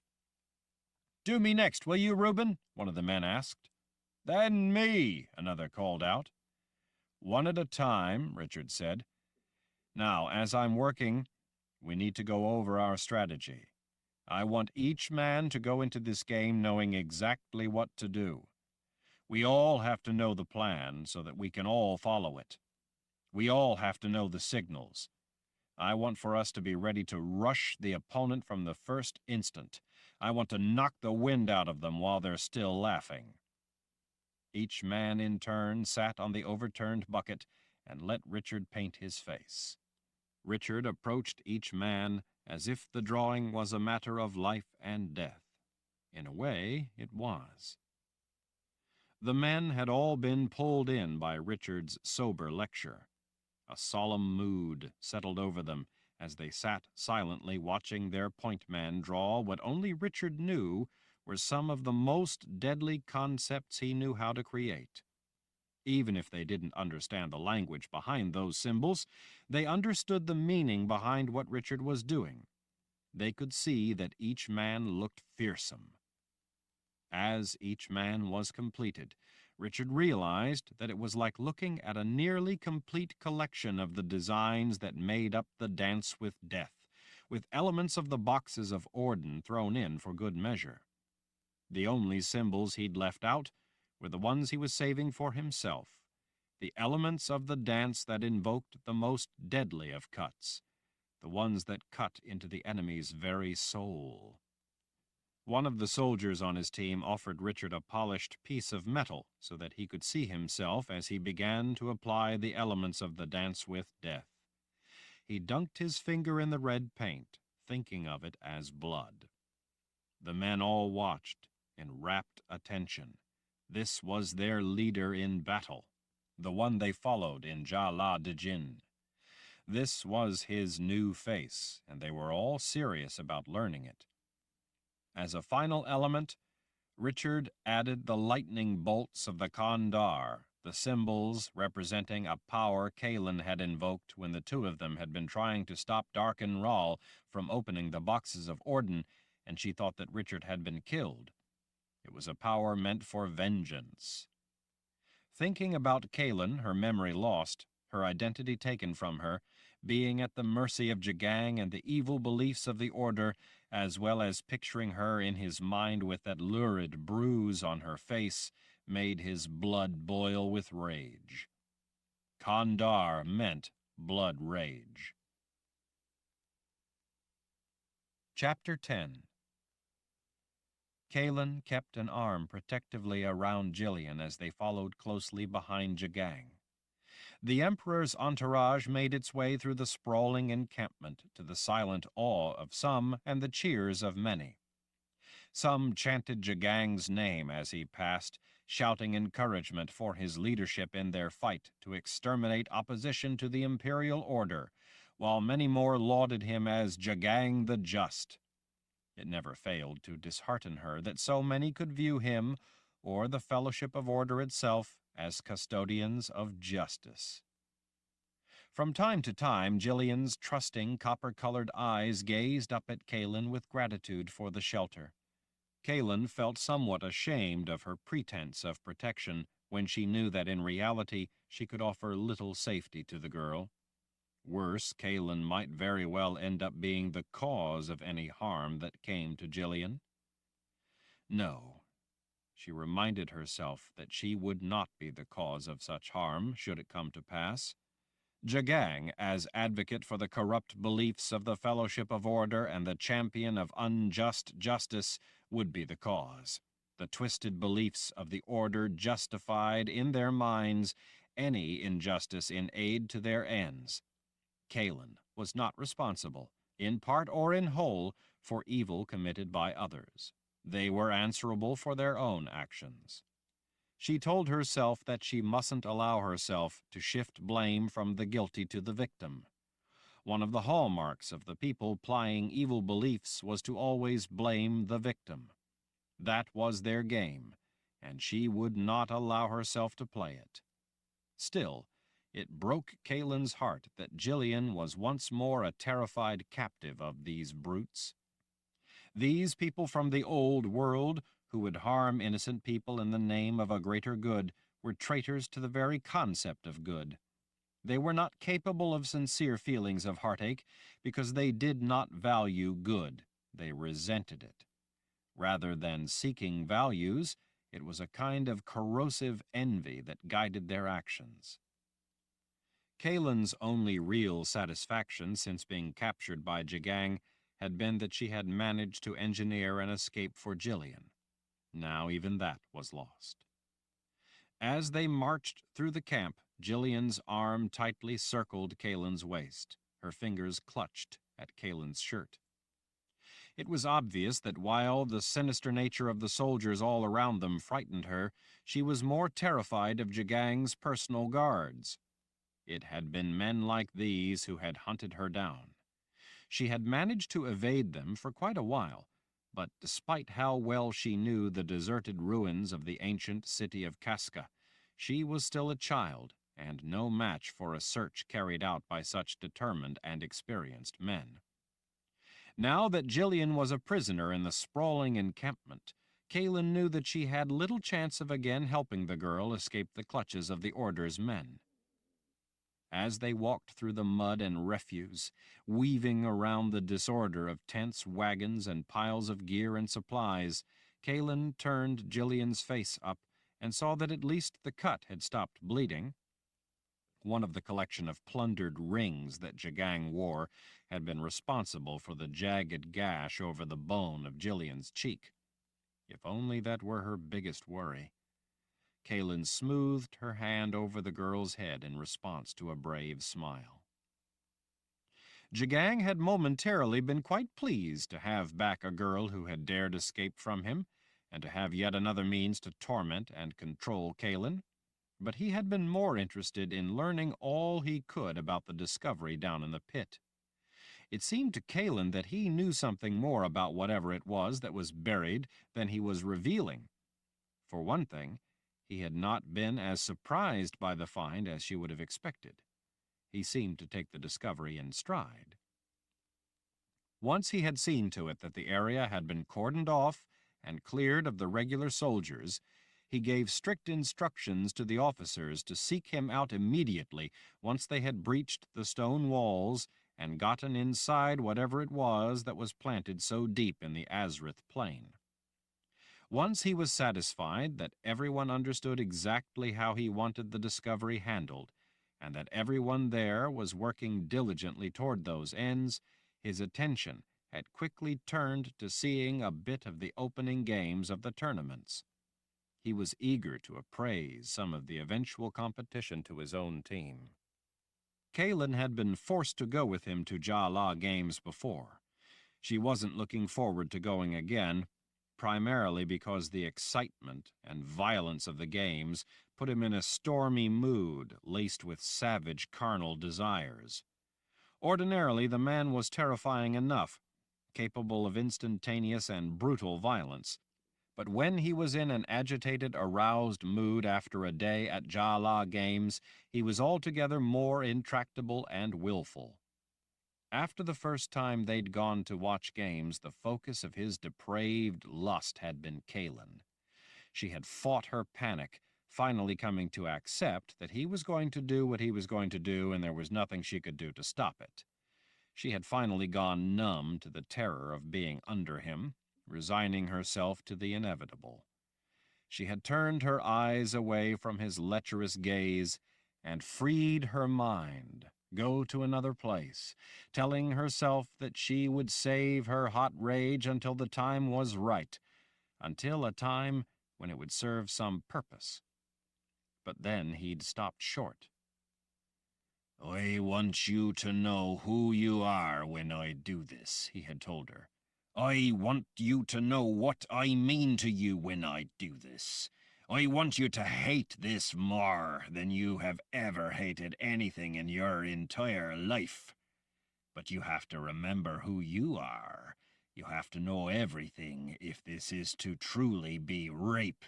And I intend it to be the worst rape you can suffer. A rape that will give you a child that he will see as a reminder, as a monster." Kahlan didn't know who the he was.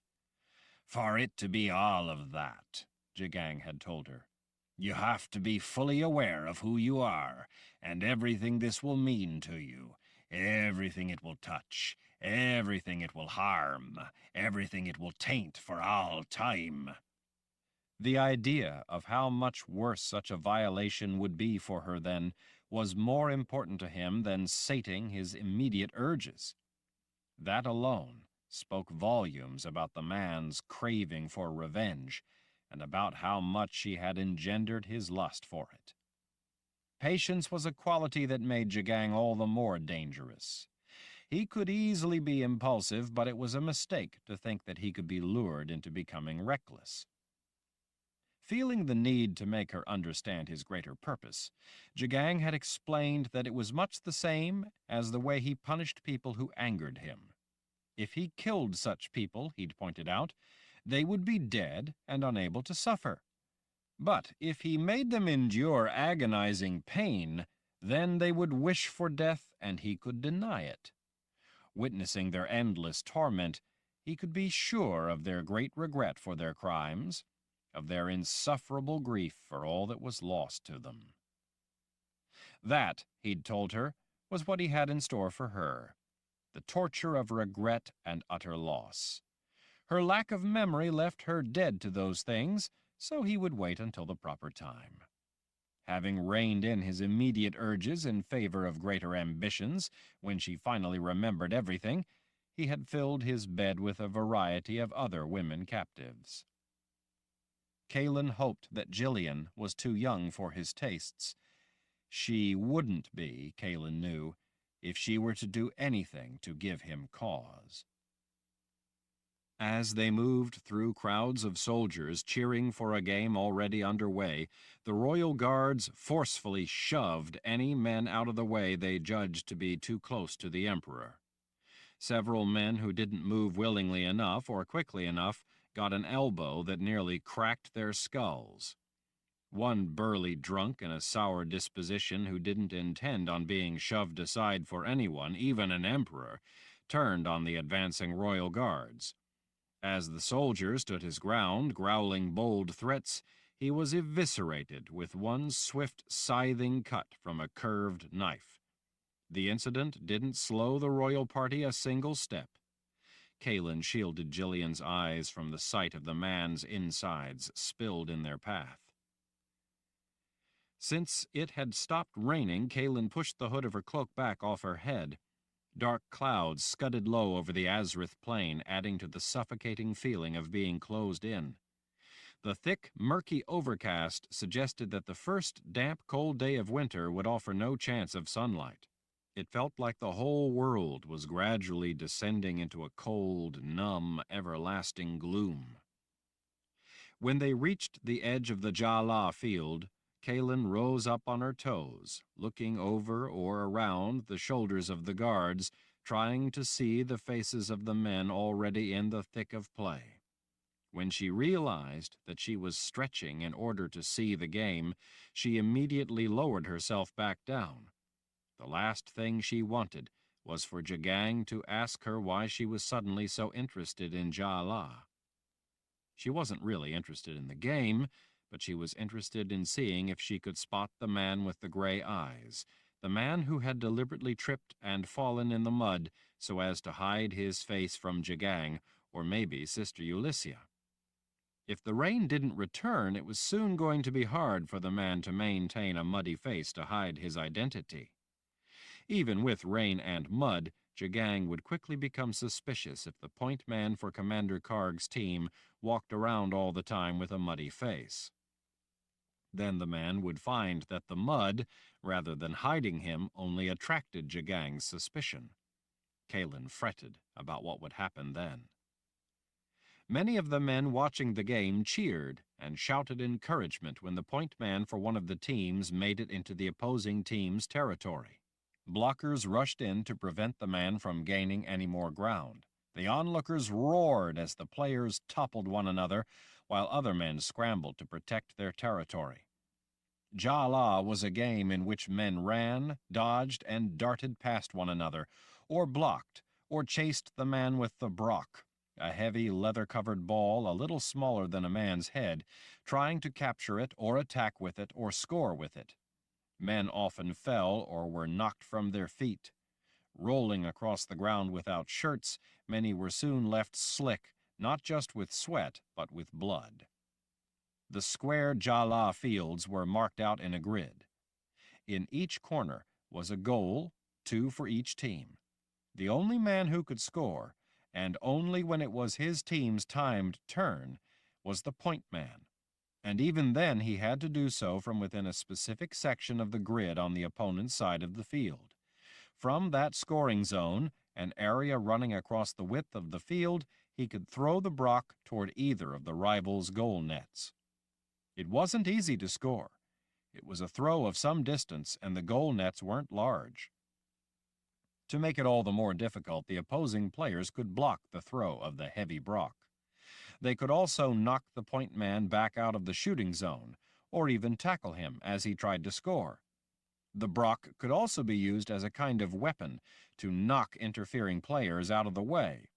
The point man's team could try to clear the opposing players from in front of a goal net, or they could protect him from blockers so that he could try to find an opening in one net or the other so that he could make a shot, or they could split up and try to do both. Each strategy for each side had its advantages and disadvantages. There was also a line far back from the regular shooting zone from where the point man could attempt a throw. If such a shot went in, his team scored 2 points rather than the usual single point. But shots were rarely wasted at such a distance because the chance for interception was so much greater, while at the same time the chance of making such the shot was negligible.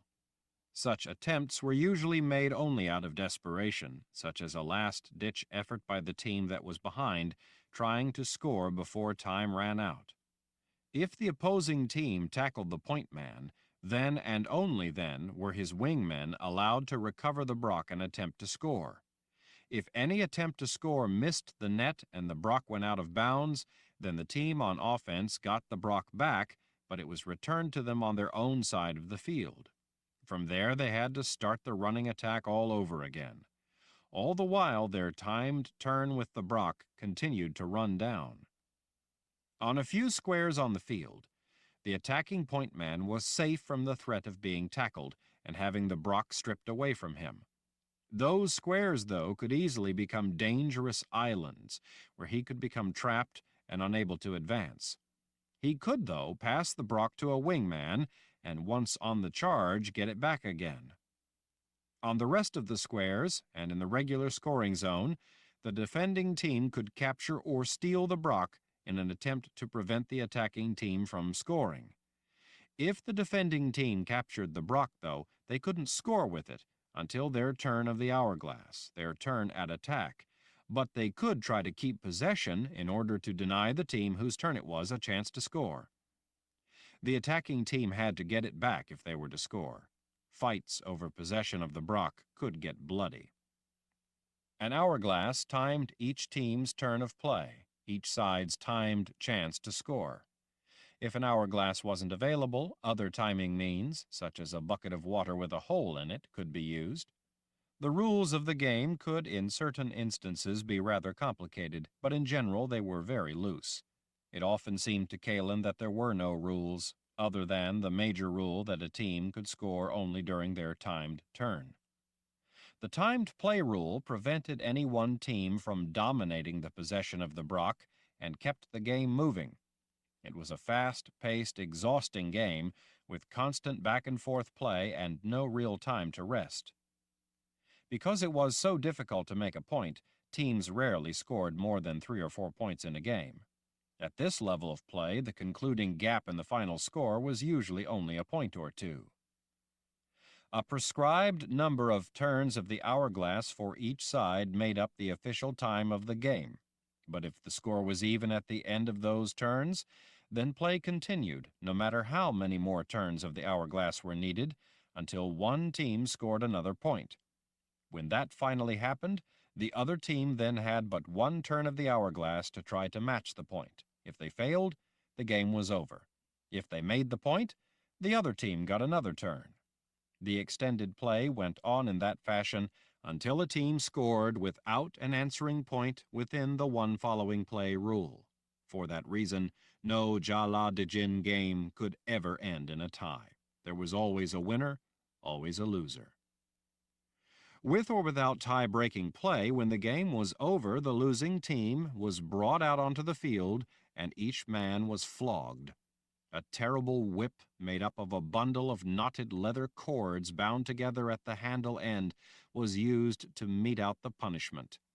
Each of those leather cords was tipped with heavy nuggets of metal. The men were given one lash for each point by which they'd lost. The crowd enthusiastically counted out each lash to each man on the losing team kneeling in the center of the field. The winners often cavorted around the perimeter of the field, showing off for the crowd, while the losers, with bowed heads, received their whipping. With such bitter rivalry between teams, the flogging always ended up being a grim sight. The players, after all, had been selected specifically for their belligerent brutality, not merely their skill at playing. The crowds who watched the Jala games expected bloody matches. The female camp followers watching from the sidelines weren't in the least bit put off by the blood. If anything, it made them all the more eager to catch the attention of favorite players. To the people of the Old World, blood and sex were inextricably linked, whether it was a Jala match or the sacking of a city. If there wasn't much blood during the game, the crowd could get riled, believing that the teams weren't really trying hard enough. Kahlan once saw Jagang order the execution of a team because he thought they hadn't fought hard enough. The teams who had played on the bloody field after the executions had thrown themselves into the match. The more brutal the players were from the crowd's standpoint, the better. Legs and arms were frequently broken, as were skulls. Those who had previously killed an opponent in a Jala match were well known and widely acclaimed. Such men were idolized and entered the field at the beginning of games to the wild cheers of the spectators. The women seeking to be with the players after a match strongly favored being with such dominant men. To the imperial order, the game of life was a blood sport. Kahlan moved up close behind Jagang as he stood near the edge of the field at midpoint. The game had already gotten underway while they had still been back at the construction site. The royal guards flanked Jagang's sides and guarded his back. Kahlan's own special guard surrounded her close enough to be sure she didn't try to wander away. She suspected that the heated emotions of the fans, as well as their drinking, held the potential for more than a little trouble. Still, Jagang, despite the show of force by his guards, was a man who did not fear trouble. He had one rule by brute force. He held on to it by being absolutely ruthless. There were few, even among the largest of his guard, who were his equal in sheer brawn, to say nothing of his skill and experience as a warrior. Kahlan suspected that he could easily crush a man's skull in one bare hand. On top of that, the man was a dream walker. He could probably have strolled alone among the meanest of drunken soldiers and had nothing to fear. Out on the field, the teams came together in a great crash of bone and muscle. Kahlan watched the point man as he lost the brock when hit from both sides at once. On one knee, he held a hand over his ribs as he panted, trying to catch his breath.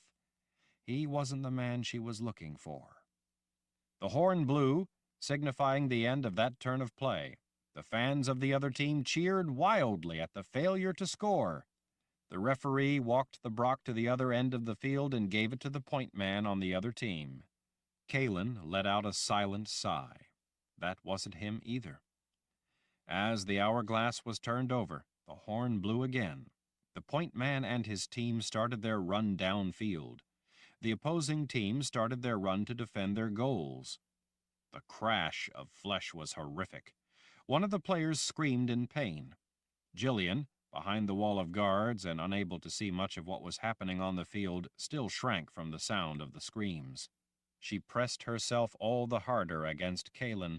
Play continued even as the fallen player was dragged from the field by the referee's assistants. Jagang, having seen enough, turned and started off toward the next Jala field. The men in the crowd, all pushing and shoving as they tried to see the game, parted for the Emperor, leaving their game. The crowd was huge, even though in such a camp it constituted only a small fraction of the men. The construction of the ramp continued despite the games. Most of the men working on it would have plenty of time, once their shift was over, to see other games that were to go on throughout the day and evening. From what Kahlan could gather from bits of conversation, there were a lot of teams contending for the right to eventually play the Emperor's team. The tournaments constituted a welcome diversion for men with nothing to do but endure endless days of working and the interminable siege of the People's Palace. It was a long trek through the cheering, shouting, booing men watching the game the Emperor was leaving behind. Making their way through the muddy, filthy, reeking camp, they eventually arrived at the next Jala field. An area had been roped off for the Emperor and his party of guards. Jagang and a number of officers who had joined him talked at length about the teams who were about to play. Apparently, the game they'd left was between lesser-ranked teams. This game, though, was supposed to be between men who were for some reason expected to offer a better show. The 2-point men were just arriving at center field to draw straws to determine which team would get the chance at first play. A hush fell over the crowd as they waited. The point men both drew a straw from a bunch the referee held out in his fist. The 2 men held up their straws. The man with the short straw cursed. The winning point man held the straw high as he cried out in triumph. His fellow players and the crowd favoring his team sent up a thunderous cheer. The long straw gave him the choice of taking the Brock on the first play or giving it to the man who had pulled the short straw. Of course, no team ever gave up their chance to be first to score a point. Scoring first augured well for their prospect of victory. From what Kahlan overheard from the soldiers and guards around her, it was believed by most that the game of life was won or lost by that very first draw of a straw. That straw, they believed, revealed what fate had in store. Neither point man was the one Kahlan was looking for. As the game started, it became obvious that these men were better than those playing in the last game. The tackles were wild efforts. Men threw themselves through the air in desperate attempts to make contact, either to take out the point man or to protect him. The point man, besides running with the Brock, used its weight to help knock a man out of his way. As another man closed on him, he heaved the Brock with all his might at close range. The blocker grunted with the weight of the impact of the Brock and fell. The fans rooted and hooted. One of the wingmen scooped up the Brock and tossed it to the point man as they charged across the field. "I'm sorry," Jillian whispered up to Kahlan while the guards, officers, and Jagang all watched the game, some of them commenting on the players. "It wasn't your fault, Jillian. You did your best." "But you did so much. I wish I was as good as you. And then—" "Shush now, I'm a captive too. We both are no match for these men." Jillian smiled just a little then. "I'm at least glad to be with you." Kahlan returned the smile in kind. She glanced at her guards. They were caught up in watching the excitement of the game. "I'll try to think of a way to get us out of this," she whispered. From time to time, Jillian peeked out between the big men to try to see what was happening on the field. When Kahlan noticed Jillian rubbing her bare arms and that she was beginning to shiver in the cold, she wrapped her cloak protectively around the girl, sharing her warmth with her. As time wore on, each team scored a point.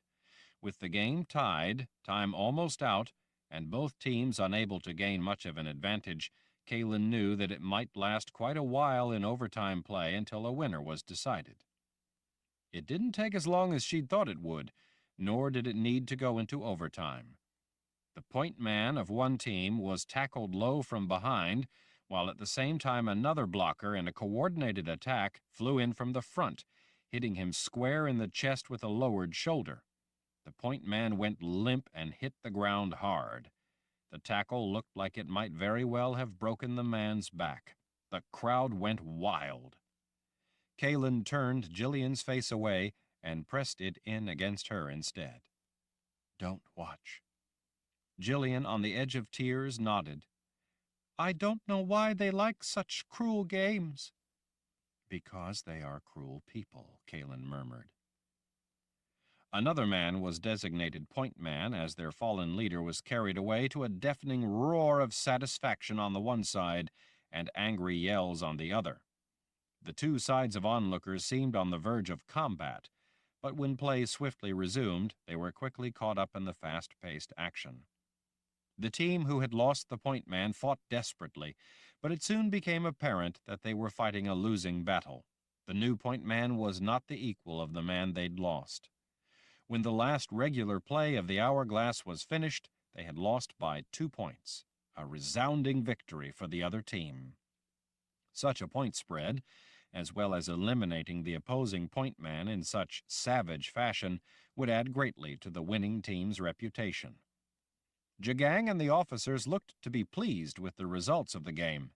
It had proven to have had all the elements of brutality, blood, and ruthless triumph that they believed Jalal-ud-Din should have.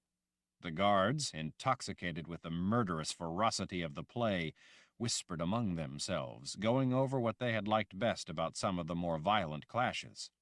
The crowd, already worked up by the game, was excited all the more by the ensuing whippings.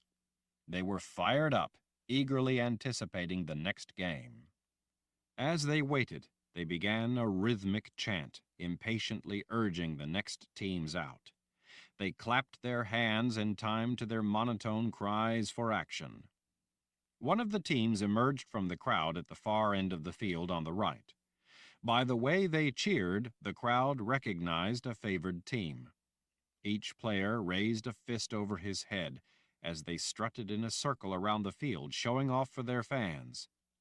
Men in the crowd, as well as the women camp followers, cheered the team they knew and supported. One of Jagang's guards, standing not far in front of Kahlan, commented to the man next to him that this team was more than merely good, and he expected that they would badly maul their foe. By the hooting of the crowd, most onlookers seemed to be of the same mind. Apparently this was a popular team, with the kind of hostile reputation the men of Imperial Order liked and remembered. After the previous game, the mob of soldiers was aroused and eager for blood.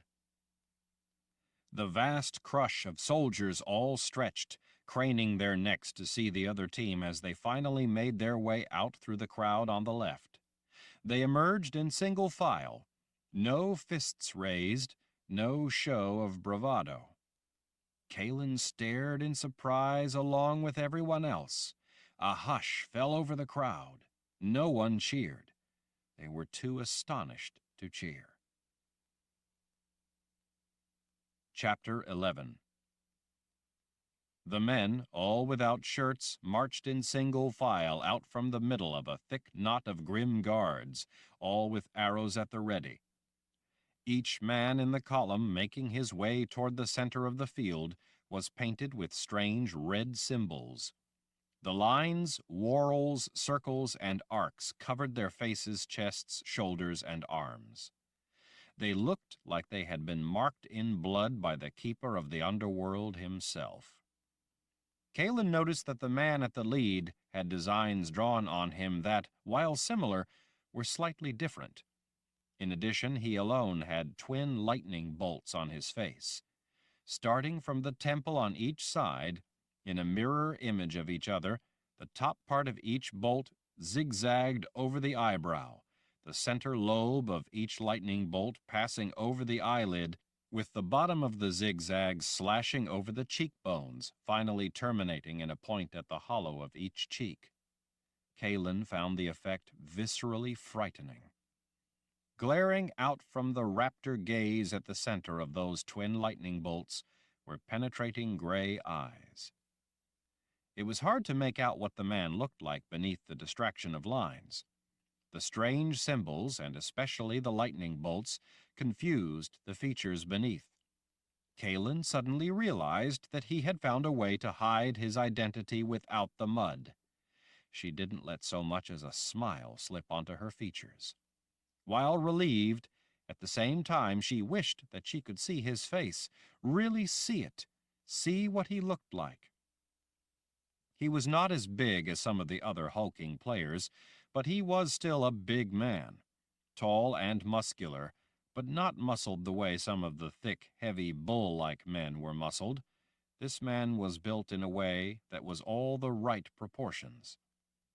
As she stared at him, Kahlan suddenly feared that everyone might see her transfixed by the man. She could feel her face flushing. Still, she stared. She couldn't seem to help herself. This was the first time she'd really gotten a good look at the man. He looked exactly the way she somehow knew he would. Or maybe it was that he looked just the way she dreamed he would. The cold first day of winter suddenly felt warm to her. She wondered who this man was to her. She made herself rein in her imagination. She dared not daydream about things that she knew could never be. While the other point man laughed, the man with the gray eyes waited before the referee, his cutting gaze fixed on his counterpart. She had known the instant she'd seen the painted designs that it would be viewed by these soldiers as empty bravado. The painted designs were the sort of visual statement that, if not backed up by a man of the right nature, would in such circumstances be the worst kind of presumption, the kind of provocation that would bring him brutal if not lethal treatment. Hiding his face was one thing, but this was altogether something else. He was putting himself and his team at great risk by making such a proclamation in paint. It almost seemed that the lightning bolts were meant to ensure that no one could miss that he was the point man, as if he meant to direct the other team's focus and attention to him. She couldn't imagine why he would do such a thing. Following their point man's lead, the team that wasn't painted had all started laughing. The crowd, too, had joined in, laughing, hooting, and calling the painted men, and in particular the point man with the lightning bolts, names. Kahlan knew without a doubt that there was no more dangerous mistake to be made than to laugh at this man. The painted team stood as still as stone, waiting while the crowd went into a riot of laughter and mockery. The other team shouted insults and taunts.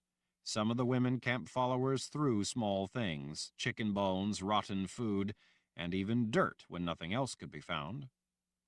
The players on the other team called the man with lightning bolts the kind of names that caused Kahlan to absently cover Jillian's ear with a hand, pressing her head to Kahlan's chest.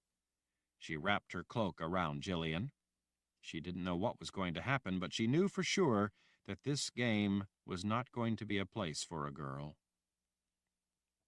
The point man with the twin lightning bolts stood with an expressionless look that showed nothing of what he might be feeling. It reminded Kahlan of herself when she put on a blank expression when facing certain kinds of terrible challenges, a blank look that betrayed nothing of what was building inside her. And yet, in this man's calm demeanor, Kahlan saw coiled fury. He never looked her way. His gaze was fixed on his counterpart. But just seeing him standing there, seeing all of him, seeing his face, even though it was covered in painted lines, seeing the way he held himself, seeing him at length without having to quickly look away, made Kahlan's knees weak. Commander Karg nudged his way in through the wall of guards to join Emperor Jagang at the side of the field. He folded his muscled arms, apparently not at all concerned about the uproar his team was causing. Kahlan noticed that Jagang was not laughing along with everyone else. He didn't even smile. The commander and the emperor tipped their heads close together and spoke in words Kahlan couldn't hear over the jeering, laughing, and vulgar insults being shouted by the crowd. As Jagang and Commander Karg spoke at length, the other team took to dancing around the field, arms raised, the recipients of the mob's esteem, even though they had yet to score a point. They had become heroes without having done anything. These soldiers, devoted to dogmatic beliefs, were motivated by hate. They saw any individual's quiet confidence as arrogance, his competence as unjust, and such inequity as oppression. Kahlan recalled Jagang's words, "The fellowship of order teaches us that to be better than someone is to be worse than everyone." The men watching believed in that creed, and so they hated men for appearing to proclaim with paint that they were better. At the same time, they were there to see a team triumph, to see men best other men. It was unavoidable that beliefs as irrational as those taught by the Fellowship of Order would produce endless tangles of contradictions, desires, and emotions. Shortcomings made evident by even the most basic common sense were plastered over with a liberal application of faith. Anyone who questioned matters of faith was held to be a sinner. These men were here in the New World to eliminate sinners. Order was finally restored by the referee calling for the crowd to settle down so that the game could start. As the spectators quieted, to a degree at least, The man with the gray eyes gestured to the referee's fistful of straws, inviting his opponent to draw first. The man drew a straw, smiling at his choice when it came out looking like it surely had to be a winning length. The man with the gray eyes drew a straw that was longer. As the crowd hooted their disapproval, the referee gave the brock to the point man with the painted face. Instead of going to his side of the field to start his charge, he waited a moment until the crowd quieted a little, and then graciously handed the brock to the other point man, forfeiting the first turn at an attempt to score. The crowd erupted in wild laughter at such an unexpected turn of events. They clearly thought the painted point man was a fool who had just handed victory to the other team. They cheered as if their team had just been victorious. None of the painted team showed any reaction to what their point man had just done. Instead, they moved off in a businesslike manner, taking up their places on the left side of the field, ready to defend against the first attack. When the hourglass was turned over and the horn blew, the attacking team wasted no time. Eager to score quickly, their charge was instantaneous. They all yelled battle cries as they rushed across the field. The painted team raced toward the center of the field to meet the charge. The roar from the crowd was deafening. Kahlan's muscles tensed in anticipation of a terrible collision of flesh and bone. It didn't happen the way she expected. The painted team, the red team as the guards had already taken to calling them, deviated in their direction of charge, splitting in two and pouring to either side around the advance blockers, going instead for the rear guard. Such an unexpected and amateurish mistake was a stroke of luck for the team trying to score. Following his blockers and wingmen, the point man with the brock went through the gap the red team had left open, racing straight up the field. In an instant, both wings of the red team pivoted, and the opening snapped closed like great jaws, tumbling the charging blockers inward. The painted point man charged right up the middle, toward the center blockers coming for him. Just as they were about to tackle him, he sidestepped one man and whirled around, slipping between two others. Kahlan blinked in disbelief at what she had just seen. It looked as if he had squirted like a melon seed right through half a dozen men converging on him. One of the bigger men on the red team, likely one of the wingmen, went for the charging point man with the brock. Just before reaching him, though, he dove at him too soon, so that his diving block was too low. The man with the brock jumped right over him. The crowd cheered at how deftly their man had just evaded a tackle.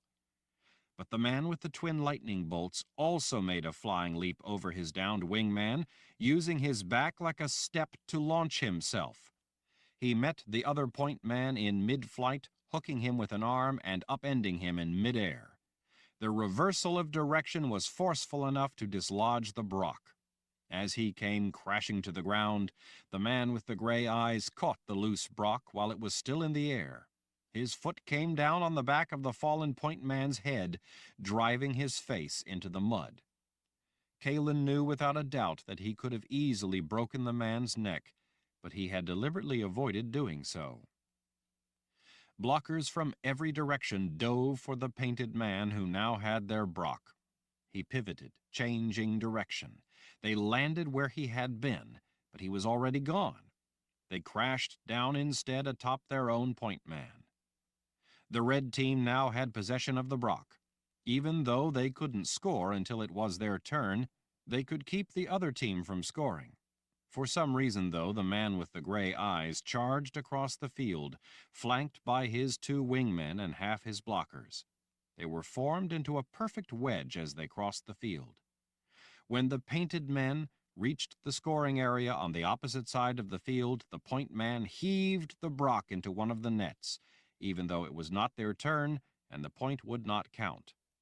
He followed the brock, recovered it from the net, and then, rather than keeping possession in an effort to deny the other team an opportunity to score, he trotted back up the field and with an easy underarm throw tossed the Brock back to the point man, still on his knees, spitting out mud. The crowd gasped in confused astonishment. What Kahlan had just seen confirmed what she had believed from the first moment she'd looked into the man's raptor gaze. This was the most dangerous man alive. More dangerous than Jagang. Dangerous in a different way, but more dangerous than Jagang. More dangerous than anyone.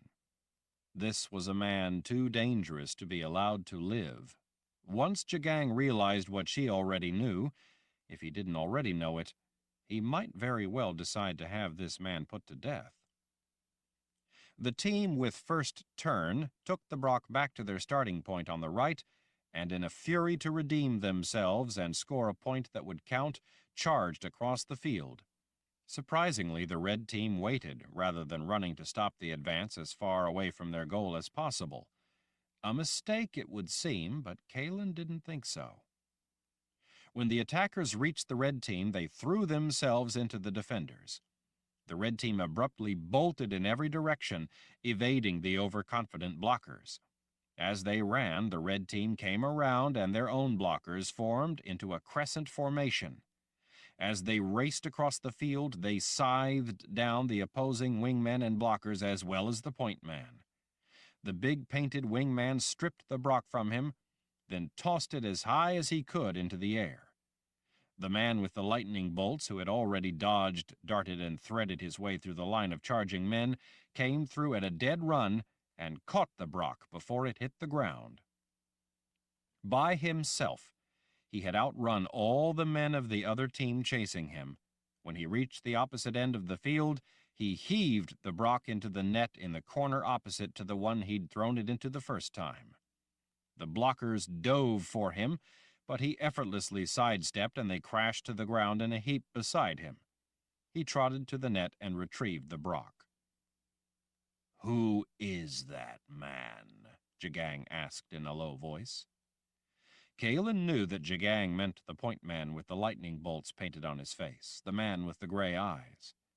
"His name is Reuben," Commander Karg said. It was a lie. Kahlan knew that wasn't the man's name. She didn't have any idea what his name really was, but it was not Reuben. Reuben was a disguise, just like the mud had been, just like the red paint was now. Reuben was not his real name. She suddenly wondered what made her think such a thing. She knew from the way he'd looked at her that first time their eyes had met the day before that he knew her. That meant that he probably had to be someone from her past. She didn't remember him and she didn't know his real name, but she knew it was not Reuben. The name just didn't fit him. The horn blew, marking the end of the first play. The hourglass was turned over and the horn blew again. The red team was already down at their end of the field, back beyond their starting point. They didn't bother to give themselves the advantage of getting up to the sections of the grid where they were allowed to start their attack. Instead, the man Commander Karg had said was named Reuben, already in possession of the Brock, gave a slight hand signal to his men. Kahlan's brow twitched as she watched carefully. She had never seen a point man use such hand signals. Men playing Jala usually seemed to function as a loosely coordinated mob, carrying out the designated job of their position, blockers or wingmen or guards, as seemed fitting to each man in each circumstance that came up. The prevailing wisdom was that only if each man acted as he saw fit could the team expect to deal with the unexpected variations that came about during play. They were, in a way, each reacting to what fate dealt them. Reuben's team was different. At the completion of the signal, they pivoted and in a coordinated fashion charged ahead of him in formation. They were not acting as a loosely coordinated mob. They were behaving like a well-disciplined army going into a battle.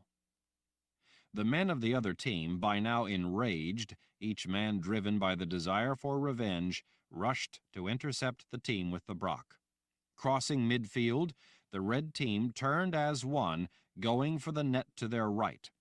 The defending team all went for them like bears on a tear. Their blockers knew that their job was to block, and they meant to stop the advancing red team before they could reach the scoring zone. But Reuben didn't follow his men. He broke left at the last moment. All by himself, without even his wingmen for protection, he alone went diagonally the other way across the field, heading for the net to the left. The bulk of the two teams collided in a great heap, some of the defenders not even aware that the man they were after wasn't under the pile. Only one guard had been lagging back, saw what Reuben was doing, and was able to turn in time to block. Reuben lowered a shoulder and caught the guard square in the chest, knocking the wind from him and sending him sprawling. Without pause, as he reached the scoring area of the field, Reuben heaved the Brock into the net. The red team sprinted back to their side of the field, forming up for a second attack while they still had time left. As they waited for the referee trotting with the Brock across the field, they all looked to their panting leader for his hand signal. It was quick and simple, a sign that to Kahlan didn't look like it meant anything.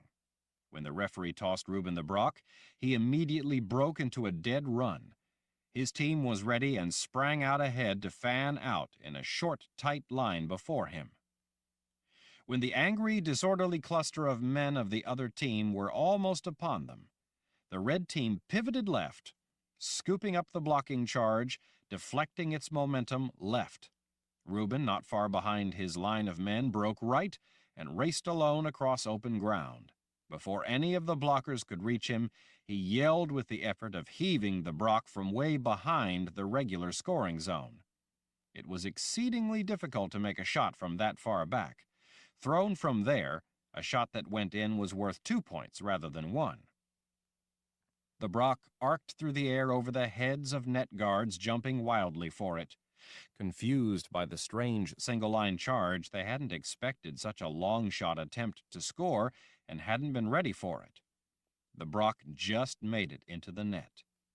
The horn blew, signifying the end of the red team's scoring period. The crowd stood stunned, mouths hanging agape. In their first turn at play, the red team had scored 3 points.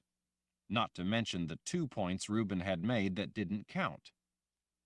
A hush fell over the field as the other team huddled in a confidential discussion of what to do about the sudden turn of events. Their point man made what appeared to be an angry proposal. All his men, grinning at what he suggested, nodded and then broke up to begin their turn with the Brock. Seeing that they had obviously cooked up a plan, the crowd again started cheering encouragement. Over the cheers, the point man growled orders to his men. 2 of his guards nodded at words Kahlan couldn't hear. At his yell, they charged across the field, gathering into a tight knot of muscle and fury. Rather than going for the scoring zone, the point man abruptly hooked right, leading the charge oddly off course. Reuben and his defenders shifted to meet the charge, but weren't able to bring their full weight to bear in time. It was a brutal impact. The strike had deliberately targeted Reuben's left wing man to the exclusion of all the other men, abandoning even the show of an attempt to score in favor of doing damage to one man in order to harm the red team's ability to play effectively. As the crowd cheered in anticipation of first blood, the pile of men got up one at a time. Players painted red yanked their opponents back out of the way, trying to reach the men at the bottom of the heap. The left wing man for the red team was the only man who did not get up. As the team with the Brock ran back to form up another charge, Reuben knelt beside the downed man, checking on him. It was obvious by his lack of urgency that there was nothing to be done. His left wing man was dead. The crowd cheered as the fallen player was dragged away, leaving a thick trail of blood across the field. Reuben's raptor gaze swept the sidelines. Kahlan recognized the appraisal. She could almost feel what he was thinking because she had also appraised opposition and weighed odds. The guards with arrows put tension to their bows as Reuben rose up. "What's going on?" Jillian whispered as she peeked out from under Kahlan's cloak. I can't see past all of Jagang's guards. A man was hurt, Kahlan said. Just stay warm. There's nothing worth seeing. Jillian nodded and remained huddled under Kahlan's protective arm and the warmth of her cloak. The play of Jala was not halted for anything, even a death on the field. Kahlan felt great sadness that the death of a man was all part of the game and cheered by the spectators. The men with bows stationed around the field, watching over the captives who played on the red team, all seemed to be pointing their nocked arrows toward one man. She and the man with the lightning bolts painted on his face had something in common. They each had their own special guards. As the crowd chanted for play, Kahlan felt an odd, tense foreboding in the air. The Brock was returned to the team with time left in their turn at play. As they formed up, she knew that the moment had passed. Kahlan saw a grim Reuben give his men a stealthy signal. Each of his men returned a slight nod. Then, just enough for them to catch his meaning, Reuben stealthily showed them 3 fingers. The men immediately assembled up into an odd formation. They waited briefly as the other team started across the field at a dead run, yelling battle cries inspired by their brutal accomplishment. They believed they now had a tactical advantage that gave them the upper hand. They were confident that they could now dictate the course of the game. As the team with the Brock charged across the field, the red team broke into 3 separate wedges. Reuben led the smaller center wedge, heading for the point man with the Brock. His 2 wing men, his big right wing man and the newly designated left wing man, led the majority of the blockers in the 2 side wedges. Some of the men on the team with the Brock shifted to each side as they charged ahead to block the odd outrigger formation should they try to turn in toward their point man. The strange defensive tactic drew scorn from Jagang's guards. From the comments Kahlan could hear, they were convinced that the red team, by splitting up into 3 groups, would not have the weight of enough blockers left in the center to stop the point man with the Brock, much less handle all the men coming at them. The guards thought that such an ineffective defense would give the aggressors an easy score and probably cost the life of another member of the red team in the center group, very possibly the point man himself, since he was now virtually unprotected. The 2 outer red team wedges cut through the sides of the charge, not blocking in the expected manner. The legs of men on the attacking team flipped up through the air as men were violently upended. Reuben's center wedge smashed into the main group of blockers defending the point man with the Brock. He tucked the Brock tightly against his stomach and, following behind some of his guards, leaped over the tumbling tangle of men. Reuben, at the rear of the center wedge, running at full speed, deftly evaded the onrushing line of guards and sprang over the pileup of his blockers. As he jumped, he pushed off with one foot, twisting as he leaped off from the ground so that he spiraled through the air. In midair, as they came together, Reuben hooked his right arm around the other point man's head as if to tackle him, but the momentum of his spin suddenly and violently twisted the man's head around. Kahlan could hear the sound of the pop as the point man's neck broke. They both crashed to the ground, Reuben on top, his arms still around the other man's neck. When men from both teams scrambled to their feet, 2 men from the attacking team were down, one on each side of the field. Both men rolled in pain with broken limbs. Reuben rose up over the point man lying dead in the center of the field. The man's head lay twisted back at a gruesome angle. Reuben scooped the loose Brock up off the ground, trotted through the stunned, confused players, and threw a point that didn't count. The meaning of what he'd just done was clear. If another team played specifically to harm anyone on his team, then he would retaliate with a withering response. He was giving notice that by their own actions, they were choosing for themselves what would happen to them.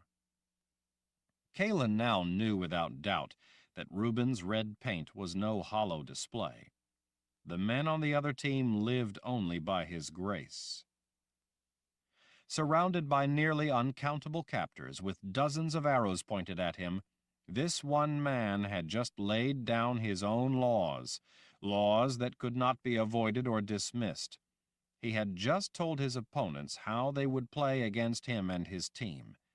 It was a clear message that, by their own actions, Reuben's opponents chose their own fate. Kahlan had to school her features and keep herself from smiling, from shouting with joy at what he had just accomplished, from being the only one in the crowd to cheer this one man. She wished he would look at her, but he never did.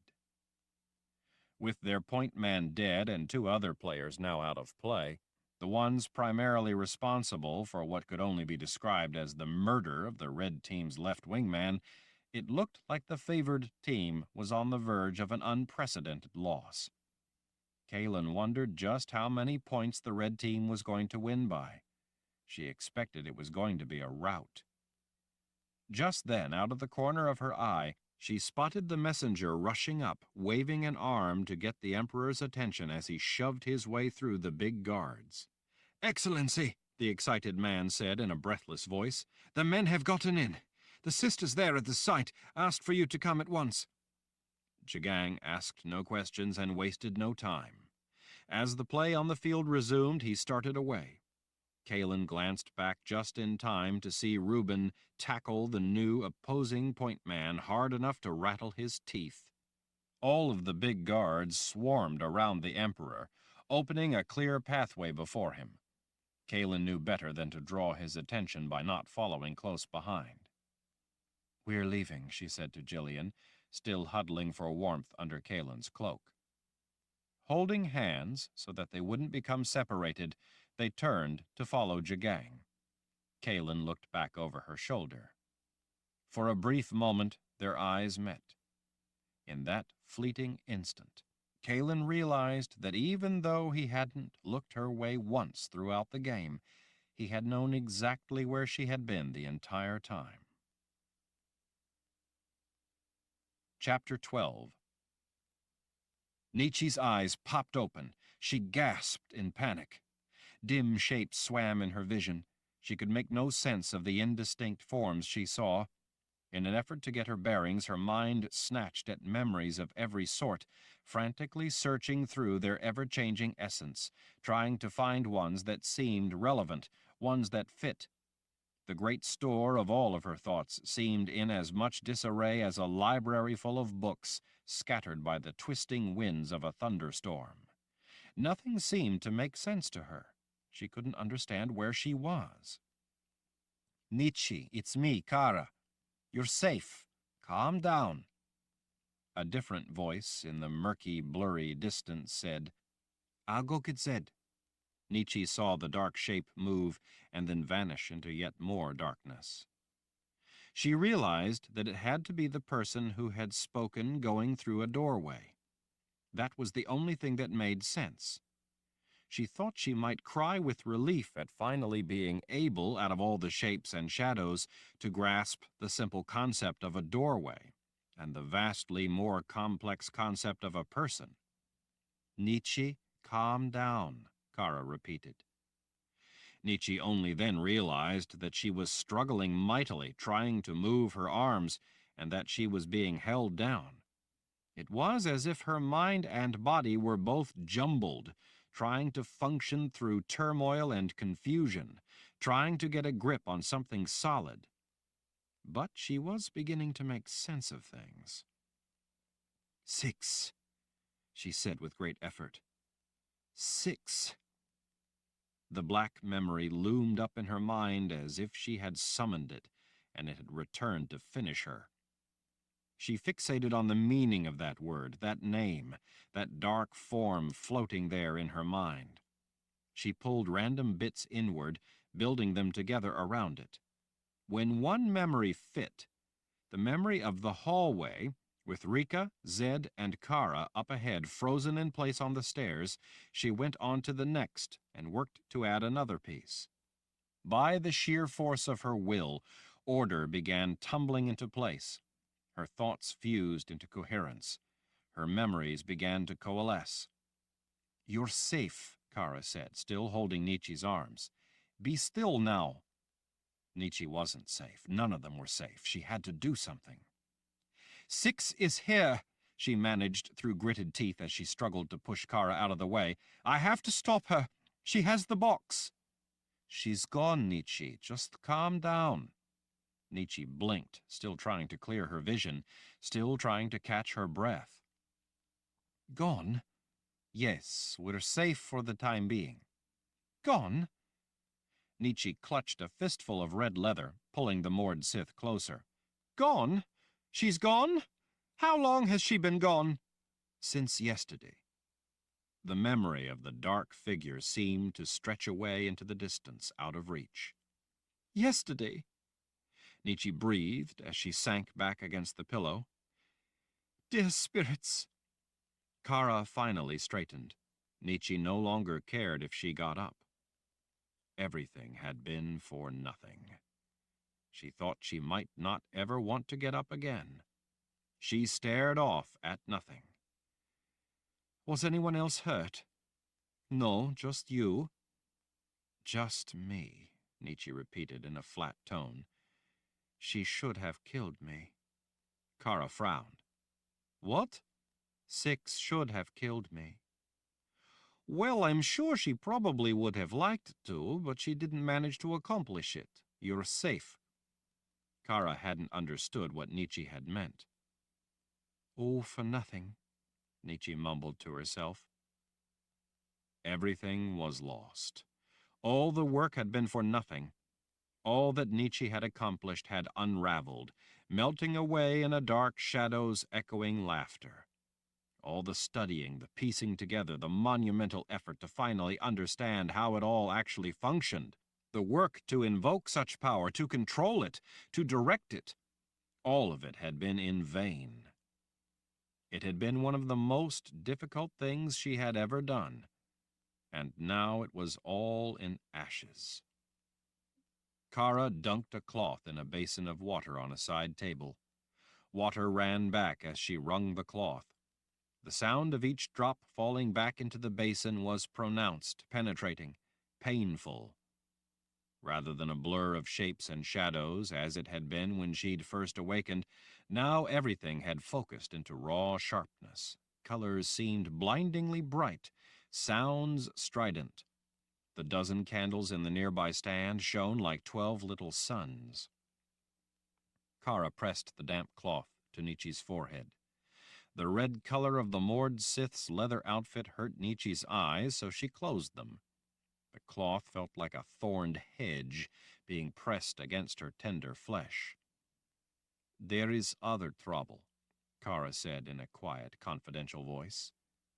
Nietzsche opened her eyes. Other trouble? Kara nodded as she blotted the cloth on the sides of Nietzsche's neck. Trouble with the keep. Nietzsche glanced past the foot of her bed to the heavy dark blue and gold drapes over the narrow window. The drapes were drawn closed, but there was no light at all leaking in, so she realized that it had to be nighttime.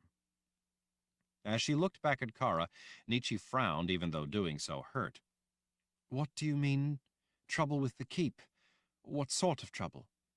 Kara opened her mouth to speak, but then turned at the sound of a commotion coming from behind her across the room. Zed swooped into the room without knocking, his elbows pumping up and out to the sides in time with each long stride, his simple robes billowing behind him as if he were the king of the place come to see to kingly business. Nietzsche supposed that, in a way, he was. Is she awake? He demanded of Kara before he had even arrived at the bedside. His wavy white hair seemed especially disheveled. I'm awake, Nietzsche answered for herself. Zed came to an abrupt halt, looming over her. He leaned down, scowling, having a look for himself, as if not trusting her word for it. He pressed the tips of his long, bony fingers to her forehead. Your fever has broken, he announced. I had a fever? Of a sort. What do you mean, of a sort? A fever is a fever. Not always. The fever you had was induced by the exertion of forces, rather than by illness. In this case, to be precise, your own forces. The fever was your body's reaction to the stress of it. Rather like the way a piece of metal gets hot when you bend it back and forth. Nietzsche pushed herself up on her elbows. You mean I had a fever caused by what Six did to me? Zed straightened his robes on his angular shoulders. In a way, the stress of exerting force against all that witchery she was doing threw your body into a feverish condition. Nietzsche looked from one to the other. Why weren't you affected? Or Kara? Zed impatiently tapped his temple. Because I was smart enough to cast a web. It protected Kara and me, but you were too far away. At that distance, its protective properties weren't adequate to keep you from harm, but I dared not try any harder. Even though it wasn't enough to protect you from all harm, it was enough to at least save your life. Your spell protected me?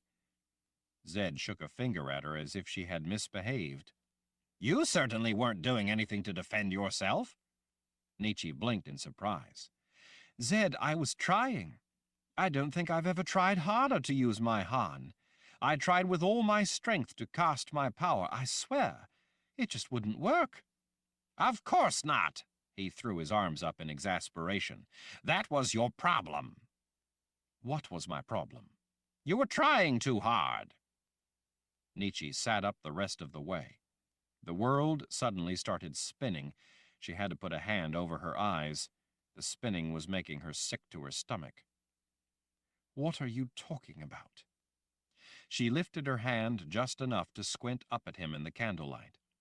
What do you mean I was trying too hard?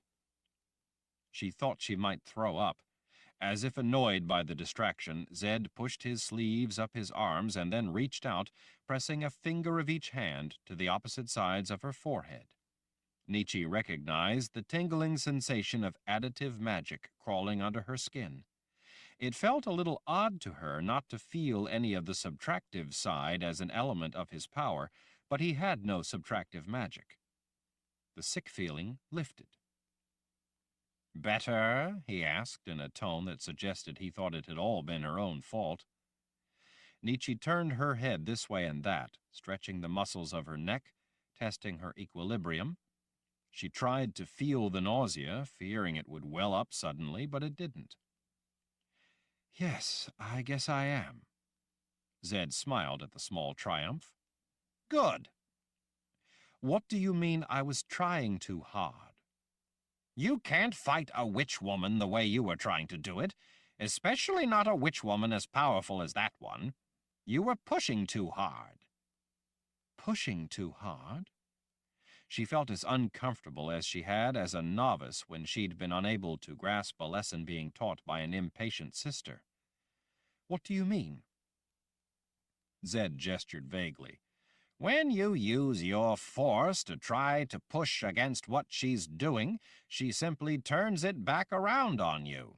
You can't reach her with your power because the force you use hasn't yet established a foundational link between the two of you, between principle and object.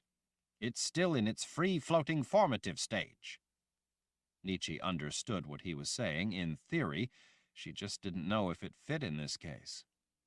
Are you trying to say that it's like lightning needing to find a tree or something tall to anchor its connection to the ground so it can ignite? That if there is no place within range to link to, it simply jumps back and ignites within the cloud? Turns in on itself? I never thought of it in those terms, but I guess you could say that it's something like that. You might say that your power turned back in on you like lightning turns back within a cloud when it isn't able to make it to ground. A witch woman is one of the few people who instinctively understands the precise nature of the exertion of force, the intricacies of its needs for connections, and the ways in which specific spells link at both ends. You mean she knows how lightning works, Kara said. And she pulled the rug out from under Nietzsche. Zed shot the woman a dumbfounded look. You really don't know anything about magic, do you? Or about a mixed-up token turn of a phrase? Kara's expression darkened. If I pull that rug out from under you, I think you'll understand it well enough. Zed rolled his eyes. Well, it's an oversimplification, but I guess you could put it that way. Sort of, he added under his breath. Nietzsche wasn't really listening. Her mind was elsewhere. She remembered that she herself had done something involving those same relationships of power and connections when the beast had been attacking Richard in the shielded part of the keep. She had created a linking node, but denied that link the power to complete it. That expectancy, without being fulfilled, drew the nearest power, lightning, to the beast, eliminating it for the moment. Because the beast was not really alive, though, it couldn't actually be destroyed, in much the same way a corpse, because it was already dead, couldn't be killed or made any more dead. But this was different. This was well beyond what Nietzsche had done with the beast. This, in a way, was the opposite of what she had done. Zed, I don't understand how such a thing is possible. It's like throwing a rock. Once thrown, the trajectory is set. The rock would follow that trajectory to a termination point. She hit you on the head with your own rock before you'd even thrown it, Kara said. Zed fixed her in a murderous scowl, as if she were an impetuous student who had just spoken out of turn. Kara's mouth took on an obstinate twist, but she kept it closed. Nietzsche ignored the interruption as she went on. She would have needed to act on specific power as it was engendered, before it was even fully formed, as it began to ignite. That's when the foundational node is formed as well. At that point, the full nature and power of the spell wouldn't even have come into being yet. Zed gave Kara a sidelong glance to make sure she intended to keep quiet. When she folded her arms and remained mute, Zed turned back to Nietzsche. That's precisely what she does, he said. Having never actually encountered a witch-woman before, the explicit mechanisms they used were a mystery to Nietzsche. How? A witch-woman rides eddies of time. She sees the flow of events into the future. Their ability is in many ways an ancillary form of prophecy. That means she is ready for the spell before you cast it. She knows what is coming. Her own ability, her own gift, allows her to act against you before you can complete what you are doing to her. It all comes naturally to them, like lifting an arm when someone throws a punch at you. Her block is there as your web forms. As you begin to throw your punch, she is denying you a foundational link so that your web can't even begin to form. As I said, she has the ability to turn it back before that link between principle and object is established. Your power falls inward on itself, on you. It doesn't take great power on her part. Her strength is your strength. The harder you try to do something, the more difficult it becomes. She doesn't increase her effort, she merely denies yours a completing node. The harder you push, the more force it feeds back at you from her block. A witch-woman uses you. That force, your force, folds back in on you over and over as you try all the harder.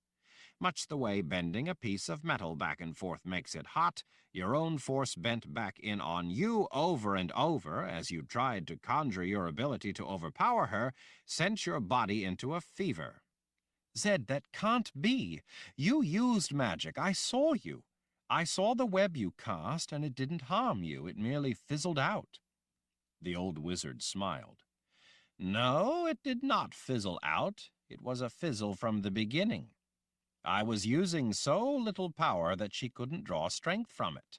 Since she couldn't draw strength from it, she couldn't block it or bend it back.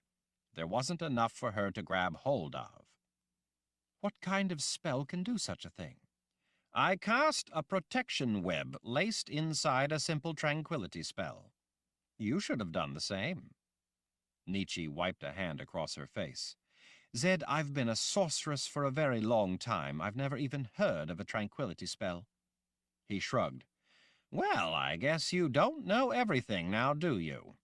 I used a tranquility spell for the shell because if I misjudged and made it just a little too strong and she cast it back at me, well, she would simply be making me more tranquil. Being even more calm would have helped me. I would then know the threshold had been surpassed, and I would be more calm to try again and have a better chance at success the second time. Nietzsche shook her head in amazement. It's for sure that I didn't know enough to deal with the likes of Six. What you did may not have been able to reach me, but at least it was enough to keep her from killing me. Zed only smiled. She looked up at him. Where did you learn such a trick? He shrugged. Harsh experience. I've dealt with witch women before, so I knew that there was only one thing I could do. You mean Shota? In part, he said. When I took the Sword of Truth back from her, I had a great deal of trouble. That woman is cunning, clever, and trouble behind sparkling eyes and a crafty smile. I found out that doing things the usual way simply didn't work. She found my struggles amusing. The more force I used, the worse I made things for myself, and the wider she smiled. He smiled himself as he leaned in a little. That was her mistake, smiling. He lifted a finger to make his point. Her smile tipped me off that what I was doing was my own undoing. I realized in that instant that my use of force was what was giving her the power she needed. So you didn't use force? He spread his hands as if she had finally grasped the lesson. Sometimes doing what you would most like to do can be the very worst thing to do. Sometimes, to accomplish what you want in the end, you have to hold back in the beginning. As the concept he'd expressed sank in, yet more of her disordered memories, perplexing pieces of some grand puzzle that had never before fit anywhere, having been freed from where they languished in the dark corners of her mind, tumbled into place. It was as if she was seeing everything in a new light. The sudden realizations were jolting. Nietzsche's jaw fell open. Her eyes went wide. I understand now. I know what it meant. Dear spirits, I understand. I know the purpose of the sterile field. Chapter 13. Sterile field? Zed's bushy white brow drew down. What are you talking about? Nietzsche pressed her fingertips to her forehead as she reasoned it all out. She could hardly believe she hadn't realized it sooner. She looked up at the wizard. There is a complex order of events required for the power of Orden to work. Like you said, connections based on primary foundations must be established, just as in any magic. It was, after all, created by wizards, and they would have had to have based anything they did on what they knew about the nature of the things they were manipulating. For the most part, at its core, Orden is a complex constructed spell. Like any constructed spell in the right conditions, it is triggered by a specific set of events. It then runs according to its predetermined protocols. Yet no matter how complex it is, once begun it still functions according to basic principles. And the sun rises in the east, Zed growled. What are you getting at? It all correlates, she said to herself, as she stared off at nothing for a moment. She abruptly turned her attention back to the wizard. The Book of Life explains how to put the power of Orden in play. It lays out the protocols. It's basically an operating manual. It doesn't explain the theory behind Orden. That's not its purpose. To understand the whole thing, you have to look elsewhere. While that power, like all forms of power, can be misappropriated and looted for the objective of dominion, it was created and intended for a specific purpose, to counter the chain fire spell. Central elements of Orden are a constructed spell, so, once ignited, it runs through established routines. Those routines, in turn, require specific conditions, such as properly using the key, the Book of Counted Shadows. Her mind was still racing through all the new connections as she fit together pieces from different sources that she had never before connected. Yes, yes, Zed said as he rolled his hand impatiently. The boxes of Orden were created specifically to counter the chain fire spell. We already know that. What's more, it is self-evident that certain conditions must be met, and that then the power will function in a given manner. That's all stone-cold obvious. Nietzsche threw off the covers and stood in a rush, no longer feeling that she belonged in bed. She looked down and saw that she was in a pink nightdress.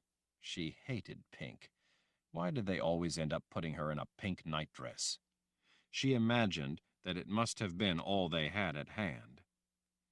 She ignited a razor-thin flow of subtractive magic almost without a thought and directed it downward through the fabric of the nightdress. With that power, she scavenged through the fabric itself, allowing the subtractive flow to seek only the elements of the dye and eliminate it. The color in the nightdress, starting at the neckline, faded away in a wave that went through the entire garment. Eliminating the pink color left behind a simple off-white color to the cloth. Incredulous, Zed stared at the nightdress. Did you just use subtractive magic, the power of the underworld, the power of death itself, to take the color out of that thing? Yes, much better, don't you think? She wasn't really paying much attention to the question, as her mind was already on other things. Zed lifted a hand in protest. Well, I don't think it's a good idea to— What is the purpose of it all? Nietzsche asked, cutting off the objection she hadn't really heard and cared even less about.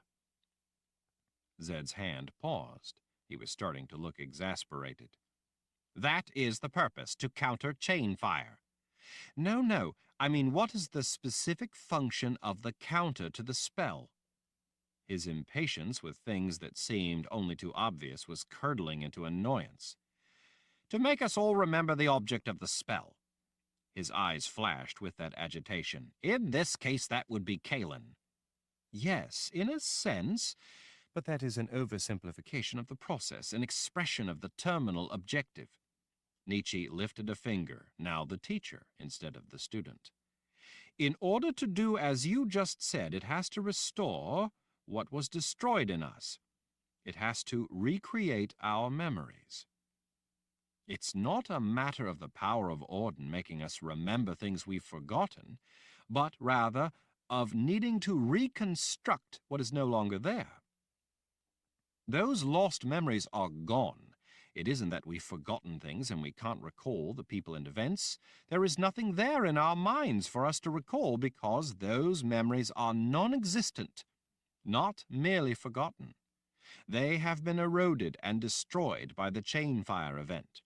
It's not that we just aren't able to remember things. The reality is that those parts of our minds, of our memories, have been destroyed. In actual fact, there is nothing there for us to remember. Recreating from scratch what is gone is altogether different from helping us to remember things. It's the difference between someone who is asleep and someone who is dead. On the surface, both may look much the same, but having their eyes closed is about the only thing they have in common. The end objective may be the same in both instances, but both the problem and the means to solve it have nothing in common. In order for Orden to counter chain fire and restore us to the way we were before, it needs to incarnate in our minds knowledge, awareness of what has happened in the past. It needs to create new memories to replace those that were destroyed. It needs to bring our memories back to life. As he considered her words, tension had settled in Zed's brow, replacing the impatience that had been there. His gaze tracked her as she paced. Well, yes, there somehow has to be a reestablishment to real events from the past. He scratched his temple as he viewed her askance. Are you saying that you think that you now understand how such a thing could work? Nietzsche's bare feet padded across the carpets as she paced. From what I've pieced together from what I've read, those who created the boxes of Orden, even though they intended them to be a counter to chain fire, weren't themselves convinced that such a thing could actually be done. Nietzsche halted to look at him. Can you even imagine how monumentally complex such a thing would have to be? How complicated it would be to rebuild and restore memories in everyone? How convoluted? I mean, those wizards back then must have driven themselves crazy trying to sort out how such a thing could rebuild what no longer has a template. How is Auden to know what you are supposed to remember, or Kara, or me? What's worse, people believe all the time that they correctly recall things, but their recollections are in error. How will Auden rebuild memories that once were but no longer are, when those memories themselves, when we had them, weren't always true or accurate? From what I read in the books on Audenic theory, even the wizards who created Auden weren't certain that it would work. She started pacing again as she went on. Don't forget they couldn't test it against an actual chainfire event. Chainfire itself was never tested either. No one dared to. So, while they had confidence in their syllogism, they still couldn't be completely certain of how Auden would work in the real world. Because they couldn't observe an actual chainfire event play out, they couldn't be positive that their counter would work as they intended it to, even if all the complicated elements functioned perfectly and according to plan. And there was even cause for doubt in that part of it as well. All that said, there is an even more important aspect to the protocols they established, and that is the need to counter the chainfire spell in the subject, in this case, Kahlan. The subject is the vortex of the whole thing, the center of the entire chainfire event. She is the center of an enormously complex equation. Therefore, the counter to the entire event must anchor itself there, in her. The element of constructed magic in the elaborate system of Auden must ignite in her. She is the foundational link, Zed said half to himself as he stared off, following along with Nietzsche's reasoning. That's right, Nietzsche said. And for Auden to do such a thing, for it to repair the damage done starting from the center of that storm, it requires that such a foundational link be a sterile field. A sterile field? Zed asked, still frowning as he listened intently. You mentioned that before. Nietzsche nodded. It's a shadowy element that the wizards wrestled with throughout the work on the creation of the Audenic counter to chainfire. I didn't understand the importance of it before, didn't grasp the significance of the issue they were grappling with, didn't see why they were so concerned about it, but what you've explained about a witch-woman's ability finally allowed me to comprehend the concept at the center of Audenic theory. Zed planted his fists on his bony hips. You didn't understand part of Audenic theory? And yet you put it in play, in Richard's name, even when you didn't understand it? Nietzsche ignored the heated tone of the question. Just the part about the sterile field. I realize now that it's much the same as what you explained about how I needed a link when I cast a spell at 6, but she denied me that place to anchor the spell. Auden must initiate magic in a similar manner. Like all magic, it too needs a connection. That connection is Kahlan, but it needs that target of the connection to be a blank slate. A blank slate? Zed tilted his head in toward her. Nietzsche, need I remind you that the person is a blank slate? The chainfire spell erases everything from their past. It renders them blank, in a manner of speaking. Auden thus has what it needs. Nietzsche shook her head insistently. No, you have to consider it all together in the context of the Chainfire book, the Book of Life, and those obscure books you found for me on Audenic theory. You have to look at it all, at the larger picture to see it. See what? Zed roared in exasperation. The subject must be emotionally blank, or the whole thing is tainted. Emotionally blank? Kara asked when Zed fell to muttering to himself as he wiped a hand down his face. What does that mean? It means that knowledge of her previous emotional condition would contaminate the effort to restore what was within her. She has to remain emotionally blank for Auden to be able to do its job. The subject has to be kept blank.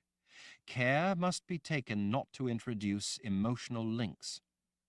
Nietzsche, you are a bright woman, Zed said, trying to remain calm. But this time you've driven the wagon off the bridge and into the river. He started in, pacing himself. What you're saying doesn't make any sense. How can the subject be prevented from finding out anything at all about their past? The wizards who created the boxes of Auden must have realized that the chances were the subject would find out any number of things about their past before Auden could be brought to bear. They couldn't expect the person to be locked in a dark room until Auden could be employed. That's not what I mean. You're missing my point. Details don't matter. In fact, details learned by anyone with lost memories only help because they are like guide pins on which to fit the template of the restoration process of Auden. But great emotional experiences within the subject of Chainfire do matter. Emotions are the sums created by details, whether those details are true or not. Kara looked focused on trying to understand what Nietzsche was saying.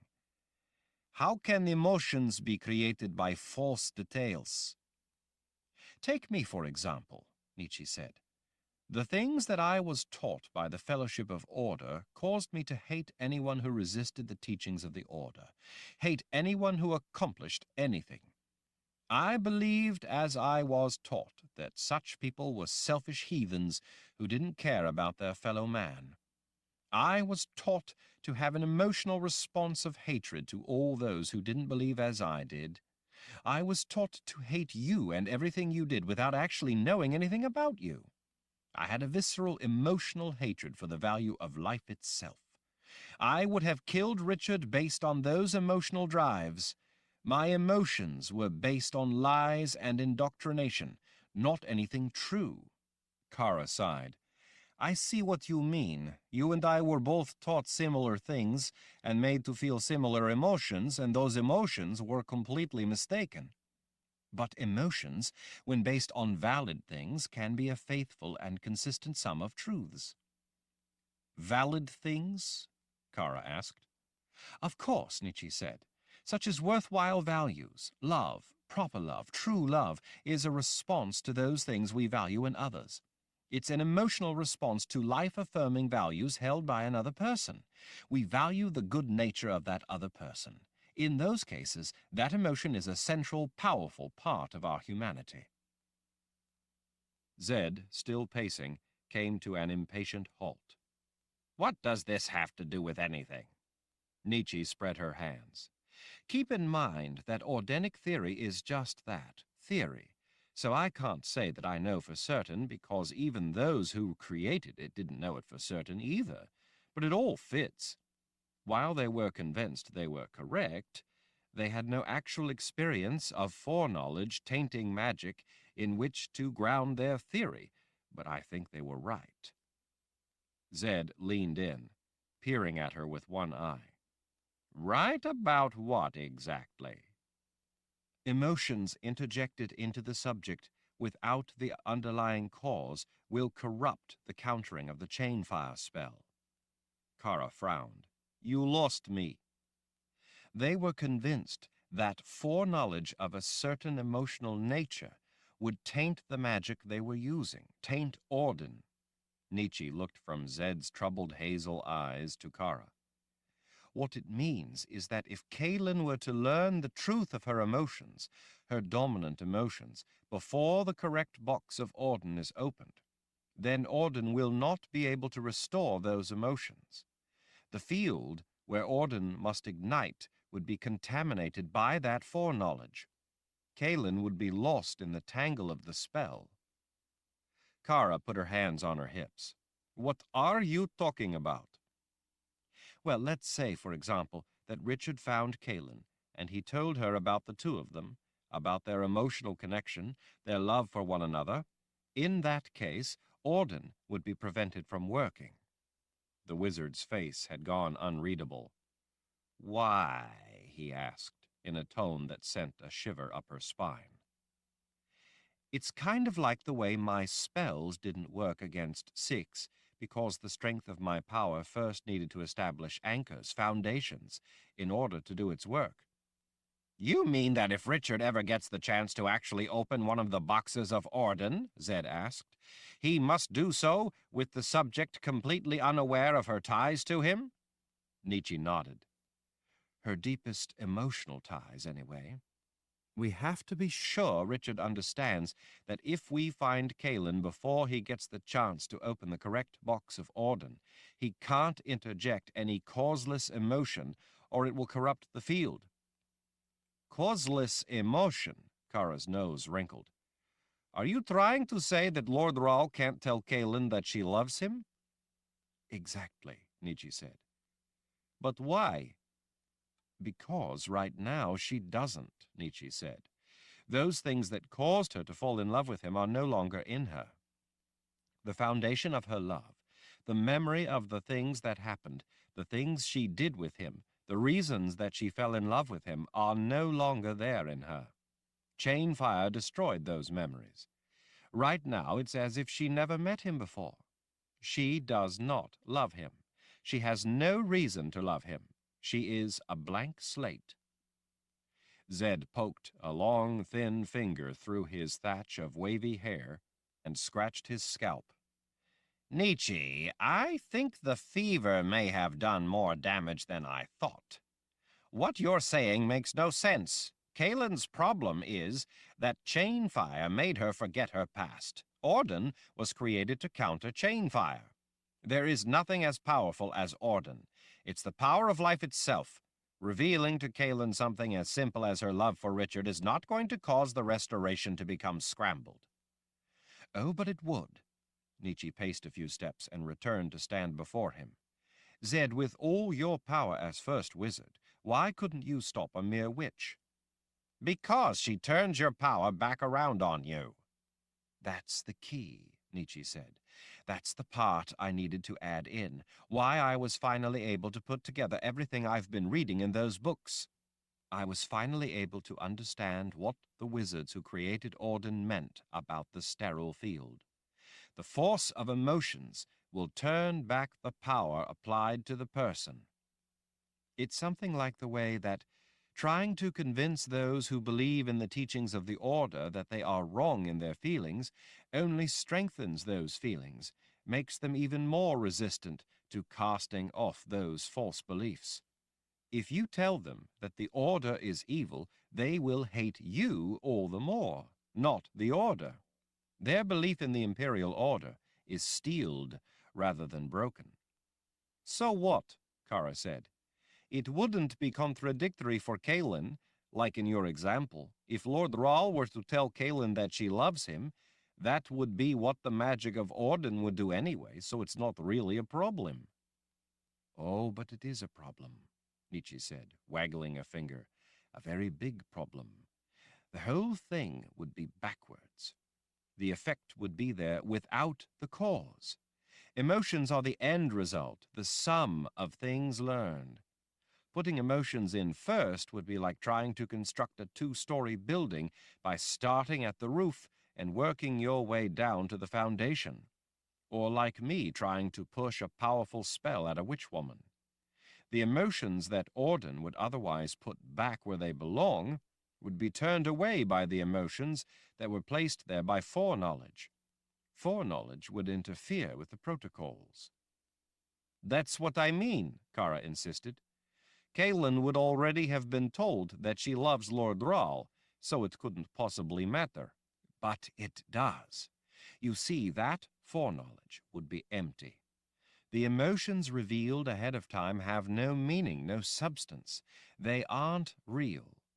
If she were to be told of her love for Richard, then Orden wouldn't be able to restore her true emotions of love." Kara looked like she was ready to pull her hair out in exasperation. "But Lord Rahl would already have told her, so it's the same difference. She would know. She would already know that she loves him." "No. One would be true, the other not. Don't forget, right now she doesn't love him. The real emotions Auden would be trying to build would already have been replaced by something that isn't real. Emotions without cause. Those emotions would be empty and untrue. The reasons she loves him would be missing. So while the foreknowledge of her love might be there, it would be empty knowledge. It would be empty love. Love based on nothing. Love without everything supporting it would be meaningless. Kara lifted her arms and then let them flop back to her sides. I just don't get it. Nietzsche halted her pacing and turned back to Kara. Imagine that I bring a man you've never seen before into the room and I tell you that you love him. Would you love him because I told you that you did? No, because you can't inject such emotions without something to support them. That's what Auden does. It builds support for the real emotions from the knowledge of past events that it restores. It establishes the causes. Putting the emotions there first, the end result of past events, taints that process. According to the wizards who created Auden, her foreknowledge of loving him would contaminate the field, taint her mind, so that the incarnation of the real events, the reasons behind why she loves him, couldn't be engendered in her. They would be blocked, the way the witch woman blocked my spells. She would be left with nothing but the hollow information. She couldn't retrieve her past. It would remain lost to her. Zed scratched his jaw. He looked up. But, as you say, this is only theory. The wizards who dreamed up Audenic theory in order to counter chain fire, and from that theory created the boxes of Auden, came to believe they were right. I also believe that their conclusions are correct. What would happen if I don't know, Kara said, if Lord Rahl told Kahlan first about her loving him and that she was his wife, and then later he was finally able to get the boxes of Auden and get his power back and learn what was necessary, and he finally opened the correct box, invoking the counter to the chain fire event. Would the counter to chain fire still work? Yes, the counter would still work. Kara looked truly confused. So what's the problem? It's a constructed spell, so the protocols would run just the same. If the theory is sound, and I think it is, all the other components of Auden would still function. The chain fire spell would be countered, and everyone's memories would be restored, with one exception. Auden would be unable to rebuild Kahlan's past. That element of the spell would be blocked. The one at the center of the storm would be lost to it. We would all be restored. Our memories would be what they once were. We would all remember Kahlan, but Kahlan would forever be without her past.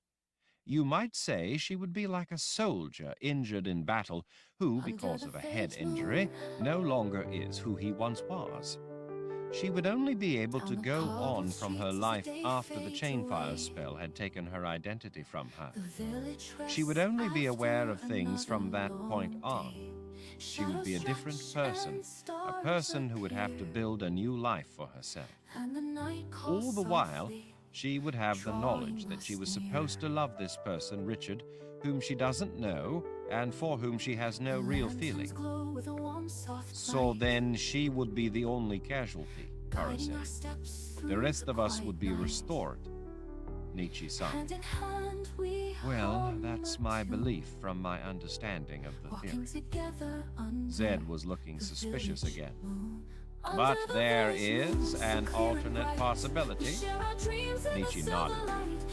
Not one I'd like to contemplate. One of the lines of reasoning in the books of Audenic theory postulates that absent the anchor it needs in a sterile field, the counter would be unable to run its protocols and collapse in on itself. That line of reasoning suggests that in such a circumstance, the counter would fail and the chain fire event would burn on out of control. Life as we know it would be lost. Our ability to reason would crumble as the inferno of chain fire continued to burn until our minds would be unable to support our own existence. Savagery would sustain some people for a short time, but the inevitable outcome would be the extinction of mankind. I think you can see why the wizards who created Orden were so concerned about preserving the sterile field. Zed frowned in thought.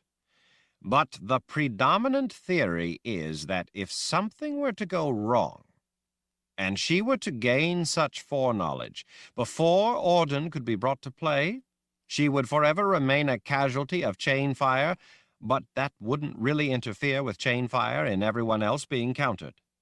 That's right.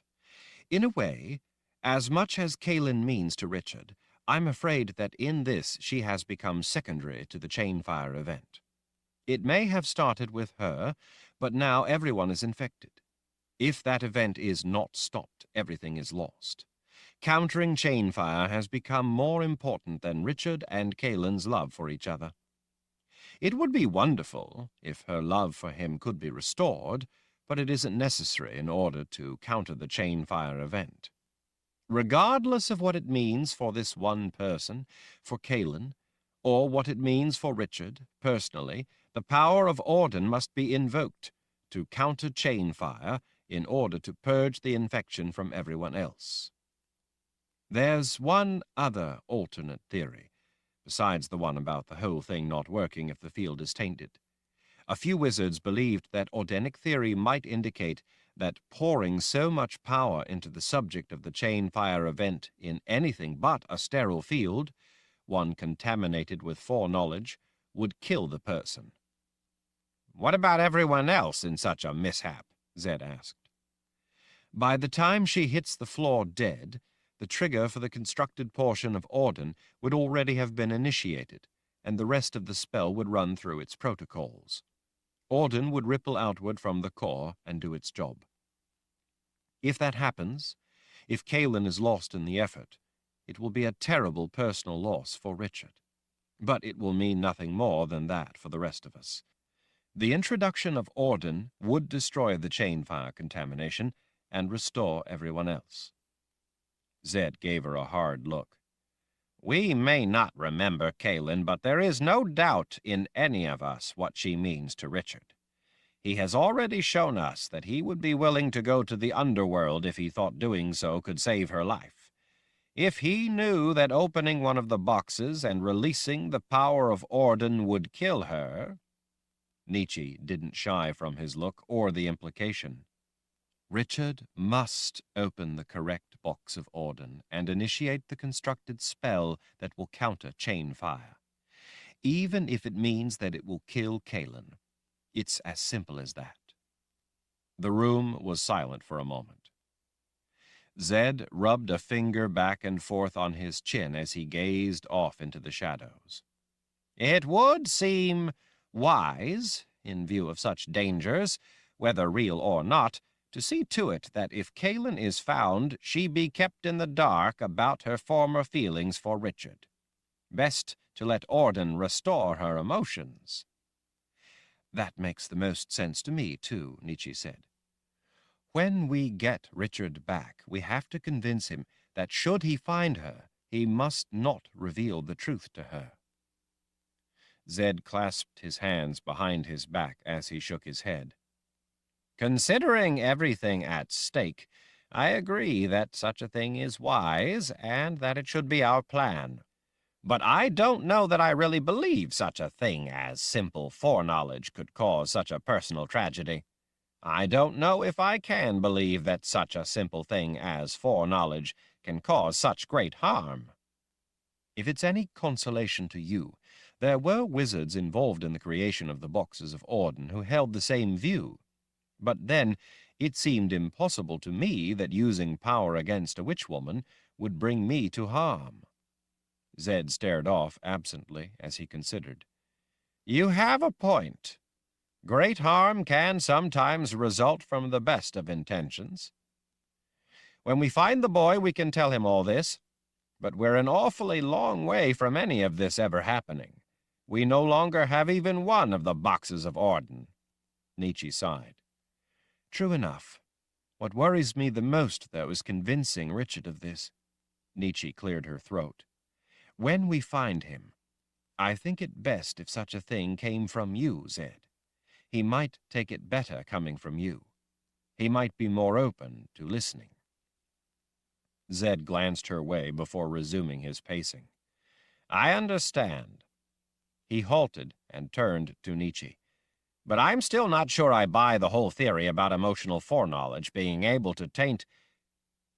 In mid-sentence, Zed's mouth snapped closed with a startled expression. What? Nietzsche asked. Did you think of something? Zed sank down to sit on the edge of the bed. Yes, I most certainly did. The power, the fire, had gone out of him. Dear spirits, he whispered, sounding as if the weight of his years had just settled on his slumped shoulders. Nietzsche leaned down and touched his arm. Zed, what's wrong? He looked up at her with haunted eyes. Foreknowledge can affect how magic works. It's not a theory. It's true. Are you sure? How do you know? I don't remember Kahlan or anything about her. When Richard was here, though, he told me about her. He filled me in on my missing memories of how he came to love her, and she him. Kahlan is a confessor. A confessor's gift destroys the mind of the person she touches with her power. Confessors release their restraint on their power to unleash it. The rest of the time they must keep it under their tight control. I know. I've heard about their ability, Nietzsche said. But what does that have to do with their love? A confessor always chooses her mate from among those they don't really care about, because if she were to be intimate with a man she loved, she would unintentionally lose control of that power. So released, her power would take the man. He would stand no chance. He would no longer be who he was. He would be lost, his mind destroyed. He would be a hollow shell, left with a blind, mindless devotion to the confessor. She would have him, have his love and devotion, but it would be meaningless. Empty love. For this reason, confessors always choose a man they don't care about, and then take him with their power. They choose a mate for what kind of father he would be, for the daughter he could produce, but they never choose a man they love. Men fear an unmarried confessor in search of a mate, fear being chosen, fear losing who they are to her power. But there obviously must be a way for it to work, Nietzsche said. How did Richard accomplish it? Zed looked up. There is only one way. I can't tell you what it was. I couldn't tell Richard either. I couldn't even tell him that a way existed. Why not? She asked. Because the foreknowledge would have tainted him, and her magic, when first she unleashed it on him without intending to, would have taken him. He had to be totally unaware of the solution to it, or that a solution even existed, or that solution would not have worked. Zed stared at the floor. It is no theory. Foreknowledge can taint a sterile field, as you put it. Richard himself proved the central question of organic theory. Foreknowledge can affect the function of magic. Nietzsche padded barefoot across the carpet to stand before him. She frowned down at the old wizard. You knew of this beforehand? Before Richard and Kahlan were married? You knew that the foreknowledge of the solution would cause it to fail in Richard? I did, but I dared not tell him that such a solution existed that would enable him to be with his love. Even that much foreknowledge, even the knowledge that there might be a solution, would ruin his chance of it working. How did you know about this? Zed lifted a hand and then let it fall back to his lap. The very same thing happened to the first confessor, Magda Cirrus, and the man who loved her, Marit. They too ended up in love and married. Since that time, Richard was the first to ever again solve the problem. Since Magda Cirrus was the first confessor, no one knew that there was a solution. Therefore, there was not yet any foreknowledge to taint him.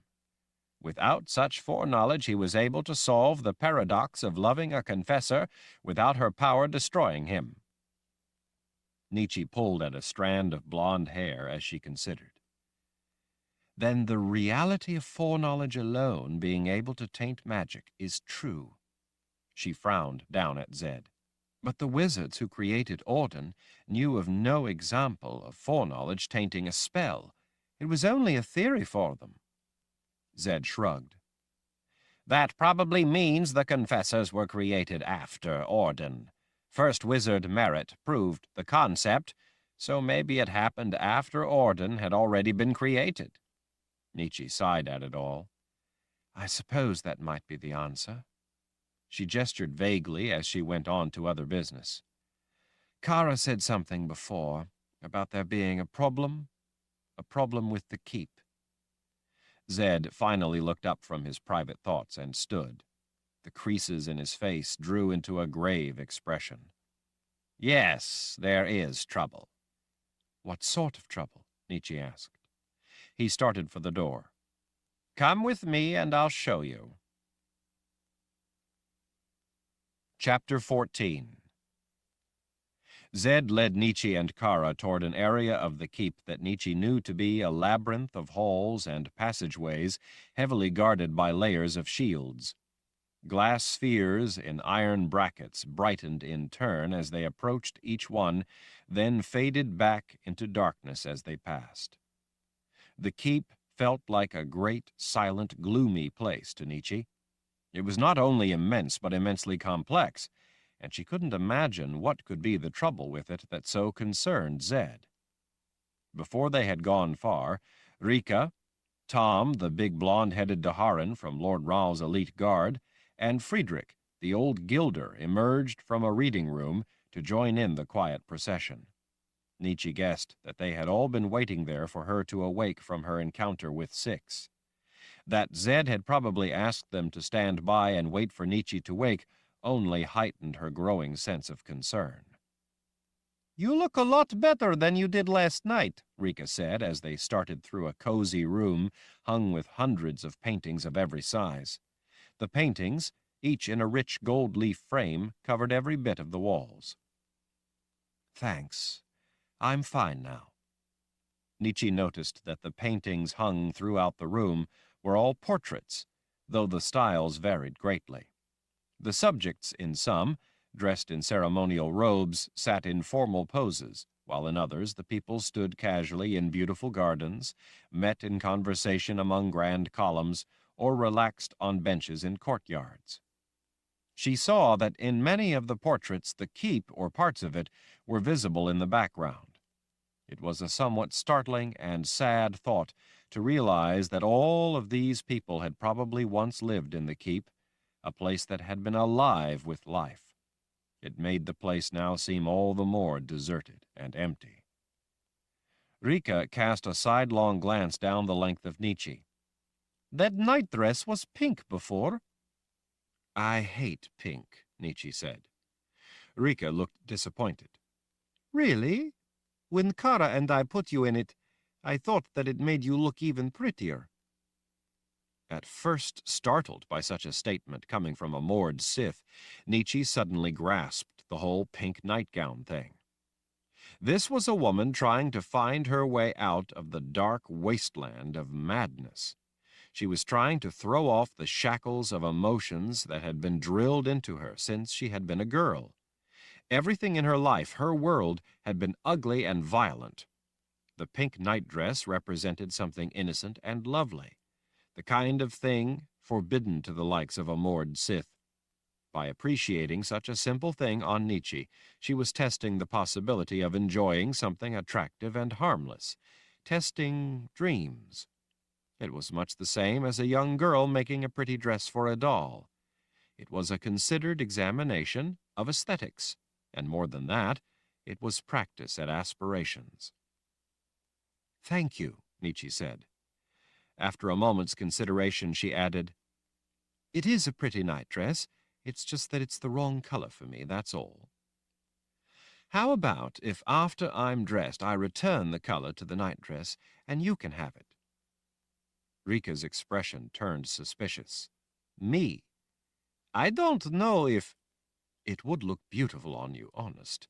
The pink color would go well with your skin tones." Rika looked a bit flustered and uncertain. "Really?" Nietzsche nodded. "It would be perfect for you. I'd like you to have it." Rika hesitated a moment. "Well, I'll think about it," she finally said. "I'll clean it and make sure the color is just the right shade of pink for you." Rika smiled. "Thanks." Nietzsche wished that Richard could have been there to see the small smile that was such a great risk for a moored Sith. He would have understood that such a seemingly tentative step was really a rather big shift for such a woman. Nietzsche realized, too, that it warmed her own heart to see such a positive, if tiny, step back toward the simple joys of life. She comprehended at seeing Rika's smile how Richard must feel at such things. As a yet larger realization dawned on her, she almost laughed out loud. Richard would not merely have appreciated Rika's growth, he would also have seen Nietzsche, death's mistress, learning herself how to connect another person with the joy of life, if only in a small matter. She hadn't even realized that she and Rika had just taken a step together. Nietzsche couldn't imagine how Richard must have felt to have brought her back from the dark existence she had lived for her whole life. For just an instant she had a glimpse, a vision of life through Richard's eyes. It was a staggeringly joyous perspective, a view of how each person's choices could make their own life better. It was a vision of the possible, of how things could and should be. How she missed him! She would have given anything at that moment just to see his smile, that smile that seemed to reflect all that was good and decent. She missed him so much that she thought she might burst into tears. Rika cast Nietzsche a sidelong glance. "Are you all right? The witch woman didn't do any lasting harm, did she? You look a little, I don't know, distressed." Nietzsche dismissed the concern with a flick of a hand and changed the subject. "Did you find Rachel?" As they emerged from a stone room lined with tapestries of country scenes and into a broad hall with wood-paneled walls, the moored Sith gave Nietzsche an unreadable look. "No. Early this morning, Chase came back and told us that he found her tracks outside the keep. He went off looking for her." Rachel was another of those connections back to the simple joys of life for Rika. Nietzsche knew that Rika was quite fond of the girl, even though she never came close to admitting it. "I don't know what in the world could have gotten into her," Zed said back over his shoulder as he led them around a corner and into a narrower hallway. "It's just not like her to run off." "Do you think it could have anything to do with Six being here?" Nietzsche suggested. "Maybe she's responsible." Rika shook her head. "Chase said that Rachel's tracks are all alone. He said that he didn't see any of Six's tracks." "Are you thinking what I'm thinking?" Kara asked Nietzsche. "You mean about the lesson Richard gave us one time about tracks?" Kara nodded. "He talked about magic being able to hide tracks." "True enough," Zed put in, "but Rachel disappeared before Six showed up. If Six were trying to hide her tracks with some sort of magic, what would be the point of hiding her own tracks if she didn't hide Rachel's as well?" Nietzsche halted abruptly. She turned back to the opening they had just passed through. A gilded pillar stood to each side of the small portal in the passageway. The pillars held up a stout beam with symbols carved in it. She frowned at the pillars. "Wasn't there a shield there before?" Zed's dark look told her that she was right. As he started away again, they all rushed to catch up. At the end of the hall, He turned down a short passageway to the right that led to a spiral stairway.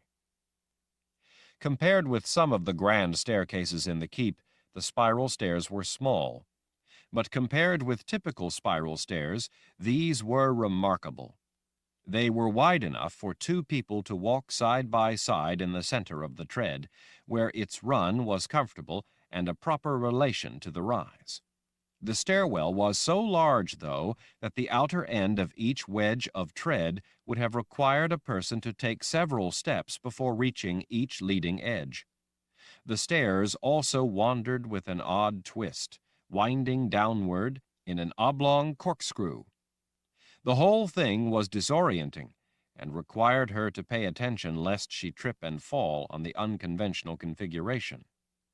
As they descended, she was able at last to see that the stairs were designed so as to make their way around and then under a formation of rock veined with sparkling minerals. At the bottom of the stairs, a short passageway spilled into the familiar split in the mountain that separated the rooms of the containment field from the bedrock of the mountain itself. This was very near the place where the witch woman had caught them unexpectedly. Nietzsche thought that the halls felt especially quiet after the violation of the witch woman roaming unfettered through them. Knowing as much as she did about shields, she didn't think that such a thing should have been possible. The wizards who had created this place and its defenses would certainly have made provisions to protect against all forms of magic, including that of a witch woman. "Here," Zed announced as he came to a halt. "this is where it first appeared." He gestured up at the precisely fit stone blocks of the wall opposite the raw, carved-out natural granite wall of the mountain itself.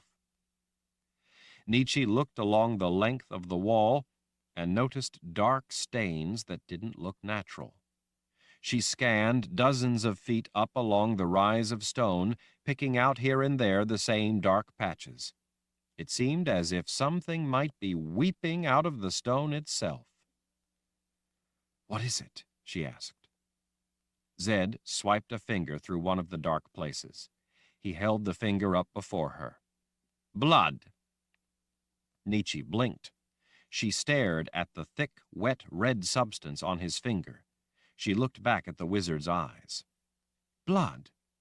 He nodded solemnly. "Blood." "Real blood." "Real blood," he confirmed. "Blood from some kind of animals?" Nietzsche remembered all the bats that had fled through these very halls driven before the witch woman. "Maybe the bats." "Human blood," the wizard said. Nietzsche was momentarily struck speechless. She looked at Kara. "Yes, we're sure," the Mordsith said in answer to the unspoken question. "I give up," Nietzsche finally said. "What is human blood doing oozing out of the stone of this wall?" "Not just this wall here in this hallway," Zed said. "It's leaking out of stone in different places all over the keep. There seems to be no pattern to where it appears." Nietzsche looked again at some of the thick drips of blood running down the wall. She didn't want to touch it. "Well," she finally said, "this certainly qualifies as trouble. I just don't know what kind of trouble." She turned her attention back to Zed.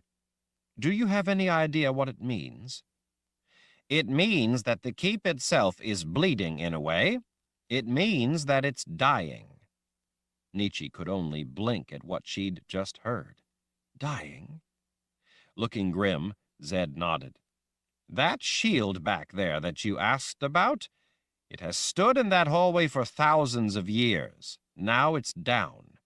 There are shields all over the keep that are failing. The whole fabric of the keep is in grave trouble. Six, as talented as she is, should not have been able to get in here without alarms going off. But they didn't. The alarms have failed. That's why we didn't know she was in the keep. That's how she snuck up on us. If the keep were well, and even if the alarms for some reason failed or were somehow defeated, the shields would have prevented her not only from moving freely, but from getting this far into the interior of the keep. This is a secure area. She simply should not have been able to get down here, but she was able to find ways around the working shields to go where she wanted. It's only because of this disorder, he lifted a hand toward the bleeding walls, that she was able to enter the keep without the alarm sounding and the shield stopping her. The keep was too sick to prevent her entry or to stop her once inside.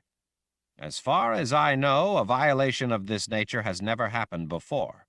People have gotten into the keep in the past, but not because the keep itself failed in its role. Those entries were successful because the trespasser was clever, or exceedingly talented, or because they had help from inside. Six danced in here all by herself without the alarm sounding or the defenses stopping her. She merely had to take some detours to get around shields that are still functioning. The chimes, Nietzsche breathed, suddenly understanding. Zed conceded with a nod. Richard was right. Can anything be done? Yes, Zed said. If we can find Richard, we can get him to open the correct box of Orden. The chain fire spell is also contaminated by the chimes. This is confirmation that the taint left by the chimes is corrupting all magic, not only the chain fire spell, just as Richard told us it was. He needs to unleash Orden and hope that its power will be able to purge the world not only of chain fire, but of the taint left by the chimes having been loose in the world of life. Nietzsche cocked her head. Zed, Orden is designed for a specific purpose, to counter chain fire. Orden isn't going to seek out other magic plaguing us and purge it as well. It's not designed to do that. Zed smoothed back some stray wisps of white hair as he chose his words carefully. You yourself spoke of how Orden's power, like any power, can be used for aims other than its narrow intended purpose. Richard needs to use the power of Orden not only to purge us of the taint of chain fire, but in a broader manner to eliminate the taint left by the chimes. Nietzsche didn't know if such a profound course of action was at all wise, or even possible. But she didn't think that this was the time or place to debate it. They were a very long way from having Richard attempt such a thing. They first had to find Richard before anything else could even be considered. After that, there were difficulties with Richard opening a box of Orden that Nietzsche had not even begun to reveal to Zed because she hadn't wanted to worry him any more than was necessary. There were, after all, enough immediate problems they had to solve. In the meantime, Zed said, we must evacuate the keep. Nietzsche was taken aback. But if the keep is weakened, then we must do just the opposite. We must defend it. There are invaluable things here that we dare not allow to fall into the wrong hands. We can't risk Jagang and the sisters gaining possession of the powerful things of magic in here, the ones that still work anyway, to say nothing of the libraries. That is precisely why we must leave, Zed insisted. If we leave, I can put the entire keep in a state that will keep everyone out. It's something that, as far as I know, has never been activated before, but I can see no other solution. Nietzsche gazed up at the blood staining the stone wall. Well, if the keep is sick and its magic is failing, how can you possibly do such a thing and expect it to work? The ancient books that explained the defensive design of the keep explained about the walls bleeding. A warning in blood, being as gruesome as it is, signifies how grave the trouble with the keep itself really is. As far as I know, such a thing has never happened before. This is the first time such a drastic warning has ever been necessary. It's just one of the things about this place that I had to learn about when I became first wizard. Those same sources also described emergency procedures in the event such a thing did happen. There is a way to lock down the keep with an elevated state of power that is not yet degraded. Nietzsche found the very thought troubling. Elevated state of power. It was in storage. Took me most of the day to find it. What was? Zed gestured to the nearby brass doors where the box of Orden had been until Six stole it. "A bone box. It's waiting in there. It's about the size of one of the boxes of Orden. While it's bone, I don't know what beast the bone came from. Ancient symbols are carved all over the outside. It contains a constructed spell said to be keyed to the keep's nature. It was constructed by the same wizards who invested the keep with its many defenses. You might compare it to a small bit of starter dough you set aside so that you always have a bit of the original in order to continue to make the same kind of bread. This spell contains elements of the original magic of the keep. Quite remarkable when you think about it." "How long will such a constructed spell last, once activated, before the taint of the chimes begins to degrade it as well?" Zed made a face as he shook his head.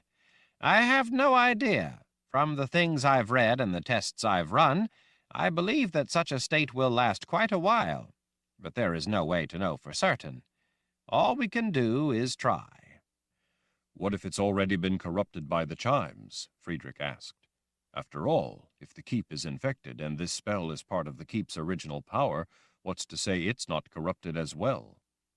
Friedrich, having been married to a sorceress most of his life, knew quite a bit about magic, even though he was not himself gifted. "I tried to run verification webs on some of the corrupted aspects of the keep, such as the alarms. The corruption prevented the verification from functioning. The verification on the spell in the bone box worked without any difficulty. From my tests, it's still viable." "Why can't we stay here and put the keep in this protective state?" Kara asked. "It's too dangerous," Zed told her.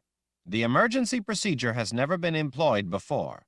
I'm not sure of its precise nature or exactly how it works, but the information I reviewed said that such a state will prevent anyone from entering. I can only assume that such an emergency condition, by necessity, would deal harshly with any intruders. It appears that it's a form of light spell. From the limited amount that I know about the conditions of the interior of the keep in such a state, it would be very dangerous for anyone to be in the place. After all, how can we know that there aren't intruders in the keep right now?" Kara straightened. "Now?" "Yes. If the keep's defenses are failing and the alarms aren't working, how would we know if there were people wandering about who don't belong in here? For all we know, Six could still be lurking about. Chase said he didn't find any tracks of her leaving. Sisters of the Dark could have snuck in as well. There's no longer a dependable way for us to know. Even more concerning is that enemies could enter through the sliff. Richard is the only one who could put the sliff back to sleep. We can't. The sliff isn't designed to deny her services to anyone who asks and has the proper power. Jagang could send Sisters of the Dark in through the sliff. There aren't enough of us to guard the sliff all the time, at least not enough of us with enough power to have a chance to defend against an attack from Sisters of the Dark. Without the ability to put the sliff back to sleep, or to be able to depend on alarms and shields to protect the keep, it remains vulnerable to intrusion of all sorts. It must be assumed that such a spell, by its very nature, would eliminate anyone in the keep. Since it's a measure of last resort, we have to assume that it could be as fatal for us to be in here as it would be for an intruder. Therefore, we have to leave and then ignite the protective state." "How will we get back in?" Kara asked. "I will have to shut the thing down. I know the sequence necessary to inactivate the spell. Once I shut it down, though, I don't believe it can be reactivated, so we dare not shut it down unless it's absolutely necessary for some reason, or until the taint of the chimes can be eliminated from the world of life." Nietzsche heaved a sigh. "I can't think of any argument against the plan.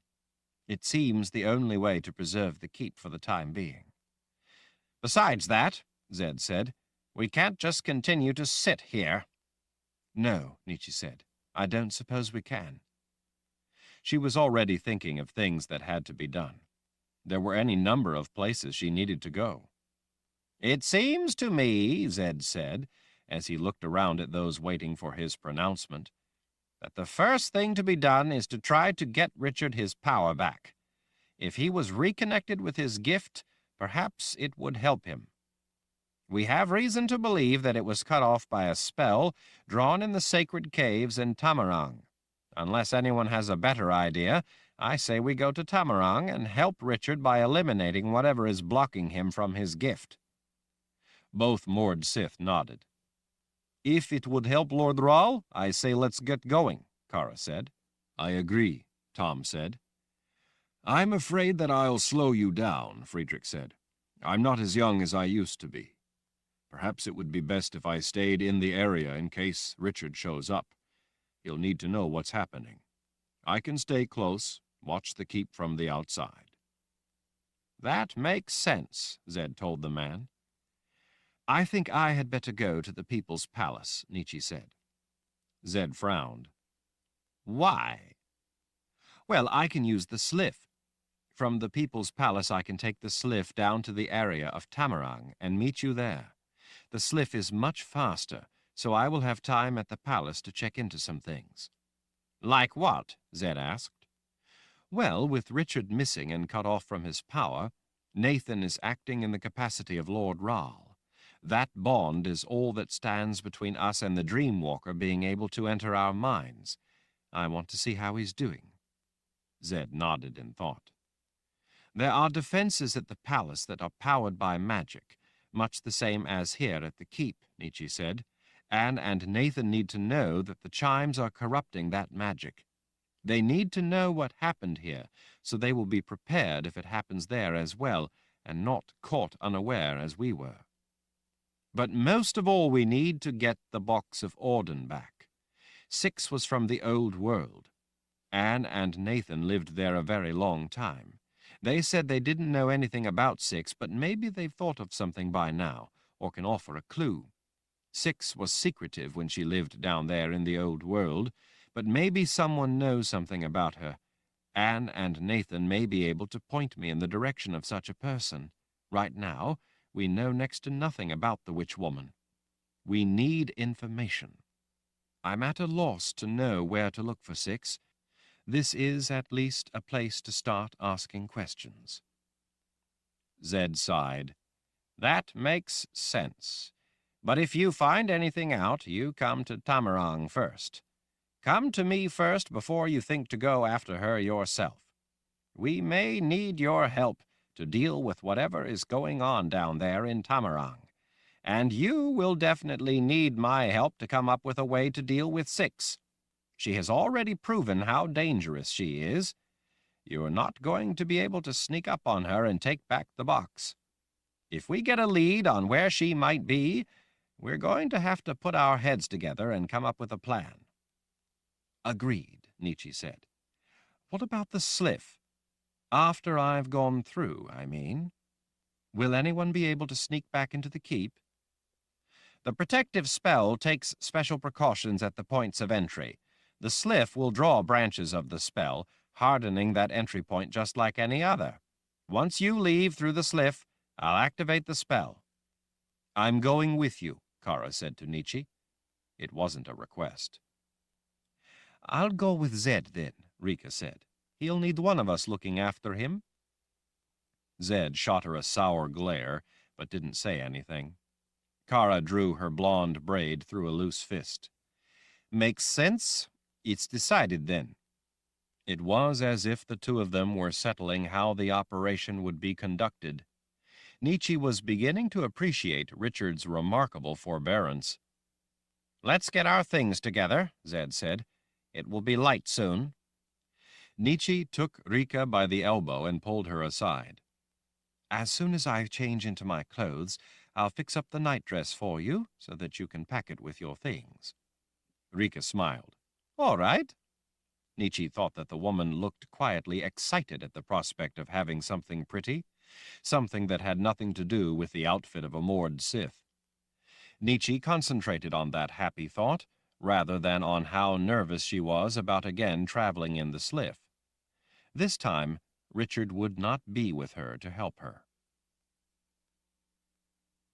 Chapter 15.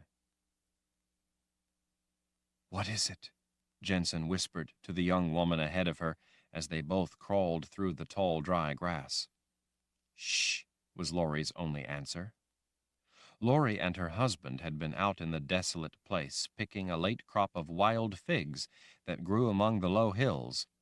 In the course of their work, as they had picked farther and farther afield, they had separated. As the afternoon drew to a close, Laurie had wanted to head back to town, but she hadn't been able to find her husband. He seemed to have vanished. Increasingly distraught, she'd eventually run back to the town of Houghton, seeking Jensen's help. Needing to rush, Jensen had decided to leave her pet goat, Betty, in her pen.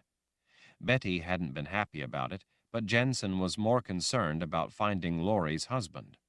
By the time they had returned with a small search party, the sun had long since gone down. As Owen, his wife Marilee, Anson, and Jensen had spread out searching in among the low hills for Laurie's missing husband, Laurie had found something she hadn't expected. It had clearly shaken her. She wouldn't say what it was. She wanted Jensen to hurry to see it for herself, and she wanted Jensen to be quiet about it. Laurie cautiously lifted her head just enough to look off into the night. She pointed, and at the same time leaned back so that Jensen could hear her whisper, "There." By now infected with Laurie's obvious sense of alarm, Jensen carefully stretched her neck up to peer into the darkness. The tomb was open. The great granite monument to Nathan Rall had been slid to the side. Light shone up from under the ground, creating a softly glowing beacon in the dark heart of the starlit night. Jensen knew, of course, that it was not really Nathan Rall's tomb. Laurie wouldn't know that, though. Back when Nathan and Anne had been staying with them, Nathan had discovered the tomb with his name on it. He had also discovered that what appeared to be a rather extravagant tomb in the ancient graveyard was actually an entrance to secret underground rooms filled with books. He and Anne had told Jensen that the stash was thousands of years old and had been protected all that time by magic. Jensen wouldn't know. She had no magic. She was pristinely ungifted, a hole in the world, as it was sometimes called, because those with magic were unable to use their gift to sense those like Jensen. She was a rare creature, a pillar of creation. She and the people with her down in Bandakar were all pillars of creation. In ancient times, it had been learned that when the pristinely ungifted mingled with normal people, all of whom possessed at least a small spark of the gift, every child of such unions would be pristinely ungifted. Roaming free in the world, they forever carried the latent potential to breed the gift itself out of mankind. In antiquity, the solution to the ever-growing numbers of the pristinely ungifted had been to gather them all together and banish them. The pristinely ungifted trait originated in the offspring of the Lord Rall. Pristinely ungifted births were exceedingly rare, but once those with the trait became adults, the anomaly was spread forth into the general population. After the ancestors of these people in Bandakar had been banished, every child of a Rall was tested. If found to be born pristinely ungifted, such a child would immediately be put to death to prevent the trait from ever again spreading into the general population. Jensen, the offspring of rape by Darken Rall, had managed to defy the odds and escape detection. Since Richard was now the Lord Rall, eliminating any such flaw in his lineage fell to him. But Richard found the very thought abhorrent, and would not do such a thing. He believed that Jensen and those like her had the same right to life as did he. He had actually been happy to discover that he had a half-sister, pristinely ungifted or not. He had greeted her with open arms rather than murderous intent, as she had once expected. Richard had broken the banishment and freed these people to live their own lives. Since Richard had become the Lord Rahl, they were no longer banished, but welcomed into the world, as was Jensen. Despite what it would eventually mean for the existence of magic within mankind, he had destroyed the barrier barring these people from the rest of the world. Since the barrier had come down, many of the people from Bandakar had been captured by the Imperial Order and taken away to be used for breeding stock to hasten the end of magic. After the Imperial Order had been driven from Bandakar, most of the rest of these people had chosen to remain in their ancestral homeland for the time being. They wanted to take some time to learn about the outside world before deciding what they would do. Jensen felt a kinship with these people. Having been in hiding her whole life for fear of being put to death for the crime of her birth, she had, in a way, suffered under her own form of banishment. She had wanted to remain with these people as they all learned to be a part of their new, wider world. That new beginning, that excitement of building a new life for themselves, full of possibilities, was a passion shared by them all. Laurie obviously felt a sense of dread that their world was again being threatened, but with the Imperial Order on the march, everyone's world was threatened. In that sense, there was nothing especially unique about the pristinely ungifted.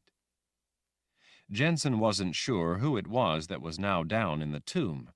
She reasoned that it might be Nathan and Anne, returned to retrieve books they needed from the long-forgotten underground library. Those books, too, had been banished to their hiding place behind boundaries that none had been able to cross until Richard had come along. Jensen reasoned that it might also be Richard down in the tomb. Nathan and Anne had long ago set off with Tom to find him. If they had succeeded, they would have told him about the underground library. Perhaps he'd returned to see the ancient library for himself, or maybe he'd returned looking for something specific. Jensen would dearly love to see her brother again. The very idea of it gave her a flutter of excitement. She realized, though, that it could be someone else, someone who could harm them all. It was that thought that kept her from rushing down into the tomb. Despite how much she wanted to go and see if it was Richard, Jensen's life on the run with her mother had given her a finely honed sense of caution, so she crouched motionless, watching for any sign of who it might be down in the tomb. Mockingbirds in the distance repeated calls into the still darkness, trying to outdo one another in a kind of endless nightly argument. As she idly listened to the strident calls, Jensen knew that it would be best to remain hidden and wait for whoever was down inside the tomb to appear, but she worried that the others might return from their search and inadvertently give them away. So she decided that as she kept an eye on the tomb, it would be best to send Laurie to find the others and warn them about the unknown intruders. Before Jensen could crawl in close and whisper instructions to Laurie, the young woman abruptly started crawling forward. Apparently, she'd decided that it might be her husband down in the tomb. Jensen lunged, snatching at the young woman's ankle, but it was out of reach. "Laurie," Jensen whispered, "stop!" Laurie ignored the command, instead skittering off through the dry grass. Jensen immediately crawled after her, wending her way among ancient grave markers scattered about on the uneven ground. The dry grass made far too much noise for Jensen's liking. Laurie wasn't being especially careful or quiet. Jensen had been schooled in evasion and escape by her mother. Laurie didn't know much about such things. Some distance ahead in the darkness, Laurie gasped in fright. Jensen lifted her head just enough to try to see if anyone was nearby, but in the darkness it was hard to see much of anything. For all Jensen knew, there could be a dozen men spread out around them. If they remained still, it would be difficult, if not impossible, to see them. Laurie suddenly rose up on her knees as she let out a wail of horror that sent a ripple of goosebumps up the nape of Jensen's neck. The scream shattered the quiet of the night. The mockingbirds fell silent. In the dead of night, such a scream would carry great distances. No longer having to worry about giving herself away, Jensen scrambled to her feet and raced to cover the remaining distance to the woman. Overcome with abject misery, Laurie held her hair in her fists as she threw her head back and cried in desolation. The body of a man lay sprawled in the grass before her. Even though it was too dark for Jensen to make out the face, it was only too obvious who it had to be. Jensen pulled the silver-handled knife from the sheath at her waist. Just as she did so, the dark shape of a big man, sword in hand, loomed up out of the darkness. He had probably been the one who had killed Laurie's husband. After that, he'd likely crouched somewhere nearby to be on watch for anyone else who might approach the open tomb.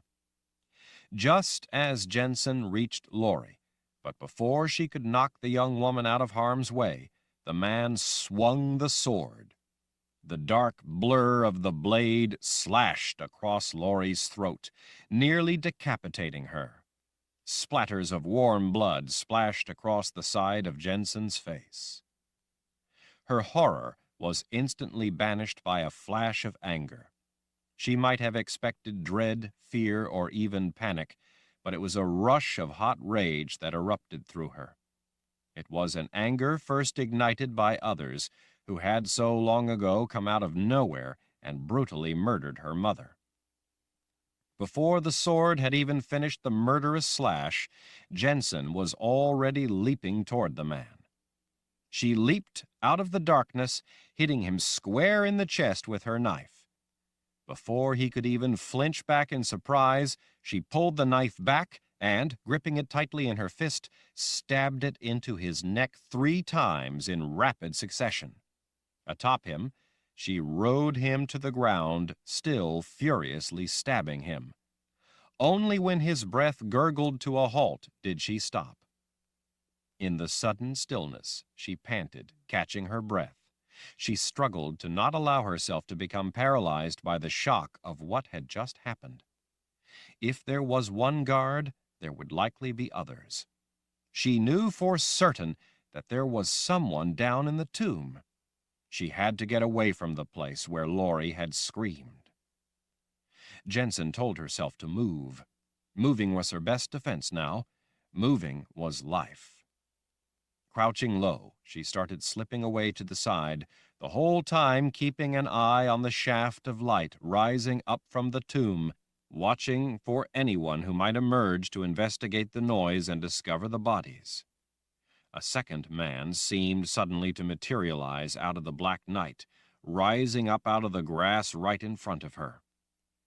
Jensen flipped the knife in her hand, getting a fighting grip on it, rather than the stabbing grip she'd had when she'd taken the other man down. Her heart pounded wildly as she looked around for other threats. She ignored the man's command to stop and instead quickly feinted left. As he lunged in that direction, grabbing for her, Jensen instead rolled to the right. Another man appeared out of the darkness, responding to the yells of the first man, blocking any escape to that side.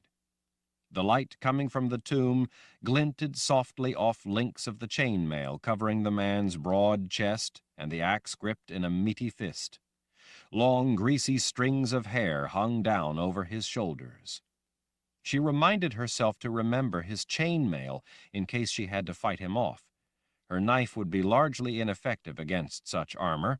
She would need to find vulnerable spots. She realized that she had been lucky that the man she'd fought, the man who had killed Laurie, hadn't been wearing chainmail. Jensen's frantic urge was to turn and run in blind panic, but she knew that running would be a mistake. Running aroused the instinct to chase. Once in a chase, that instinct took over, and men like this wouldn't stop until they had a kill. Both men expected her to run in the direction that seemed open to her, away to her left. Instead, she bolted for them, intending to slip right between them and out of their snare before they could close in. The closest man, the one she knew to be wearing mail, had his axe at the ready. Before he could raise it and strike, she slashed the exposed inside of his arm. Her razor-sharp knife sliced across the meat of the underside of his forearm, just up from the wrist. She could hear the soft snap of tendons under tension parting as they were cut. The man cried out. Unable to hold his axe, he dropped it to the ground. Jensen snatched it up as she ducked under the second man diving for her. She spun and slammed the weapon into his back as he flew past. Jensen scrambled away as one of the men held his useless right arm and the other wheeled toward her with an axe handle jutting up at an angle from his back. He staggered a few steps, still coming for her, before he dropped to a knee, gasping for breath. By the gurgling sound of his breathing, she knew that she had punctured his lung at the least. It was clear that he was in no condition to fight, so she turned her attention elsewhere. If she was going to escape, this was her chance. Without hesitation, she took it. Almost immediately, a wall of men loomed up before her. Jensen skidded to a stop. Men appeared all around her. From the corner of her eye, she saw shadows twisting through the shaft of light as figures raced up from within the tomb. "If you want," the man in front of her said in a gruff voice, "we'd be happy to cut you down. Otherwise, I'd suggest you just hand me that knife." Jensen stood frozen, considering her options. Her mind didn't seem to want to work. In the distance, she could see figures silhouetted by the light rushing toward her from the tomb. The man held out a hand. "The knife," he said with menace. Jensen wheeled her arm and stabbed him through the palm of his hand. As he flinched back at the same time Jensen pulled, the blade parted his hand between his two middle fingers. The night air rang with a rage of profanity. Jensen took the chance to dart through the biggest opening in the wall of men and into the darkness beyond. Before she had run 3 steps, an arm hooked her around the middle. He yanked her back so violently that it drove the air from her in a whoosh. The soldier slammed her back against his leather armor. Jensen gasped for breath. Before he was able to corral her flailing arms, she drove her knife into his thigh. The tip hit bone and stuck. Cursing, he finally collected her arms, pinning them to her sides. Tears of terror and frustration stung at her eyes. She was going to die here in the middle of a graveyard without ever seeing Tom again. At that moment, he was all that seemed important, all she wanted. He would never know what had happened to her. She would never be able to tell him one last time how much she loved him. The soldier jerked the knife from his leg.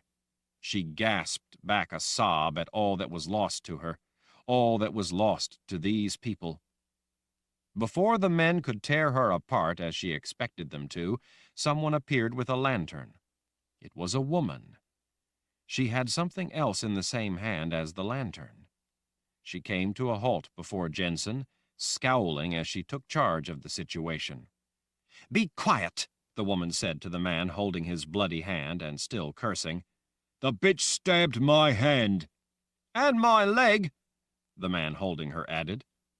The woman glanced to the bodies lying nearby. "Looks like you got off lucky." "I guess," the man holding Jensen finally grumbled, clearly uncomfortable under her implacable scrutiny. He handed the woman Jensen's knife.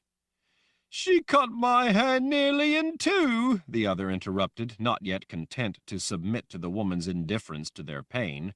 "She must be made to pay." The woman turned a withering glare on him. "Your only purpose is to serve the ends of the order. What good do you think you will be in that service if you are a cripple? Now shut your mouth or I won't even consider healing you." When he hung his head in mute agreement, the woman finally withdrew her glare and turned her attention to Jensen. Holding the lantern up, she leaned in to get a better look at Jensen's face. Jensen saw then that it was a book she was holding in the hand along with the lantern. She had probably stolen the book from the underground stash. "Amazing," she said, as if speaking to herself as she studied Jensen's eyes. You're right there in front of me, and yet my gift says you are not. Jensen realized that the woman had to be a sorceress, probably one of Jagang's sisters. Jensen could not be directly harmed by the powers of such a woman, or anyone with magic, but under the circumstances that hardly meant that she wasn't a threat. After all, she didn't need magic to order the soldiers to put Jensen to death. The woman held out the knife, peering at what was on the handle. Her brow drew down as she grasped the significance of the ornate letter R, the symbol standing for the House of Raal engraved on the silver handle. Her eyes turned up to Jensen, this time filled with a kind of grim recognition. Unexpectedly, she dropped the knife. It stuck in the ground at her feet as she put the fingers of one hand to her forehead, wincing as if in pain. The silent soldiers shared troubled looks. When she looked up again, the woman's face had gone blank. Well, well, well, if it isn't Jensen Raal. Her voice sounded different. It was deeper and carried a threatening masculine tone. It was Jensen's turn to frown. You know me? Oh, yes, darling. I know you, the woman said in a voice that had turned deep and husky. Seems I recall you swearing to me that you would kill Richard Raal. Jensen understood then. It was Emperor Jagang, seeing her through the eyes of this woman. Jagang was a dream walker. He could do such seemingly impossible things. And what of your promise? The woman asked in a voice that wasn't entirely her own. Her movements were puppet-like and appeared to be painful. Jensen didn't know if she was talking to the woman or to Jagang. I failed. The woman's lip curled derisively. You failed. That's right. I failed. And what of Sebastian? Jensen swallowed. He died. He died, she said in a mocking tone. She took a step closer and cocked her head, peering with one angry eye. And how did he die, darling? By his own hand. And why would a man like Sebastian take his own life? Jensen would have taken a step back had she not already been pressed up against the chest of a hulking soldier. I guess it was his way of saying that he no longer wanted to be a strategist to the Emperor of the Imperial Order. Maybe he realized that his life had been wasted, that it had been for nothing. The woman glared, but said nothing. Jensen saw then a soft gold glint off the book the woman was holding, in the same hand as the lantern. Jensen could just make out the title in faded, worn gold lettering. It said, The Book of Counted Shadows. Everyone turned at the sound of a commotion. Yet more men were dragging other captives closer. When they reached the light, Jensen's heart sank. The big soldiers had Anson Owen and Owen's wife Marilee. All three were disheveled and bloody. The woman bent and retrieved Jensen's knife at her feet. His Excellency has decided that he may have a use for these people, the woman said as she straightened. She gestured with Jensen's knife. Bring them along. Chapter 16. Nietzsche paused and turned at the sound of her name called out from behind. It was Nathan. Anne followed close on his heels. For every one of Nathan's long strides, Anne had to take 3 just to keep up. Their footsteps echoed off the golden yellow and brown marble floor of the empty hallway. The rather simple hall was part of the private complex within the palace, used by the Lord Raal, staff, and officials, and of course Mord Sith. It was a passageway of unadorned utility, making no pretense of grandeur. In her modest gray dress buttoned to her throat, Anne looked about the same to Nietzsche as she had when Nietzsche had been a child. Short and compact, like a dense thundercloud scudding across the landscape, she always seemed about to throw off lightning. The woman had loomed as an imposing figure in Nietzsche's mind from the time she'd first been sent to the Palace of the Prophets to become a young novice. Annalena Aldurin had always been the kind of woman who could elicit a babbling confession with nothing more than a stony stare. She struck terror into novices, fear into young wizards, and trepidation into most of the sisters. As a novice, Nietzsche had suspected that the Creator himself would walk on eggshells in the presence of the forbidding prelate and mind his manners as well. "We got the message that you've just arrived from the keep," the tall prophet said in a deep, powerful voice as he and Anne caught up with Nietzsche and Kara.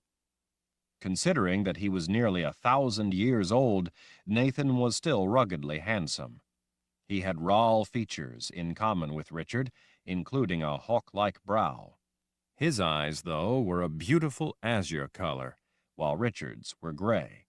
Despite his age, the prophet had a vigorous, purposeful stride. His age, like Nietzsche's, was relevant only to those who at the time had lived outside the spell of the Palace of the Prophets. Those in the palace aged just like anyone else, but at a slower rate, only when compared to those who lived outside the spell. Time had moved differently within the palace. Now that the palace, the home of the Sisters of the Light for thousands of years, had been destroyed, Nathan, Anne, Nietzsche, and all the others who had once called the place home would age at the same rate as everyone else. Nietzsche remembered the prophet as always wearing robes when he'd lived as a captive in his apartments at the Palace of the Prophets. As a Sister of the Light, it had sometimes been required that she visit him in those apartments to write down anything he claimed to be prophecy. Nietzsche never really thought one way or the other about the task. It was just one of many required of her. There were sisters, though, who would not go down into Nathan's apartments alone. Now he was in brown trousers and a ruffled white shirt under a dark green vest. The hem of his maroon cape hovered just above the floor, swirling around his black boots after he came to a halt. Dressed as he now was, he cut an imposing figure. Nietzsche couldn't imagine why, but at his hip he wore a sword sheathed in an elegant scabbard. Wizards hardly needed swords.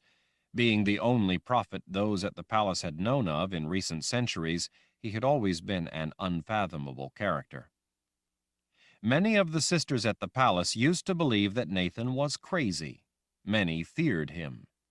It wasn't so much that Nathan gave them cause for their fear, as it was that their imagination provided colorful terrors that the mere sight of him somehow seemed to confirm.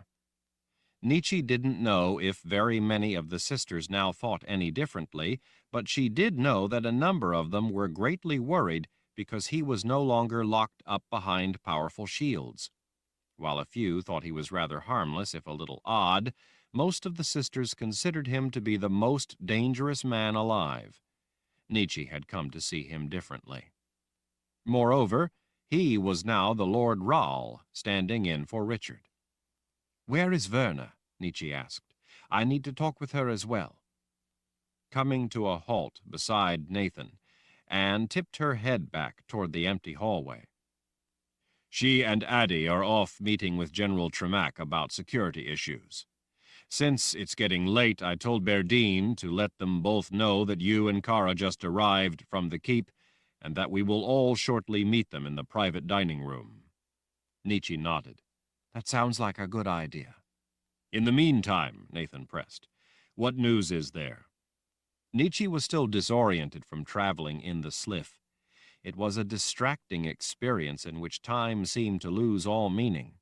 On top of that, being in the People's Palace only added to her discomfort. The entire palace existed within a spell that amplified the power of the Lord Rahl. At the same time, the spell diminished the power of every other gifted person. Nietzsche wasn't used to the feeling. It made her restless and uneasy. Being in the Sliff also reminded her of Richard. She supposed that everything made her think of Richard. It seemed that her nerves were always on edge with worry for him. It took a moment for Nietzsche to focus her mind on the question as she struggled to put thoughts of Richard aside. As improbable as it seemed, this man, not Richard, was now the Lord Rahl, and the former prelate, his former jailer, stood beside him, waiting to hear the answer to his question. "I'm afraid that the news is not very good," Nietzsche admitted. "You mean about Richard?" Anne asked. Nietzsche shook her head. "We've had no news about him yet." Nathan's brow took on an even more suspicious slant. "Then what news are you talking about?" Nietzsche took a deep breath. It still felt strange breathing air after being in the sliff. Despite having traveled in the strange creature before, she didn't think she would ever get used to breathing into her lungs the liquid silver essence that was the sliff. Mentally gathering her thoughts, she gazed out over the short section of balcony railing. The particular portion of the hallway that they were in bridged a complex of expansive halls below.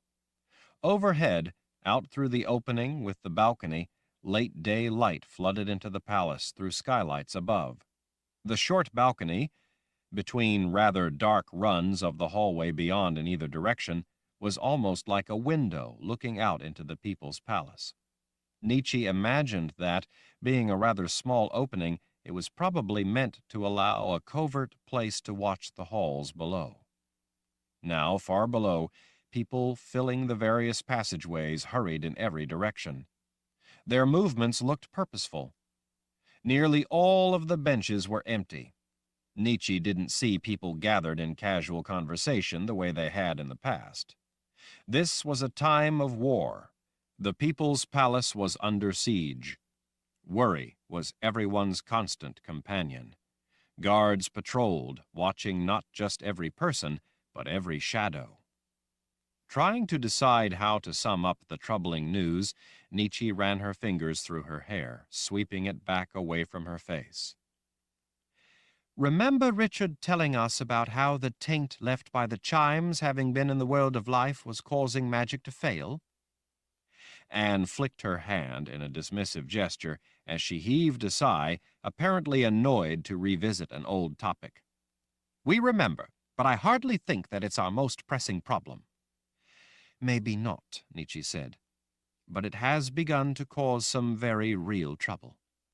Nathan lifted a hand, the back of his fingers touching Anne's shoulder, as if to implore her to let him handle the matter. "How so?" "We've been forced to abandon the Wizard's Keep," Nietzsche told him, "for the time being at least." Nathan's eyebrows lifted. As he tilted his head toward her, some of his long white hair fell forward over his broad shoulders. "Why? What happened?" Nietzsche smoothed the black dress at her hips. "The magic of the keep is beginning to fail." "How do you know?" Anne demanded. "The witch-woman, Six, got into the keep," Nietzsche said. "The alarms failed to warn us. A number of the shields are down. She was able to go where she pleased within the keep without the shield stopping her." Anne poked a loose strand of gray hair back into the knot of hair at the back of her head as she considered Nietzsche's words. "That isn't necessarily convincing evidence that the magic of the keep is failing," she finally said, "or even that magic is tainted by the chimes and failing. It's difficult telling just how talented a woman like Six is liable to be. Just because there is some sort of problem with the keep there is no way to know its cause, much less know that the chimes are the cause. With a place as complicated as the keep, it's difficult to really know if it really is all that serious. It could simply be a temporary—" "Blood is coming out of the stone walls of the keep," Nietzsche said in a tone that made it clear she didn't want to debate it. She didn't appreciate being treated like a novice frightened by shadows on her first night away from home. She needed to get on to other matters. "It's worse down in the lower areas, in the foundation." Anne and Nathan both straightened. Anne opened her mouth to say something, but Kara spoke first, apparently as disinterested in having to argue the point as Nietzsche. "The blood oozing out of the stone in various places all over the keep is all human blood." Again, both the prophet and the former prelate went mute with surprise. "Well now," Nathan finally said as he scratched under his jaw with one finger. That certainly is serious. He gestured up the hall. Where are you headed? Kara and I need to go out to see how Jagang's ramp is progressing. I also want to have a look at the Order's army and see if I can tell how they're doing.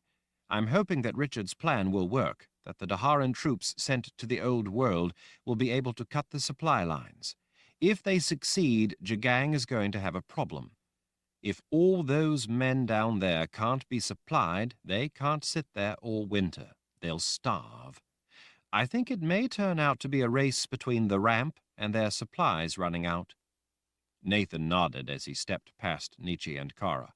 Come on, then. We'll go with you, and you can tell us about your encounter with this witch woman. Nietzsche stood her ground, not following after the prophet. She took the box of Orden. Nathan turned back and stared at her. What? She stole the box of Orden we had, the one that the witch woman's companion, Samuel, stole from Sister Tovey, and that Rachel had then managed to get a hold of and bring to us. We thought it was safe in the keep. Turns out it wasn't. It's gone? Anne seized Nietzsche's sleeve. Do you have any idea where she went with it? I'm afraid not, Nietzsche said. I'm hoping that you two can give us some clues about the witch woman. We need to find her. Anything you can tell me about her, no matter how insignificant it seems, might be of help. We need to get that box back. At least Nietzsche was able to put the power of Orden in play before the box was taken, Kara said.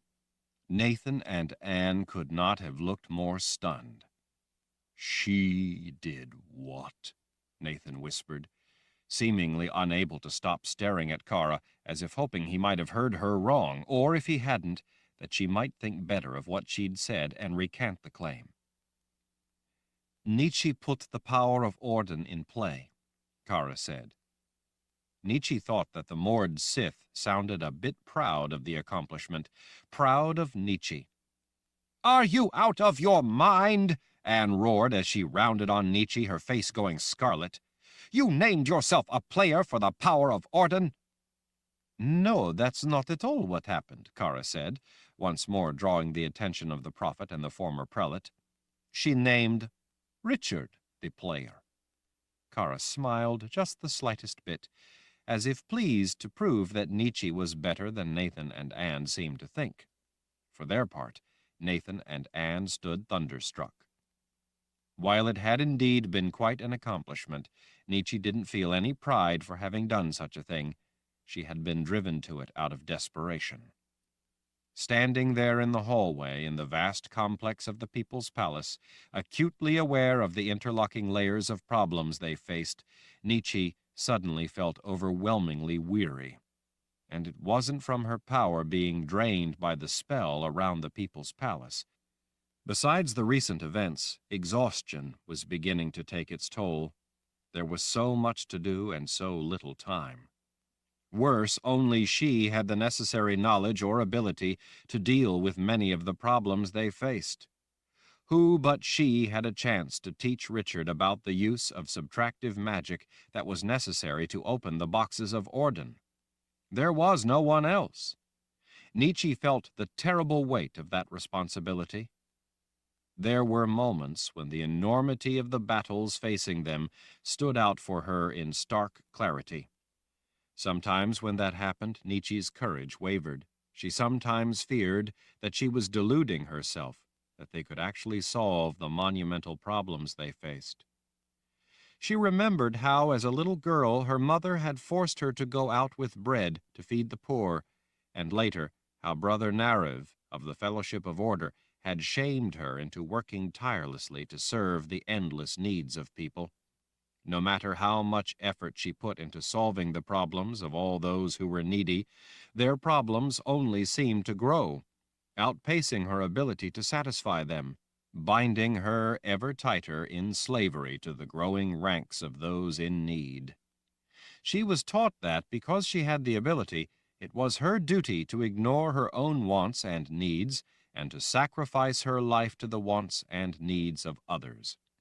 Their inability or unwillingness to try made them her masters. In those moments when she thought their present problems were insurmountable, she felt again the way she had as a child, like a slave to the problems. In those dark moments of self-doubt, she wondered if she could ever really shed the mantle Jagang himself had laid around her shoulders when he named her the Slave Queen. He'd had no idea how apt the title really was. In a way, that was how she sometimes felt in this struggle. While she knew that this cause was right, it still seemed hopeless to think that they could win when they were up against so many who sought to crush them. Sometimes, in the face of the seemingly insurmountable, Nietzsche wanted nothing so much as to sit down and give up. In private moments in the past, Richard had confessed to having the same self-doubts as she felt, and yet she'd seen how he still forged ahead. Whenever Nietzsche felt discouraged, she thought of Richard, of how relentless he was, and she once again made herself get to her feet if for no other reason than to make him proud of her.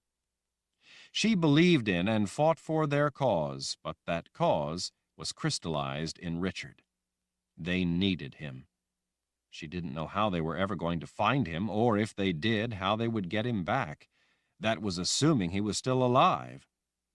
Richard being dead, though, was a thought that she refused to contemplate, and so she immediately shoved the very idea aside. Anne seized Nietzsche's upper arm in a firm grip, bringing her out of her dark thoughts. "You put the boxes of Orden in play, and you named Richard the player?" Nietzsche wasn't in the mood to address the denouncement within the rhetorical question, to yet again have the same argument she'd already had with Zed. "That's right. I had no choice. Zed at first had the same reaction as you. When I explained it all to him, explained why I had to do as I had done, and once he'd calmed down, he came to see that there truly is no other way." "And who are you to decide such a thing?" Anne demanded. Nietzsche chose not to rise to the insult and instead kept her voice, if not deferential, at least civil. "You yourself said that Richard is the one who must lead us in this battle. You and Nathan have waited nearly 500 years for Richard to be born, and worked to make sure that he could lead us.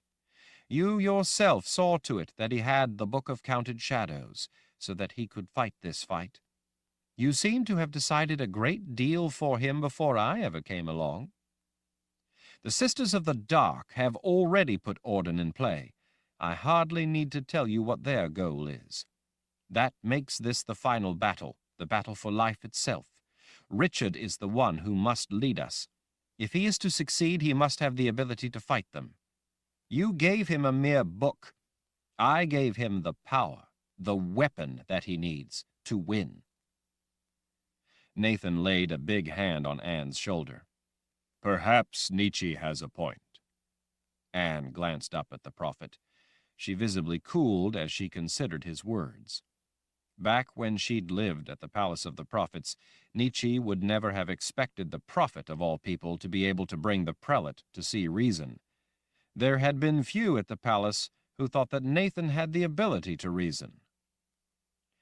"Well, done is done," Anne said, her voice considerably calmer. "We'll have to give some thought to what we must do next." "What about Zed?" Nathan asked. "Does he have any ideas to help Richard?" Nietzsche tried to keep her voice, as well as her expression, from betraying her level of concern. "Since Zed believes that spells cast in the sacred caves in Tamarang are responsible for blocking Richard from the use of his gift, he, Tom, and Rika are on their way there now. They hope to be able to help Richard by finding a way to eliminate whatever spell is barring him from his gift." "You make it sound simple," Nathan said as he considered the problem. "Such a thing will be far from simple." Nietzsche lifted an eyebrow. "I doubt that standing around wishing for a solution will work better." Nathan grunted his agreement. "What about the keep?" Nietzsche turned and started down the hall, talking back over her shoulder. "After Kara and I left in the Sliff, and before he started out for Tamarang, Zed was going to use a spell to close down the keep.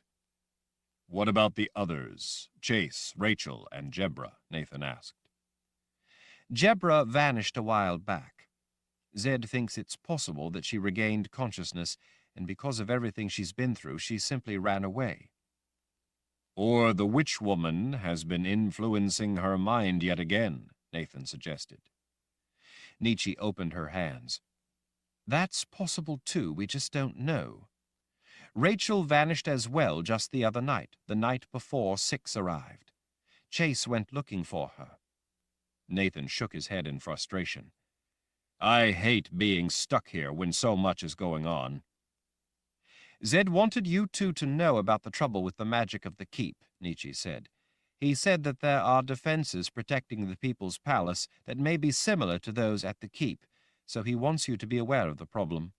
There's no telling how the contamination from the chimes will affect magic, whether it will hamper all similar power or whether it's a function of location, if the contamination might be confined to a specific area. After we're finished here, Kara put in, Nietzsche and I are going to travel in the Sliff down to the Tamarang area to help Zed get Lord Ral's power back. Then we're going after Lord Ral. Nathan didn't object that he presently held the title of Lord Ral. He, of all people, knew that Richard was the one that prophecy had named to lead them. Nathan was the one, after all, who had originally revealed that prophecy said they stood a chance against the coming storm only if Richard led them. Kara's plan that they were going after Lord Ral was news to Nietzsche. If they knew where Richard was, Nietzsche would already be headed there. As Nietzsche continued to answer Anne's steady barrage of questions, Nathan led them through several rather simple passageways until they finally came to one with a heavy oak door at the end. As Nathan pulled the door open for them, cold air rushed in. A blood-red sky greeted Nietzsche as she stepped out onto a platform high above the rampart of the outer wall. Dear spirits, she whispered to herself. Every time I see them, it's a terrible shock.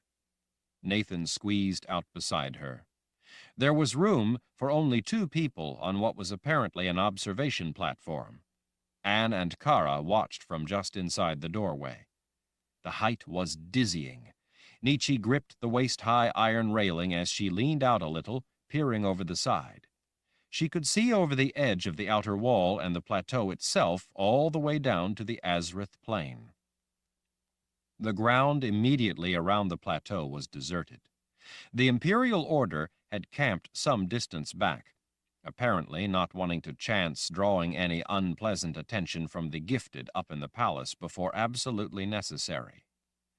While the Imperial Order had sisters and even several young wizards who could shield them from any conjuring from above, Jagang would want to keep them in reserve, keep them healthy, strong, and alive until he began his final attack. A thick red overcast hung above the distant plain, black with the invading army. They spread all the way to the horizon in every direction. Nietzsche rubbed her shoulders with the chill she felt from within. While from this distance it was hard to see much detail, she knew what it was like to be among such men. She knew all too well what they were like. She knew all too well what their officers were like. She knew all too well what their leader was like. It made Nietzsche's skin crawl to think of being down among those men. When she had served with that army, she had not given a great deal of thought to how not only physically filthy but spiritually squalid it was. As the slave queen, she had been willfully blind to it. She had believed that brutes like Jagang and his men were necessary in order to impose higher ideals on mankind. Benevolence enforced through brutality. Looking back on such a thought, she could hardly believe how contradictory those convictions really were, and that she had accepted them without question. Not just accepted them, but helped enforce them. She had been so effective at enforcing the Order's will that she had become known as Death's mistress. She could hardly believe that Richard had put up with her, Of course, she had given him no choice in the matter. She felt tears sting at her eyes at the memory of all the times she had tried to force Richard to join her in service to their vile cause, and how, instead, he had shown her something noble. She swallowed back a sob at how much she missed him, missed the light in his eyes. The sight below made the silence up on the platform seem all the more bleak. These men, these millions of men spread out across the plain, were all there for one purpose: to kill everyone in the people's palace, anyone who opposed the rule of the order. This was their last obstacle to imposing their beliefs on all of mankind. Nietzsche stared out at the ramp rising up in the distance. It was larger than the last time she'd seen it. Beyond the ramp she could just make out scars in the ground where the material for the ramp was being dug. The top slope of the ramp aimed in a straight line right for the top of the plateau. Even though it was getting dark, there were snaking lines of men carrying dirt and rock to the construction site. If anyone described such an undertaking to her, she doubted that she would believe it was possible, but seeing it was different. Seeing it filled her with dread. It was only a matter of time until that ramp was completed, and the dark sea of the imperial order flooded up it to assault the palace. Standing at the edge of the platform, hugging her shoulders tightly, she knew that she was looking out onto more than a dark army. Nietzsche knew that she was looking out on 1,000 years of darkness. Having been a sister of the dark and having been raised under the teachings of the Fellowship of Order, she knew perhaps better than anyone just how real the threat was. She knew how vehemently the followers of the Order believed in their cause. Their faith defined them. They were more than willing to die for it. After all, death was their goal. They had been promised glory in the afterlife. They believed that this life was only a test, a means to gain entry into everlasting life. If the order required them to die, then they would die. If the order required that they kill those who did not believe, then they would make the world a sea of blood. Nietzsche understood precisely what it would mean for everyone if the order won this war. It was not the army that would bring those 1,000 years of darkness, but the ideas that had spawned that army. Those ideas would cast the world into a living nightmare. Nietzsche, there is something you need to know about, Nathan said, breaking the uneasy silence.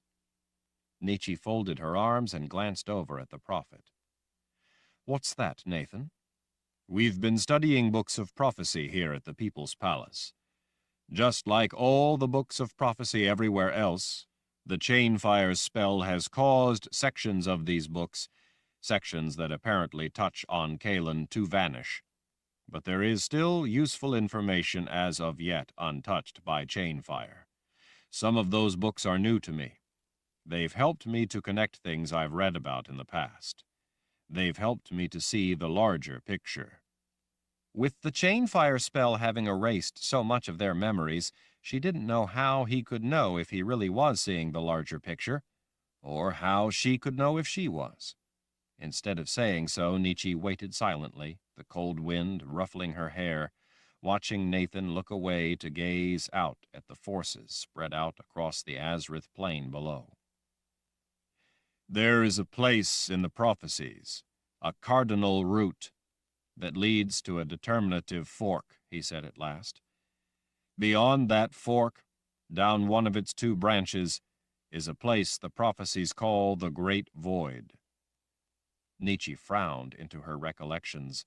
There had always been a great deal of speculation surrounding that portion of prophecy. I've heard mention of it, she said. Do you finally know what that means? One of the two branches after that crucial fork leads to areas of yet more branches, offshoots, and forks farther on. Nathan flicked his wrist offhandedly, as if indicating those things unseen to anyone but him. There are a few books of prophecy that I've been able to identify as having to do with issues that lie beyond on that branch. I'm sure that a concerted search would reveal others. So you might say that down that fork lies the world as we know it. He tapped the palm of one hand on the railing as he gathered his thoughts. On the other branch of that mantic root lies only the great void. There are no books of prophecy for what lies beyond. That is the reason it is called the great void. You might say that there is nothing on that branch for prophecy to see, no magic, no world as we know it, and thus no prophecy to illuminate it. He cast her a brief glance. That is the world the Imperial Order wants. If they take us down that fork, mankind will go forever into the unknown of the great void, a place without magic, and thus without prophecy. Some of my predecessors have speculated that since there is no prophecy for what lies beyond, it could only mean that the great void augurs the end of everything, the end of all life. Nietzsche could find no words. She didn't think that there could be anything but darkness if the Order won, so this news wasn't really all that surprising to her. From the books here that I have been studying, from the information they have given me, and from recent events, I have been able to fix us on the chronology of this prophetic route. Nietzsche's gaze darted to the wizard. Are you sure? Nathan held a hand out toward the army below. Jagang's army being here as they are, surrounding us, is one of a number of events that tells me that we are now on the cardinal route that takes us toward that fateful fork. I've known for centuries about the great void being in prophecy, but I didn't know if it was significant because I was never sure precisely where it fit in the chronology of prophecy. As far as I knew, it was always possible that we might end up following an altogether different arm of the tree of prophecy, never setting foot in the area containing that particular cardinal root with the great void. There was always the possibility that the great void would turn out to be somewhere beyond any one of hundreds of false forks down a dead branch on the tree of prophecy. Ages ago, when I first started studying it, it had seemed to me that it would turn out to be nothing more than false prophecy, eventually to be left in the forgotten dust of history, along with so much of the other dead wood of the possible things that never came to pass. Slowly, though, events have inexorably carried us to where we find ourselves today. I am now sure that we are on that trunk of prophecy, on that particular branch, on that cardinal root, about to encounter the determinative fork. You, Nathan said to Nietzsche, have irrevocably placed us there by putting the power of Orden in play in Richard's name. The boxes of Orden were the final node on the mantic route. There is no longer any possibility for mankind but to face that fork. Chapter 17. Kara stuck her head out of the doorway far enough that the wind coming up the walls of the palace lifted her blonde braid. You mean, if Richard takes us down one of those two forks, we will survive, but if he doesn't, and we go down the other? There is only the great void, Nathan finished for her. He turned back to Nietzsche, laying a hand on her shoulder. Do you understand the significance of what I'm telling you? Nathan, I may not know everything that prophecy has had to say about it, but I certainly know what is at stake. The boxes of Orden were put into play by Sisters of the Dark, after all. I hardly see any outcome should they win except for the end of everything good. As far as I can see, Richard is the only one who has a chance to stop that from happening. Quite so, Nathan said with a sigh. This is why Anne and I have been waiting 500 years for Richard to come into the world. He was the one meant to navigate the forks that would successfully carry us through a dangerous tangle of shrouded knots within prophecy. If he succeeded, which he has so far done, then he is the one who must lead us in this final battle. We've known that for a long time now. Nathan rubbed a finger along the side of his temple. We've always understood that the boxes of Orden were the final node upon which this cardinal root forks. Nietzsche frowned as his words sunk in. She suddenly understood. That's where you made the mistake before, she said, half to herself. Anne leaned through the doorway a little, her eyes narrowing. What? You were tracing the wrong route in prophecy, Nietzsche said, even as parts of the puzzle were still falling into place in her own mind. You were aware of the importance of the boxes of Orden, but your chronology was jumbled, and as a result, you ended up tracing a false fork. You mistakenly thought that it was Darken Rahl who, by using the boxes of Orden, created the terminal node. You thought it was Darken Rahl who would lead us into the Great Void. Understanding the gravity of the mistake, Nietzsche turned to stare at the former prelate. You thought that you had to prepare Richard to deal with that threat, thinking it was this fork of prophecy, the one we find ourselves on right now. So you stole the Book of Counted Shadows and gave it to George Cypher, meaning it for Richard when he got older. You thought Darken Rahl was the final battle, the terminal node in prophecy. You wanted Richard to fight Darken Rahl. You thought you were giving him the tools he needed to fight the final battle. But you had mistakenly taken a wrong turn. You ended up on a barren branch of prophecy, and you didn't realize it. You were preparing him for the wrong battle. You thought that you were helping him, but you got it all wrong. And in the end, your misjudgment only ended up causing Richard to bring down the great barrier that allowed Jagang to become the threat that the prophecies had warned of in the first place. Because of you, the Sisters of the Dark were at last able to get their hands on the boxes of Orden. Because of you, the Keeper of the Underworld has them to do his bidding. Without what you did, none of that would have been possible.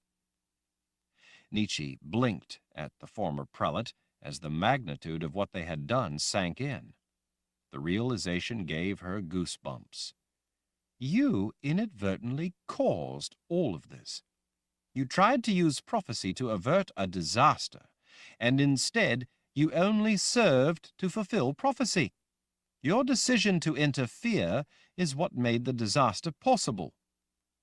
Anne's face twisted with a sour expression. While it would seem that all that work, all that planning, all that waiting for centuries, and you messed it up.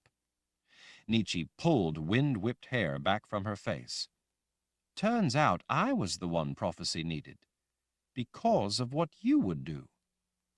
Nathan cleared his throat. Well, that's a pretty big and somewhat misleading oversimplification, but I must admit that it's not entirely untrue. Nietzsche suddenly saw the prelate, a woman she had always thought of as next to infallible, a woman always ready to point out the tiniest mistakes made by others in a new light. You made a mistake. You got it all wrong. While you worked to ensure that Richard could play his part as the linchpin who might be able to save us, you ended up being the pivotal element that brought the potential for destruction upon us all. If we hadn't— Yes, we made some mistakes, Nathan said, cutting Anne off before she could even begin.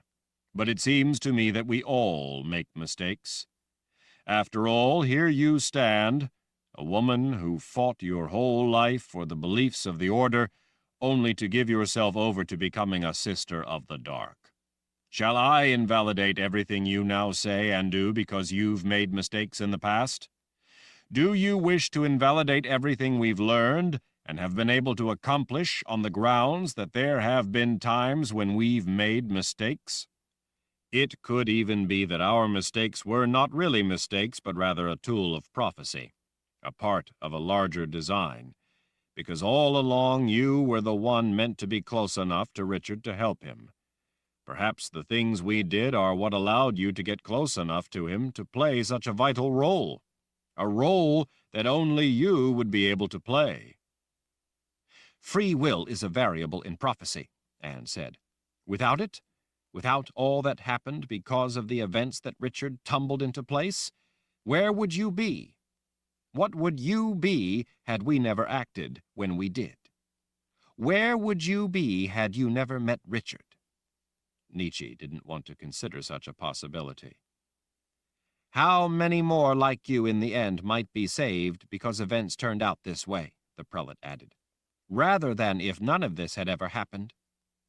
It could very well be, Nathan said, that had we not done the things we did, for reasons right or wrong, prophecy would simply have found another way to accomplish the very same results.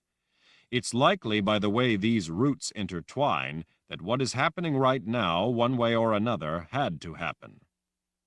Like water finding a route to lower ground? Kara asked. Precisely, Nathan said, smiling proudly at her power of observation. Prophecy is to a degree self-healing. We may think we understand the details, but in fact, we may be unable to see the totality of events on a grander scale, so that when we take it upon ourselves to interfere, prophecy must find other roots to nourish the tree, lest it die. In some ways, since prophecy can be self-healing, any attempt to influence events is ultimately futile. And yet, at the same time, prophecy is intended to be used, intended to spur action. Otherwise, what would be its purpose? An intervention in events, though, is a dangerous thing to do. The trick is knowing when and where to act. It's an imprecise discipline, even for a prophet. Perhaps because we are so painfully aware of our own well-intentioned mistakes, Anne said, you can see why we would be so distraught that you would take it upon yourself to make such a choice for Richard, a central figure in prophecy, as to name him a player for the power of Orden. We know the magnitude of harm that can result by interfering with even relatively minor issues in prophecy. The boxes of Orden are a determinative node, just about as far from a minor element within prophecy as one can get. Nietzsche hadn't meant it the way it had come out. She never thought of herself as free of fault, quite the opposite. Her whole life she had felt inferior, if not outright evil. Her mother, Brother Nariv, and later Emperor Jagang, had always told her as much, constantly driving into her how inadequate she was. It was just that it had been surprising to learn that the prelate could be so human. Nietzsche's gaze fell away. I didn't mean it the way it sounded.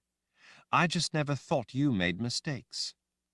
While I do not agree with your characterization of events that have spanned 5 centuries and countless years of toil and effort, Anne said, I'm afraid that we all make mistakes. One of the things that defines our character is how we handle our mistakes. If we lie about having made a mistake, then it can't be corrected and it festers. On the other hand, if we give up just because we made a mistake, even a big mistake, none of us would get far in life. As to your version of our interaction with prophecy, there are many factors you've not taken into account, to say nothing of those elements of which you are ignorant. You are connecting events in ways that are simplistic, if not entirely inaccurate. The assumptions made on the basis of those connections take great leaps over intervening circumstances. When Nathan cleared his throat, Anne went on. That is not to say, however, that we haven't at times misjudged things. We have made mistakes. Some of our errors involve events you have just pointed out. We are trying to correct them. So, Kara asked, somewhat impatiently, what about this prophecy of no prophecy, the great void? You claim that we need to ensure that Lord Rahl fights the final battle because prophecy says he must, and yet at the same time part of the prophecy says that prophecy itself is blank? That makes no sense. By prophecy's own admission, part of the prophecy in question is missing. Anne pursed her lips. Now even Mord Sith have become experts on prophecy?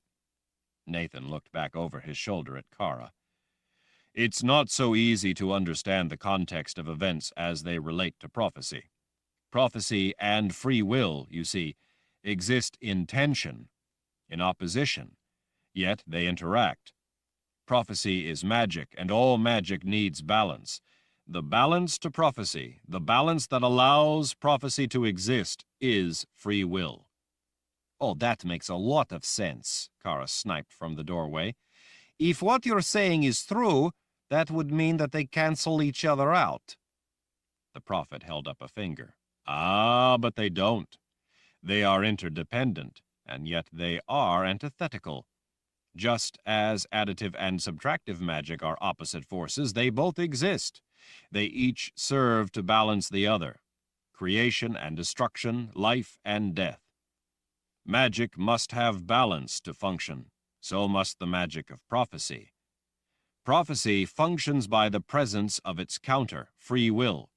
That's one of the major difficulties we've had in the whole matter, understanding the interplay between prophecy and free will. Kara's nose wrinkled. You're a prophet, and you believe in free will? Now that makes no sense. Does death invalidate life? No, it defines it, and in so doing creates its value. Kara didn't look at all convinced. I don't see how free will can even manage to exist within prophecy. Nathan shrugged. Richard is a perfect example. He ignores prophecy and balances it at the same time. He ignores me, too, and when he does, he always gets in trouble. We have something in common, Anne said.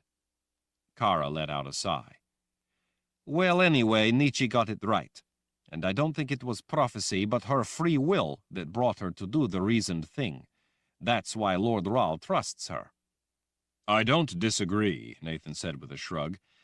As nervous as it makes me, we sometimes must let Richard do as he thinks best. Perhaps that is ultimately what Nietzsche has done, given him the tools to have the freedom to truly exercise his free will. Nietzsche wasn't really listening anymore. Her mind was elsewhere. She abruptly turned to Nathan. I need to see Panis Rahl's tomb. I think I know why it's melting. From in the distance, a rumbling roar rolled up through the gathering gloom, drawing their attention. Kara stretched her neck out to see. What's going on? Nietzsche looked out over the sea of men. They're cheering for a Jala game. Jagang uses Jala Dejin as a distraction, both for the people in the old world and for his army. The rules used in the army games are quite a bit more brutal, though. It satisfies the bloodlust of his soldiers. Nietzsche remembered Jagang's devotion to Jala. He was a man who understood how to control and direct the emotions of his people. He distracted them from the daily misery of their lives by continually blaming every common trouble they faced on those who refused to put their faith in the order, the latest of those being the heathens to the north. That distraction kept the people from questioning the teachings of the order, since all their troubles were blamed on those who questioned. Nietzsche knew, because she did that very thing herself as death's mistress. Any suffering was blamed on those who were selfish. Anyone who questioned was attacked as selfish. Jagang won widespread passion for war by building hatred for an imagined oppressor that was condemned for causing every problem the people lived with daily. Personal responsibility was abandoned to the disease of assigning fault for all hardships, and every hardship was blamed on the greedy who failed to do their part. In that way, their daily problems were a constant reminder of the enemy who they believed caused those problems. The demands for Jagang to destroy the heathens that the people of the old world believed were the cause of all their troubles served Jagang's ends. He also needed to destroy a free and prosperous people because their very existence put the lie to the order's beliefs and teachings. The truth would ultimately threaten his rule. The distraction of blaming others for the people's misery came full circle, being the means to turn attention elsewhere, and to let the people themselves demand of him that he go off to fight this battle against evil.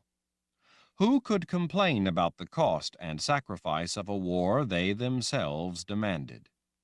Kahlan, too, was a distraction that served his ends. In the cities, the somewhat more civilized games were a focal point that funneled the emotions and energy of the populace into rather meaningless events. It helped give his people a common cause to rally around, to cheer for, promoting a mentality that steeped people in the concept of being joined in opposition to others. In his army, Kahlan served to distract his men from the misery of service in the army. Since the audience of soldiers was made up of aggressive young men, those games were played under a more brutal set of rules. The violence of such games gave frustrated, combative, hostile men an outlet for their pent-up passions. Without Kahlan, Jagang understood that he might not be able to maintain discipline and control over such a vast and unwieldy force. Without Kahlan, they might turn their idle hostility inward among themselves. Jagang had his own team, which served to demonstrate the indomitable supremacy of the emperor. They were an extension of his power and might, an object of awe. They reflected that awe onto the emperor. His Kahlan team connected the emperor to his men, made him like them, while at the same time stressing his superiority. Having spent so much time with him as his slave queen, Nietzsche knew that despite all of those calculated factors, Jagang, like his men, had actually become caught up in the game. For Jagang, combat was the ultimate game. Kahlan de Jin was a kind of combat he could enjoy when he was not engaged in actual combat. It kept his own aggressive juices flowing. Since assembling his new team of unbeatable men, a team universally feared, he had come to feel that he, personally, was the master of Kahlan de Jin. It had become more than a game to Jagang. It had become an extension of his persona. Nietzsche turned away from the sight of the Imperial Order forces gathered below. She could no longer endure the sight or the thought of the bloody games she so hated. The muffled roars washed over her, a building bloodlust that would eventually be turned loose on the people's palace. Once back inside, Nietzsche waited until Nathan pushed the heavy door closed against the cold night descending on the outside world. "I need to go down to see Panis Ral's tomb." He looked back over his shoulder as he forced the latch into place. "So you said. Let's go then." As they started away, Anne hesitated. "I know how much you hate going down in that tomb," she said to Nathan, as she caught his arm, bringing him to a halt. "Verna and Addie will be waiting. Perhaps you could see to that while I take Nietzsche down to the tomb." Nathan cast her a suspicious look. He was about to say something when Anne gave him a look of her own. He seemed to grasp her meaning. "Yes, that's a good idea, my dear. Kara and I will go speak with Verna and Addie."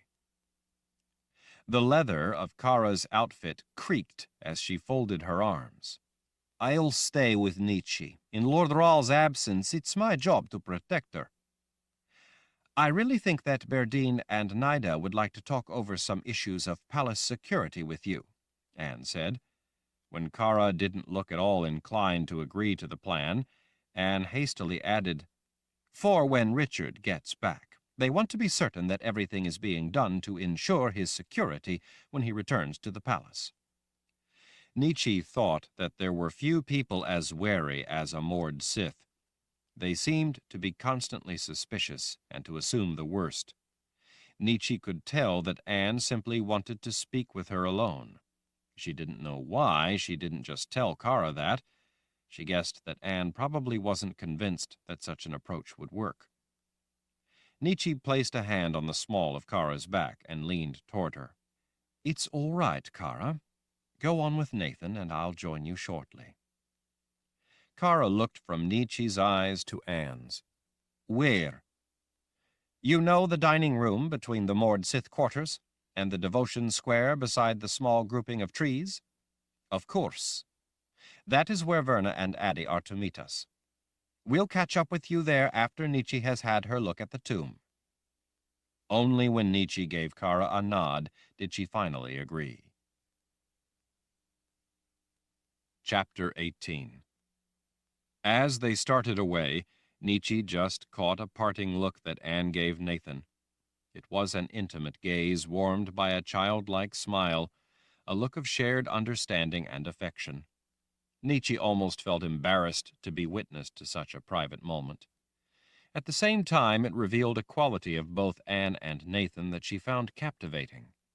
It was the kind of simple thing that almost anyone who saw it would understand and appreciate. The brief glimpse into their feelings gave Nietzsche a sense of comfort and peace. This was not just the prelate she had feared for so much of her life, but a woman who shared the same feelings, longings, and values as most anyone. As they made their way back along the hallway, while Nathan and Kara vanished down a stairwell, Nietzsche glanced over at Anne. "You love him, don't you?" Anne smiled. Yes. Nietzsche stared, unable to think of what to say. "Surprised that I would admit it?" Anne asked. Yes, Nietzsche confessed. Anne chuckled. Well, I guess there would have been a time when I would have been surprised as well. Nietzsche loosely intertwined her fingers. When did all this happen? Anne stared off into memories. Probably centuries ago. I was just too foolish, too caught up in being the prelate, to recognize what was right there before me. Maybe I thought I had a duty which came first, but I think that's just an excuse for being a fool. Nietzsche was struck dumb by such a frank admission from this woman. A look of amusement overcame Anne when she saw the look on Nietzsche's face. Shocked to find me human? Nietzsche smiled. That's not a very flattering way to put it, but I guess that must be the heart of it. They turned down a long flight of stairs, with evenly spaced landings in the square stairwell descending through the palace. The railing all the way down was vine-like wrought iron, held in place by masterfully worked iron made to mimic leafy branches. Well, Anne sighed, I guess that I, too, was shocked to find out that I was human. At the same time, at first anyway, it made me quite sad. Sad? Nietzsche frowned. Why? Because I had to admit to myself that I had thrown away most of my life. I've been blessed by the Creator with a very long life, but I realized, only as I approached the end of it, that I had lived very little of that life. She looked up at Nietzsche as they reached a landing. Doesn't it make you feel remorse to realize how much of your life you wasted without ever realizing what was really important about that life? Nietzsche swallowed back a pang of regret of her own as they reached the edge of a landing and started down the next flight of stairs. We have that in common. Together they listened in silence to the whisper of their footsteps as they made their way down the rest of the stairs. When they finally reached the bottom, they took a broad hallway leading straight ahead rather than one of the passageways branching off to sides. The hallway carried the spiced scent from the evenly spaced oil lamps. Cherry wood squares paneled the walls to each side, each panel separated by straw-colored draperies spaced at uniform intervals. Each set of draperies was swagged with a golden rope terminated with golden black tassels. The reflector lamps hung in every other opening between the drapes lent the hall a warm glow. In every other warmly paneled square hung a painting. Most were ornately framed, as if the works of art were beloved. Each painting had a panel to itself. While the subject matter varied greatly, from a late-day mountain scene beside a lake to a barnyard scene to a towering waterfall, the thing that all the paintings had in common was an achingly beautiful use of light. The mountain lake sat between soaring mountains with light from beyond hazy mountains breaking through billowing golden clouds. A shaft of that glorious light spilled across the shoreline. The forest all around fell back into a cozy darkness, while in the center, the distant couple standing on a rocky prominence were bathed in the warmth of the shaft of light. In the barnyard scene, the chickens scratched on stone pavers, littered with straw and lit by an unseen source of muted light that, without the harsh touch of direct sunlight, made the whole painting all the more vibrant. Nietzsche had never before thought of a barnyard as beautiful, but this artist had seen the beauty in it and brought it forth. In the foreground of the painting, with the towering waterfalls spilling over a distant, lofty ridgeline, the arch of a natural stone bridge emerged from dark woods to either side. A couple faced each other across that bridge, backlit by the setting sun, which had turned the majestic mountains a deep purple. Standing in that light, the two people had a nobility about them that was transfixing. Nietzsche found it interesting to note that so much about the People's Palace was devoted to beauty, from the design of the interior to the variety of stones used for the floors, stairs, and pillars, to the statues and artwork. The place seemed to be filled with a celebration of the beauty of life. Everything from the structure of the palace itself to its contents seemed intent on displaying the highest accomplishments of man. It was almost a setting dedicated to virtuosity, meant to inspire. What was perhaps even more intriguing was that these masterful paintings would be seen by few people. This was a private corridor, down in the depths of the palace on the way to the tombs of past leaders. It would be used almost exclusively by the Lord Râl. Some might see it as a display of greed, a private show of possessions, but that would be a mistake born of cynicism. Nietzsche knew that different sorts of men had been the Lord Râl. Richard's own father had been a brutal tyrant. His ancestors much farther back had been anything but. Original intent was often twisted and corrupted by following generations, just as the original intent of these works of art had probably been lost, warping into entitlement of the elite. Wise leaders were often followed by fools who threw away all that had been won by their ancestors. Nietzsche supposed that all that could be hoped for was for each generation to be raised to be sensible enough to learn from the past, not to lose sight of the things that mattered, and to understand why they mattered. Still, every person had to make choices for themselves. Those who lost sight of the values fought for and won in the past usually came to lose those values, leaving subsequent generations to have to fight to win them back, only for them to be squandered by their heirs who didn't have to face the struggle to gain them. Nietzsche saw the paintings along this long walk to visit the dead as messages from past generations meant to remind the latest to become Lord Râl of the value of life. As he went to visit tombs of those passed away, this hall was intended to remind him where his attention belonged. In a way, this was the Lord Râl's reminder of his proper duty to life. Many who had taken this long walk had lost sight of that, and in so doing generations of people also lost what their ancestors had enjoyed and they had taken for granted. That was why the entire palace was created in the form of a spell to give the House of Râl more power, and why the place was so filled with beauty, to remind him of what was important and give him the power to keep hold of it for his people. None of it, though, as breathtaking as it all was as beautiful to Nietzsche as the statue Richard had carved down in Al-Turang. That statue had been so powerfully filled with the vitality of life that it had touched Nietzsche's soul and changed her for all time.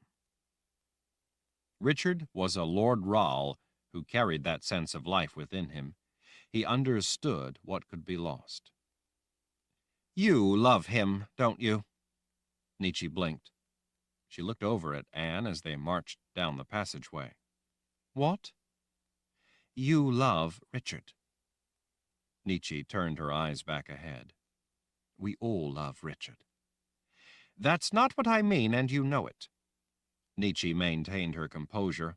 On the outside, anyway. Anne, Richard is married. Not just married, but married to a woman he loves. Not just loves, but loves more than life itself. Anne didn't say anything. Besides, Nietzsche added into the awkward silence, I could have ruined his life, all of our lives, when I took him away down to the old world. I nearly did. By all rights, he should have killed me back then. Perhaps, Anne said. But that was then, and this is now. What do you mean?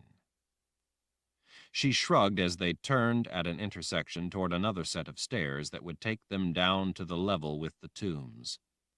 Well, I guess that Nathan had every reason to hate me, in much the same way that Richard had every reason to hate you. As it happens, things just didn't turn out that way. As I mentioned a little while ago, we all make mistakes. Nathan was able to forgive mine. Since you're still alive, Richard obviously forgave yours. He must care about you. I told you, Richard is married to the woman he loves. A woman who may or may not exist. I put Auden in play. Believe me, I now know that she exists. That's not exactly what I meant. Nietzsche slowed. Then what do you mean? Look, Nietzsche. Anne paused, as if distracted. Do you have any idea how difficult it is for me not to call you Sister Nietzsche? You're going off the subject. Anne flashed a brief smile. Quite so. What I mean is that this is all larger than one man. What is? Anne threw her arms up. All of it. This whole war, him being Lord Rahl, his gift, the war with the Imperial Order, the problems with magic caused by the chimes, the chainfire spell, the boxes of Auden, all of it. Right now, who knows what trouble he's in? Look at all he faces. He's just one man, one lonely man, one man without anyone to help him. I can't deny the truth of that, Nietzsche said. Richard is a pebble in the pond. An individual at the center of so many things. He touches so many things. He has turned out to be a core element in all of our lives. Everything turns on what he does, on the decisions he makes. If he takes a wrong step, we all fall down. And look at the poor boy, the first born in 3,000 years with subtractive magic, raised without learning to use his gift.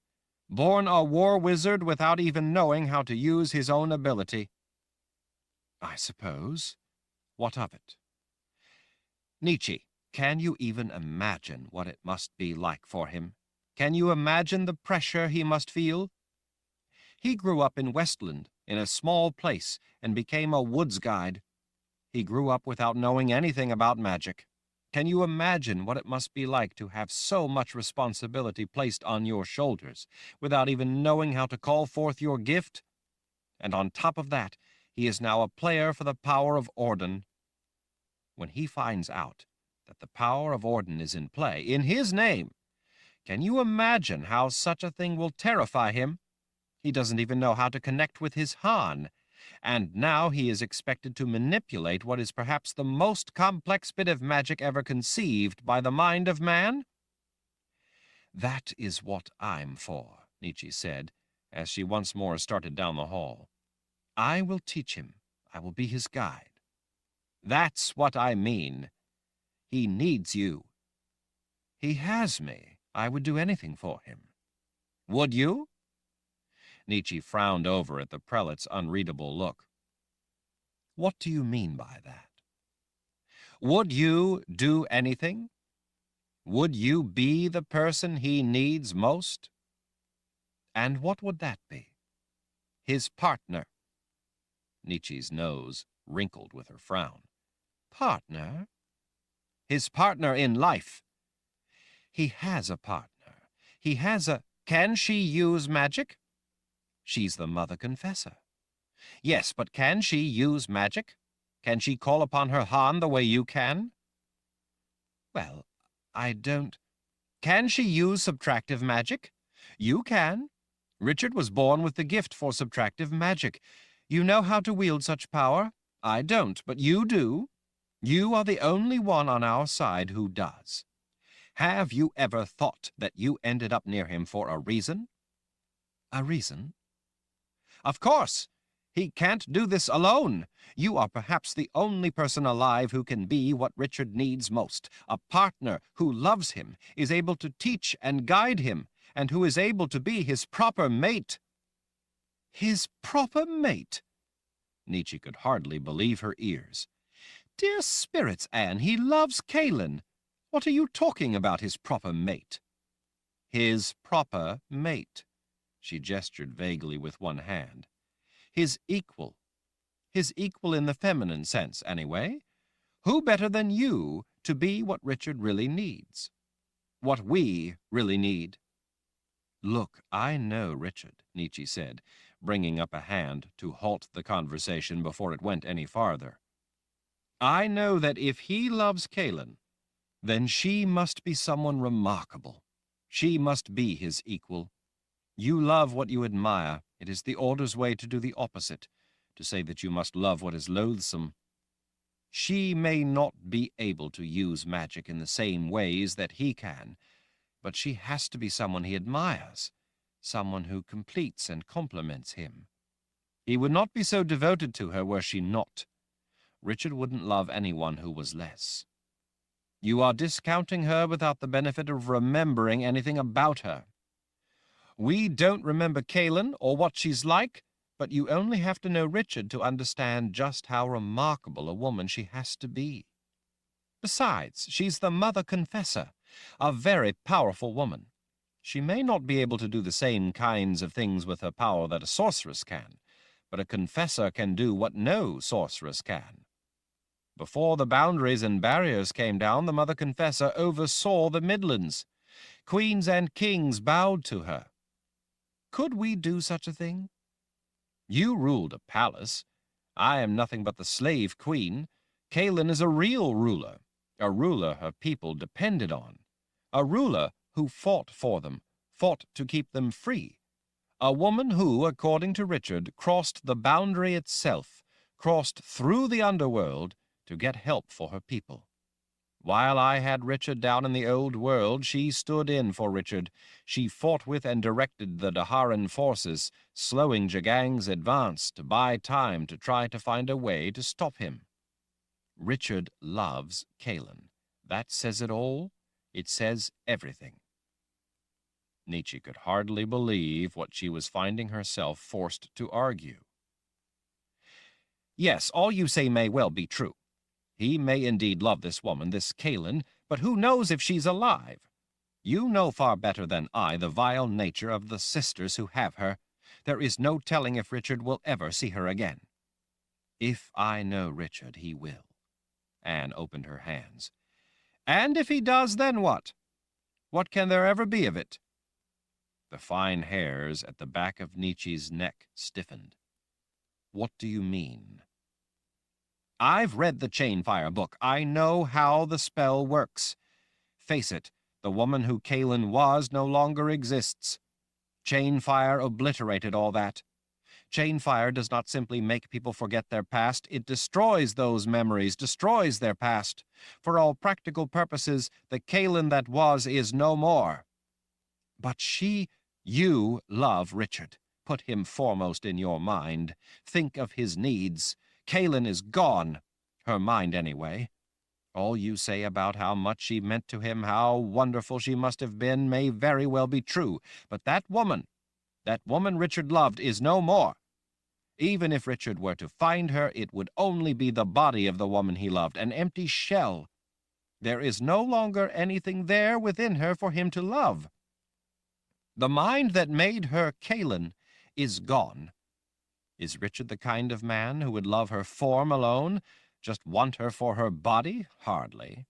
It is the mind that makes the person who they are, and it is the mind that Richard loved, but that mind is gone. Are you going to throw away your life the way I threw away mine? I lost out on a lifetime of what I could have had with Nathan, a man I loved, had I not been so devoted to a sense of duty. Don't throw your life away as well, Nietzsche. Don't allow any chance for Richard's happiness to slip away from him as well. Nietzsche squeezed her trembling fingers tightly together. Are you forgetting who you are talking to? Do you realize that you are trying to push a sister of the dark on Richard? The man you say is the hope for everyone's future? Bah! Anne scoffed. You are no sister of the dark. You are different than the other sisters of the dark. They were real sisters of the dark. You are not. She tapped Nietzsche's chest. In here you are not. They became sisters of the dark because they were greedy. They wanted what they could not earn. They wanted power and the fulfillment of dark promises. You were different. You became a sister of the dark not because you were greedy for power, but for the opposite reason. You thought that you were unworthy of your own life. It was true. Nietzsche was the only sister of the dark who had not converted in order to gain power or promises of rewards for herself, but rather out of a sense that she was not worthy of anything good. She hated having to be selfish, having to sacrifice herself to everyone else's wants and needs, hated not having her own life to herself. She thought that those feelings made her selfish, made her an evil person. Unlike the other sisters of the dark, she didn't really think that she deserved anything but everlasting punishment. That motivation of guilt, rather than greed, troubled the other sisters of the dark. They didn't trust Nietzsche. She was not really one of them. Dear spirits, Nietzsche whispered, hardly able to believe that this woman whom she hardly ever saw, for what seemed decades at a time while they lived at the Palace of the Prophets, could so clearly understand the way it had been. I didn't know that I had been so transparent. It was always a source of sadness for me, Anne said in a soft voice, that a creature as beautiful, as talented as you, would think so little of herself. Nietzsche swallowed. Why didn't you ever try to tell me that? Would you have believed me? Nietzsche paused at the head of the stairs, resting a hand on the white marble newel post. I guess not. It took Richard to make me see it. Anne sighed. Perhaps I should have brought you in and tried to make you think more of yourself, but I always feared to be seen as too gentle, lest through familiarity my authority come to be dismissed. I also feared that telling novices what I really thought of them might cause them to become full of themselves. You were not as transparent as you might think, though. I never realized the depth of your feelings. I thought that what I saw as your modesty would serve you well as you became a woman. I was mistaken about that as well. I never knew, Nietzsche said, her thoughts seemingly lost back in that distant time. Don't think it was only you, though. Others, because I thought so much of them, I treated worse. I trusted Verna perhaps more than anyone. I never told her that. Instead, I sent her on a blind chase for 20 years, because she was the only person I dared trust in such a mission. All part of my involvement with various events in prophecy. Anne shook her head. How she hated me for those 20 frustrating years. You're talking about her journey to find Richard? Yes, Anne smiled to herself. It was a journey in which she also found herself. After being lost in memories for a moment, she smiled up at Nietzsche. Remember when Verna finally brought him in? Remember that first day in the big hall when all the sisters were gathered to greet the new boy Verna had brought in, and it was Richard grown into a man? I remember, Nietzsche said, as she too smiled at the memory. I doubt that you would believe all that was sparked on that day. When I saw him that first day, I swore to myself that I would become one of his teachers. She had become his teacher, and in the end, Richard had become hers. Richard needs you now, Nietzsche. He needs someone to stand with him now. In this battle, he needs a partner. It is all too much of a burden for one man. He needs a woman who loves him. Kahlan is gone. If she is alive, she is only a shell of who she once was. She doesn't remember Richard or love him. He is a stranger to her. The sad fact of the matter is that Richard has lost her to this war. He needs someone now to be his partner in life. Richard needs you, Nietzsche, to whisper in his ear at night those things he must hear. Whether he knows it or not, he needs you more than anything." Nietzsche was on the verge of bursting into sobs. Finding herself arguing against the thing for which she would give her life was tearing her apart inside. There was nothing in life she could want more than Richard. But because she loved him, she couldn't do as Anne wanted. Nietzsche started down the stairwell and changed the subject. "I need to see the tomb, and then I need to talk with Verna and Addie. I don't have any time to waste. I have to get down to Tamarang to help Zed get the witch woman's spell off Richard. Right now, that's what Richard needs the most. To help me in that, I need to know everything about Six. You may not have known the woman, but you had a network of spies spread throughout the old world." "You knew about the spies?" Anne asked, following Nietzsche down the stairs. "Suspected. A woman such as you does not hold on to power for as long as you held on to power without help. Under your rule, the Palace of the Prophets was an island of stability and calm in a world of turmoil, a world falling under the spell of the Fellowship of Order. You had to have had your web spread far and wide to keep yourself aware of all that was happening in the outside world, to keep you aware of any potential threats. After all, you kept the palace safe and free to do its work for hundreds of years." Anne lifted an eyebrow. "I was not so good at it as you think, my dear. Otherwise, the Sisters of the Dark would not have become established right under my nose. But you suspected, and you took precautions. Not enough on either account, as it turns out. No one can be perfect, and no one is invincible. It remains true that you did a very good job for a very long time of keeping them at bay. You had a network of informants to help you stay abreast of what was happening in the outside world. I know that the Sisters of the Dark were always looking over their shoulders. They feared you. With the kind of web that only the prelate can spin, you must have heard something about Six over the years." "I don't know, Nietzsche. Over the years there were a great many important things going on. Rumors of a witch woman were not of much interest to me. There were more important problems. As far as Six, I didn't really hear anything of note." "I'm not interested in getting you to betray confidences, Anne. I'm only interested in anything at all you might know about her. For some reason, she took the box of Orden. I need to get it back for Richard. Any bit of information at all might help me to that end." "I simply never heard anything about her from my sources," Anne finally nodded, almost as if to herself. "But I know about her in a general sense, and I also know that she can't put Orden in play." "Then why would she take it?" "While I don't know any specifics about her, other than what Shota told us, I do know that the desire to destroy the good in life is what defines some people. The particular twisted beliefs they adopt are merely their internal justification for their overriding hatred of the good.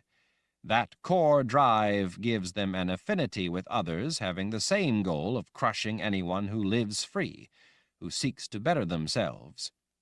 It is the end, destroying anything good that inflames and impassions them. Ultimately, it is life they hate. They feel inadequate at facing the challenges of life. They loathe the necessity of dealing with the world the way it really is, so they grasp at shortcuts to existence. Instead of working hard, they choose to destroy those who do. Instead of creating something worthwhile, they want to steal what someone else has created." "So," Nietzsche suggested, "you're saying that while you don't know anything specific about Six, you think that because of her nature, she will seek others driven by hatred." "That's right," Anne said. "And what does that mean?" As they reached the bottom of the stairs, Nietzsche paused, resting a wrist over the newel post, tapping a fingernail on the white marble as she stared off in thought. It means that, ultimately, she will seek an alliance with the ones who have the other two boxes, the Sisters of the Dark. They may believe very different things, but they are sisters in hate. Anne smiled to herself. Very good, child. She can't use the box herself, Nietzsche finally said, thinking out loud. That means she had to have taken it as a bargaining tool. She wanted it in order to gain power for herself. When the Great Barrier came down, she saw the New World as vulnerable.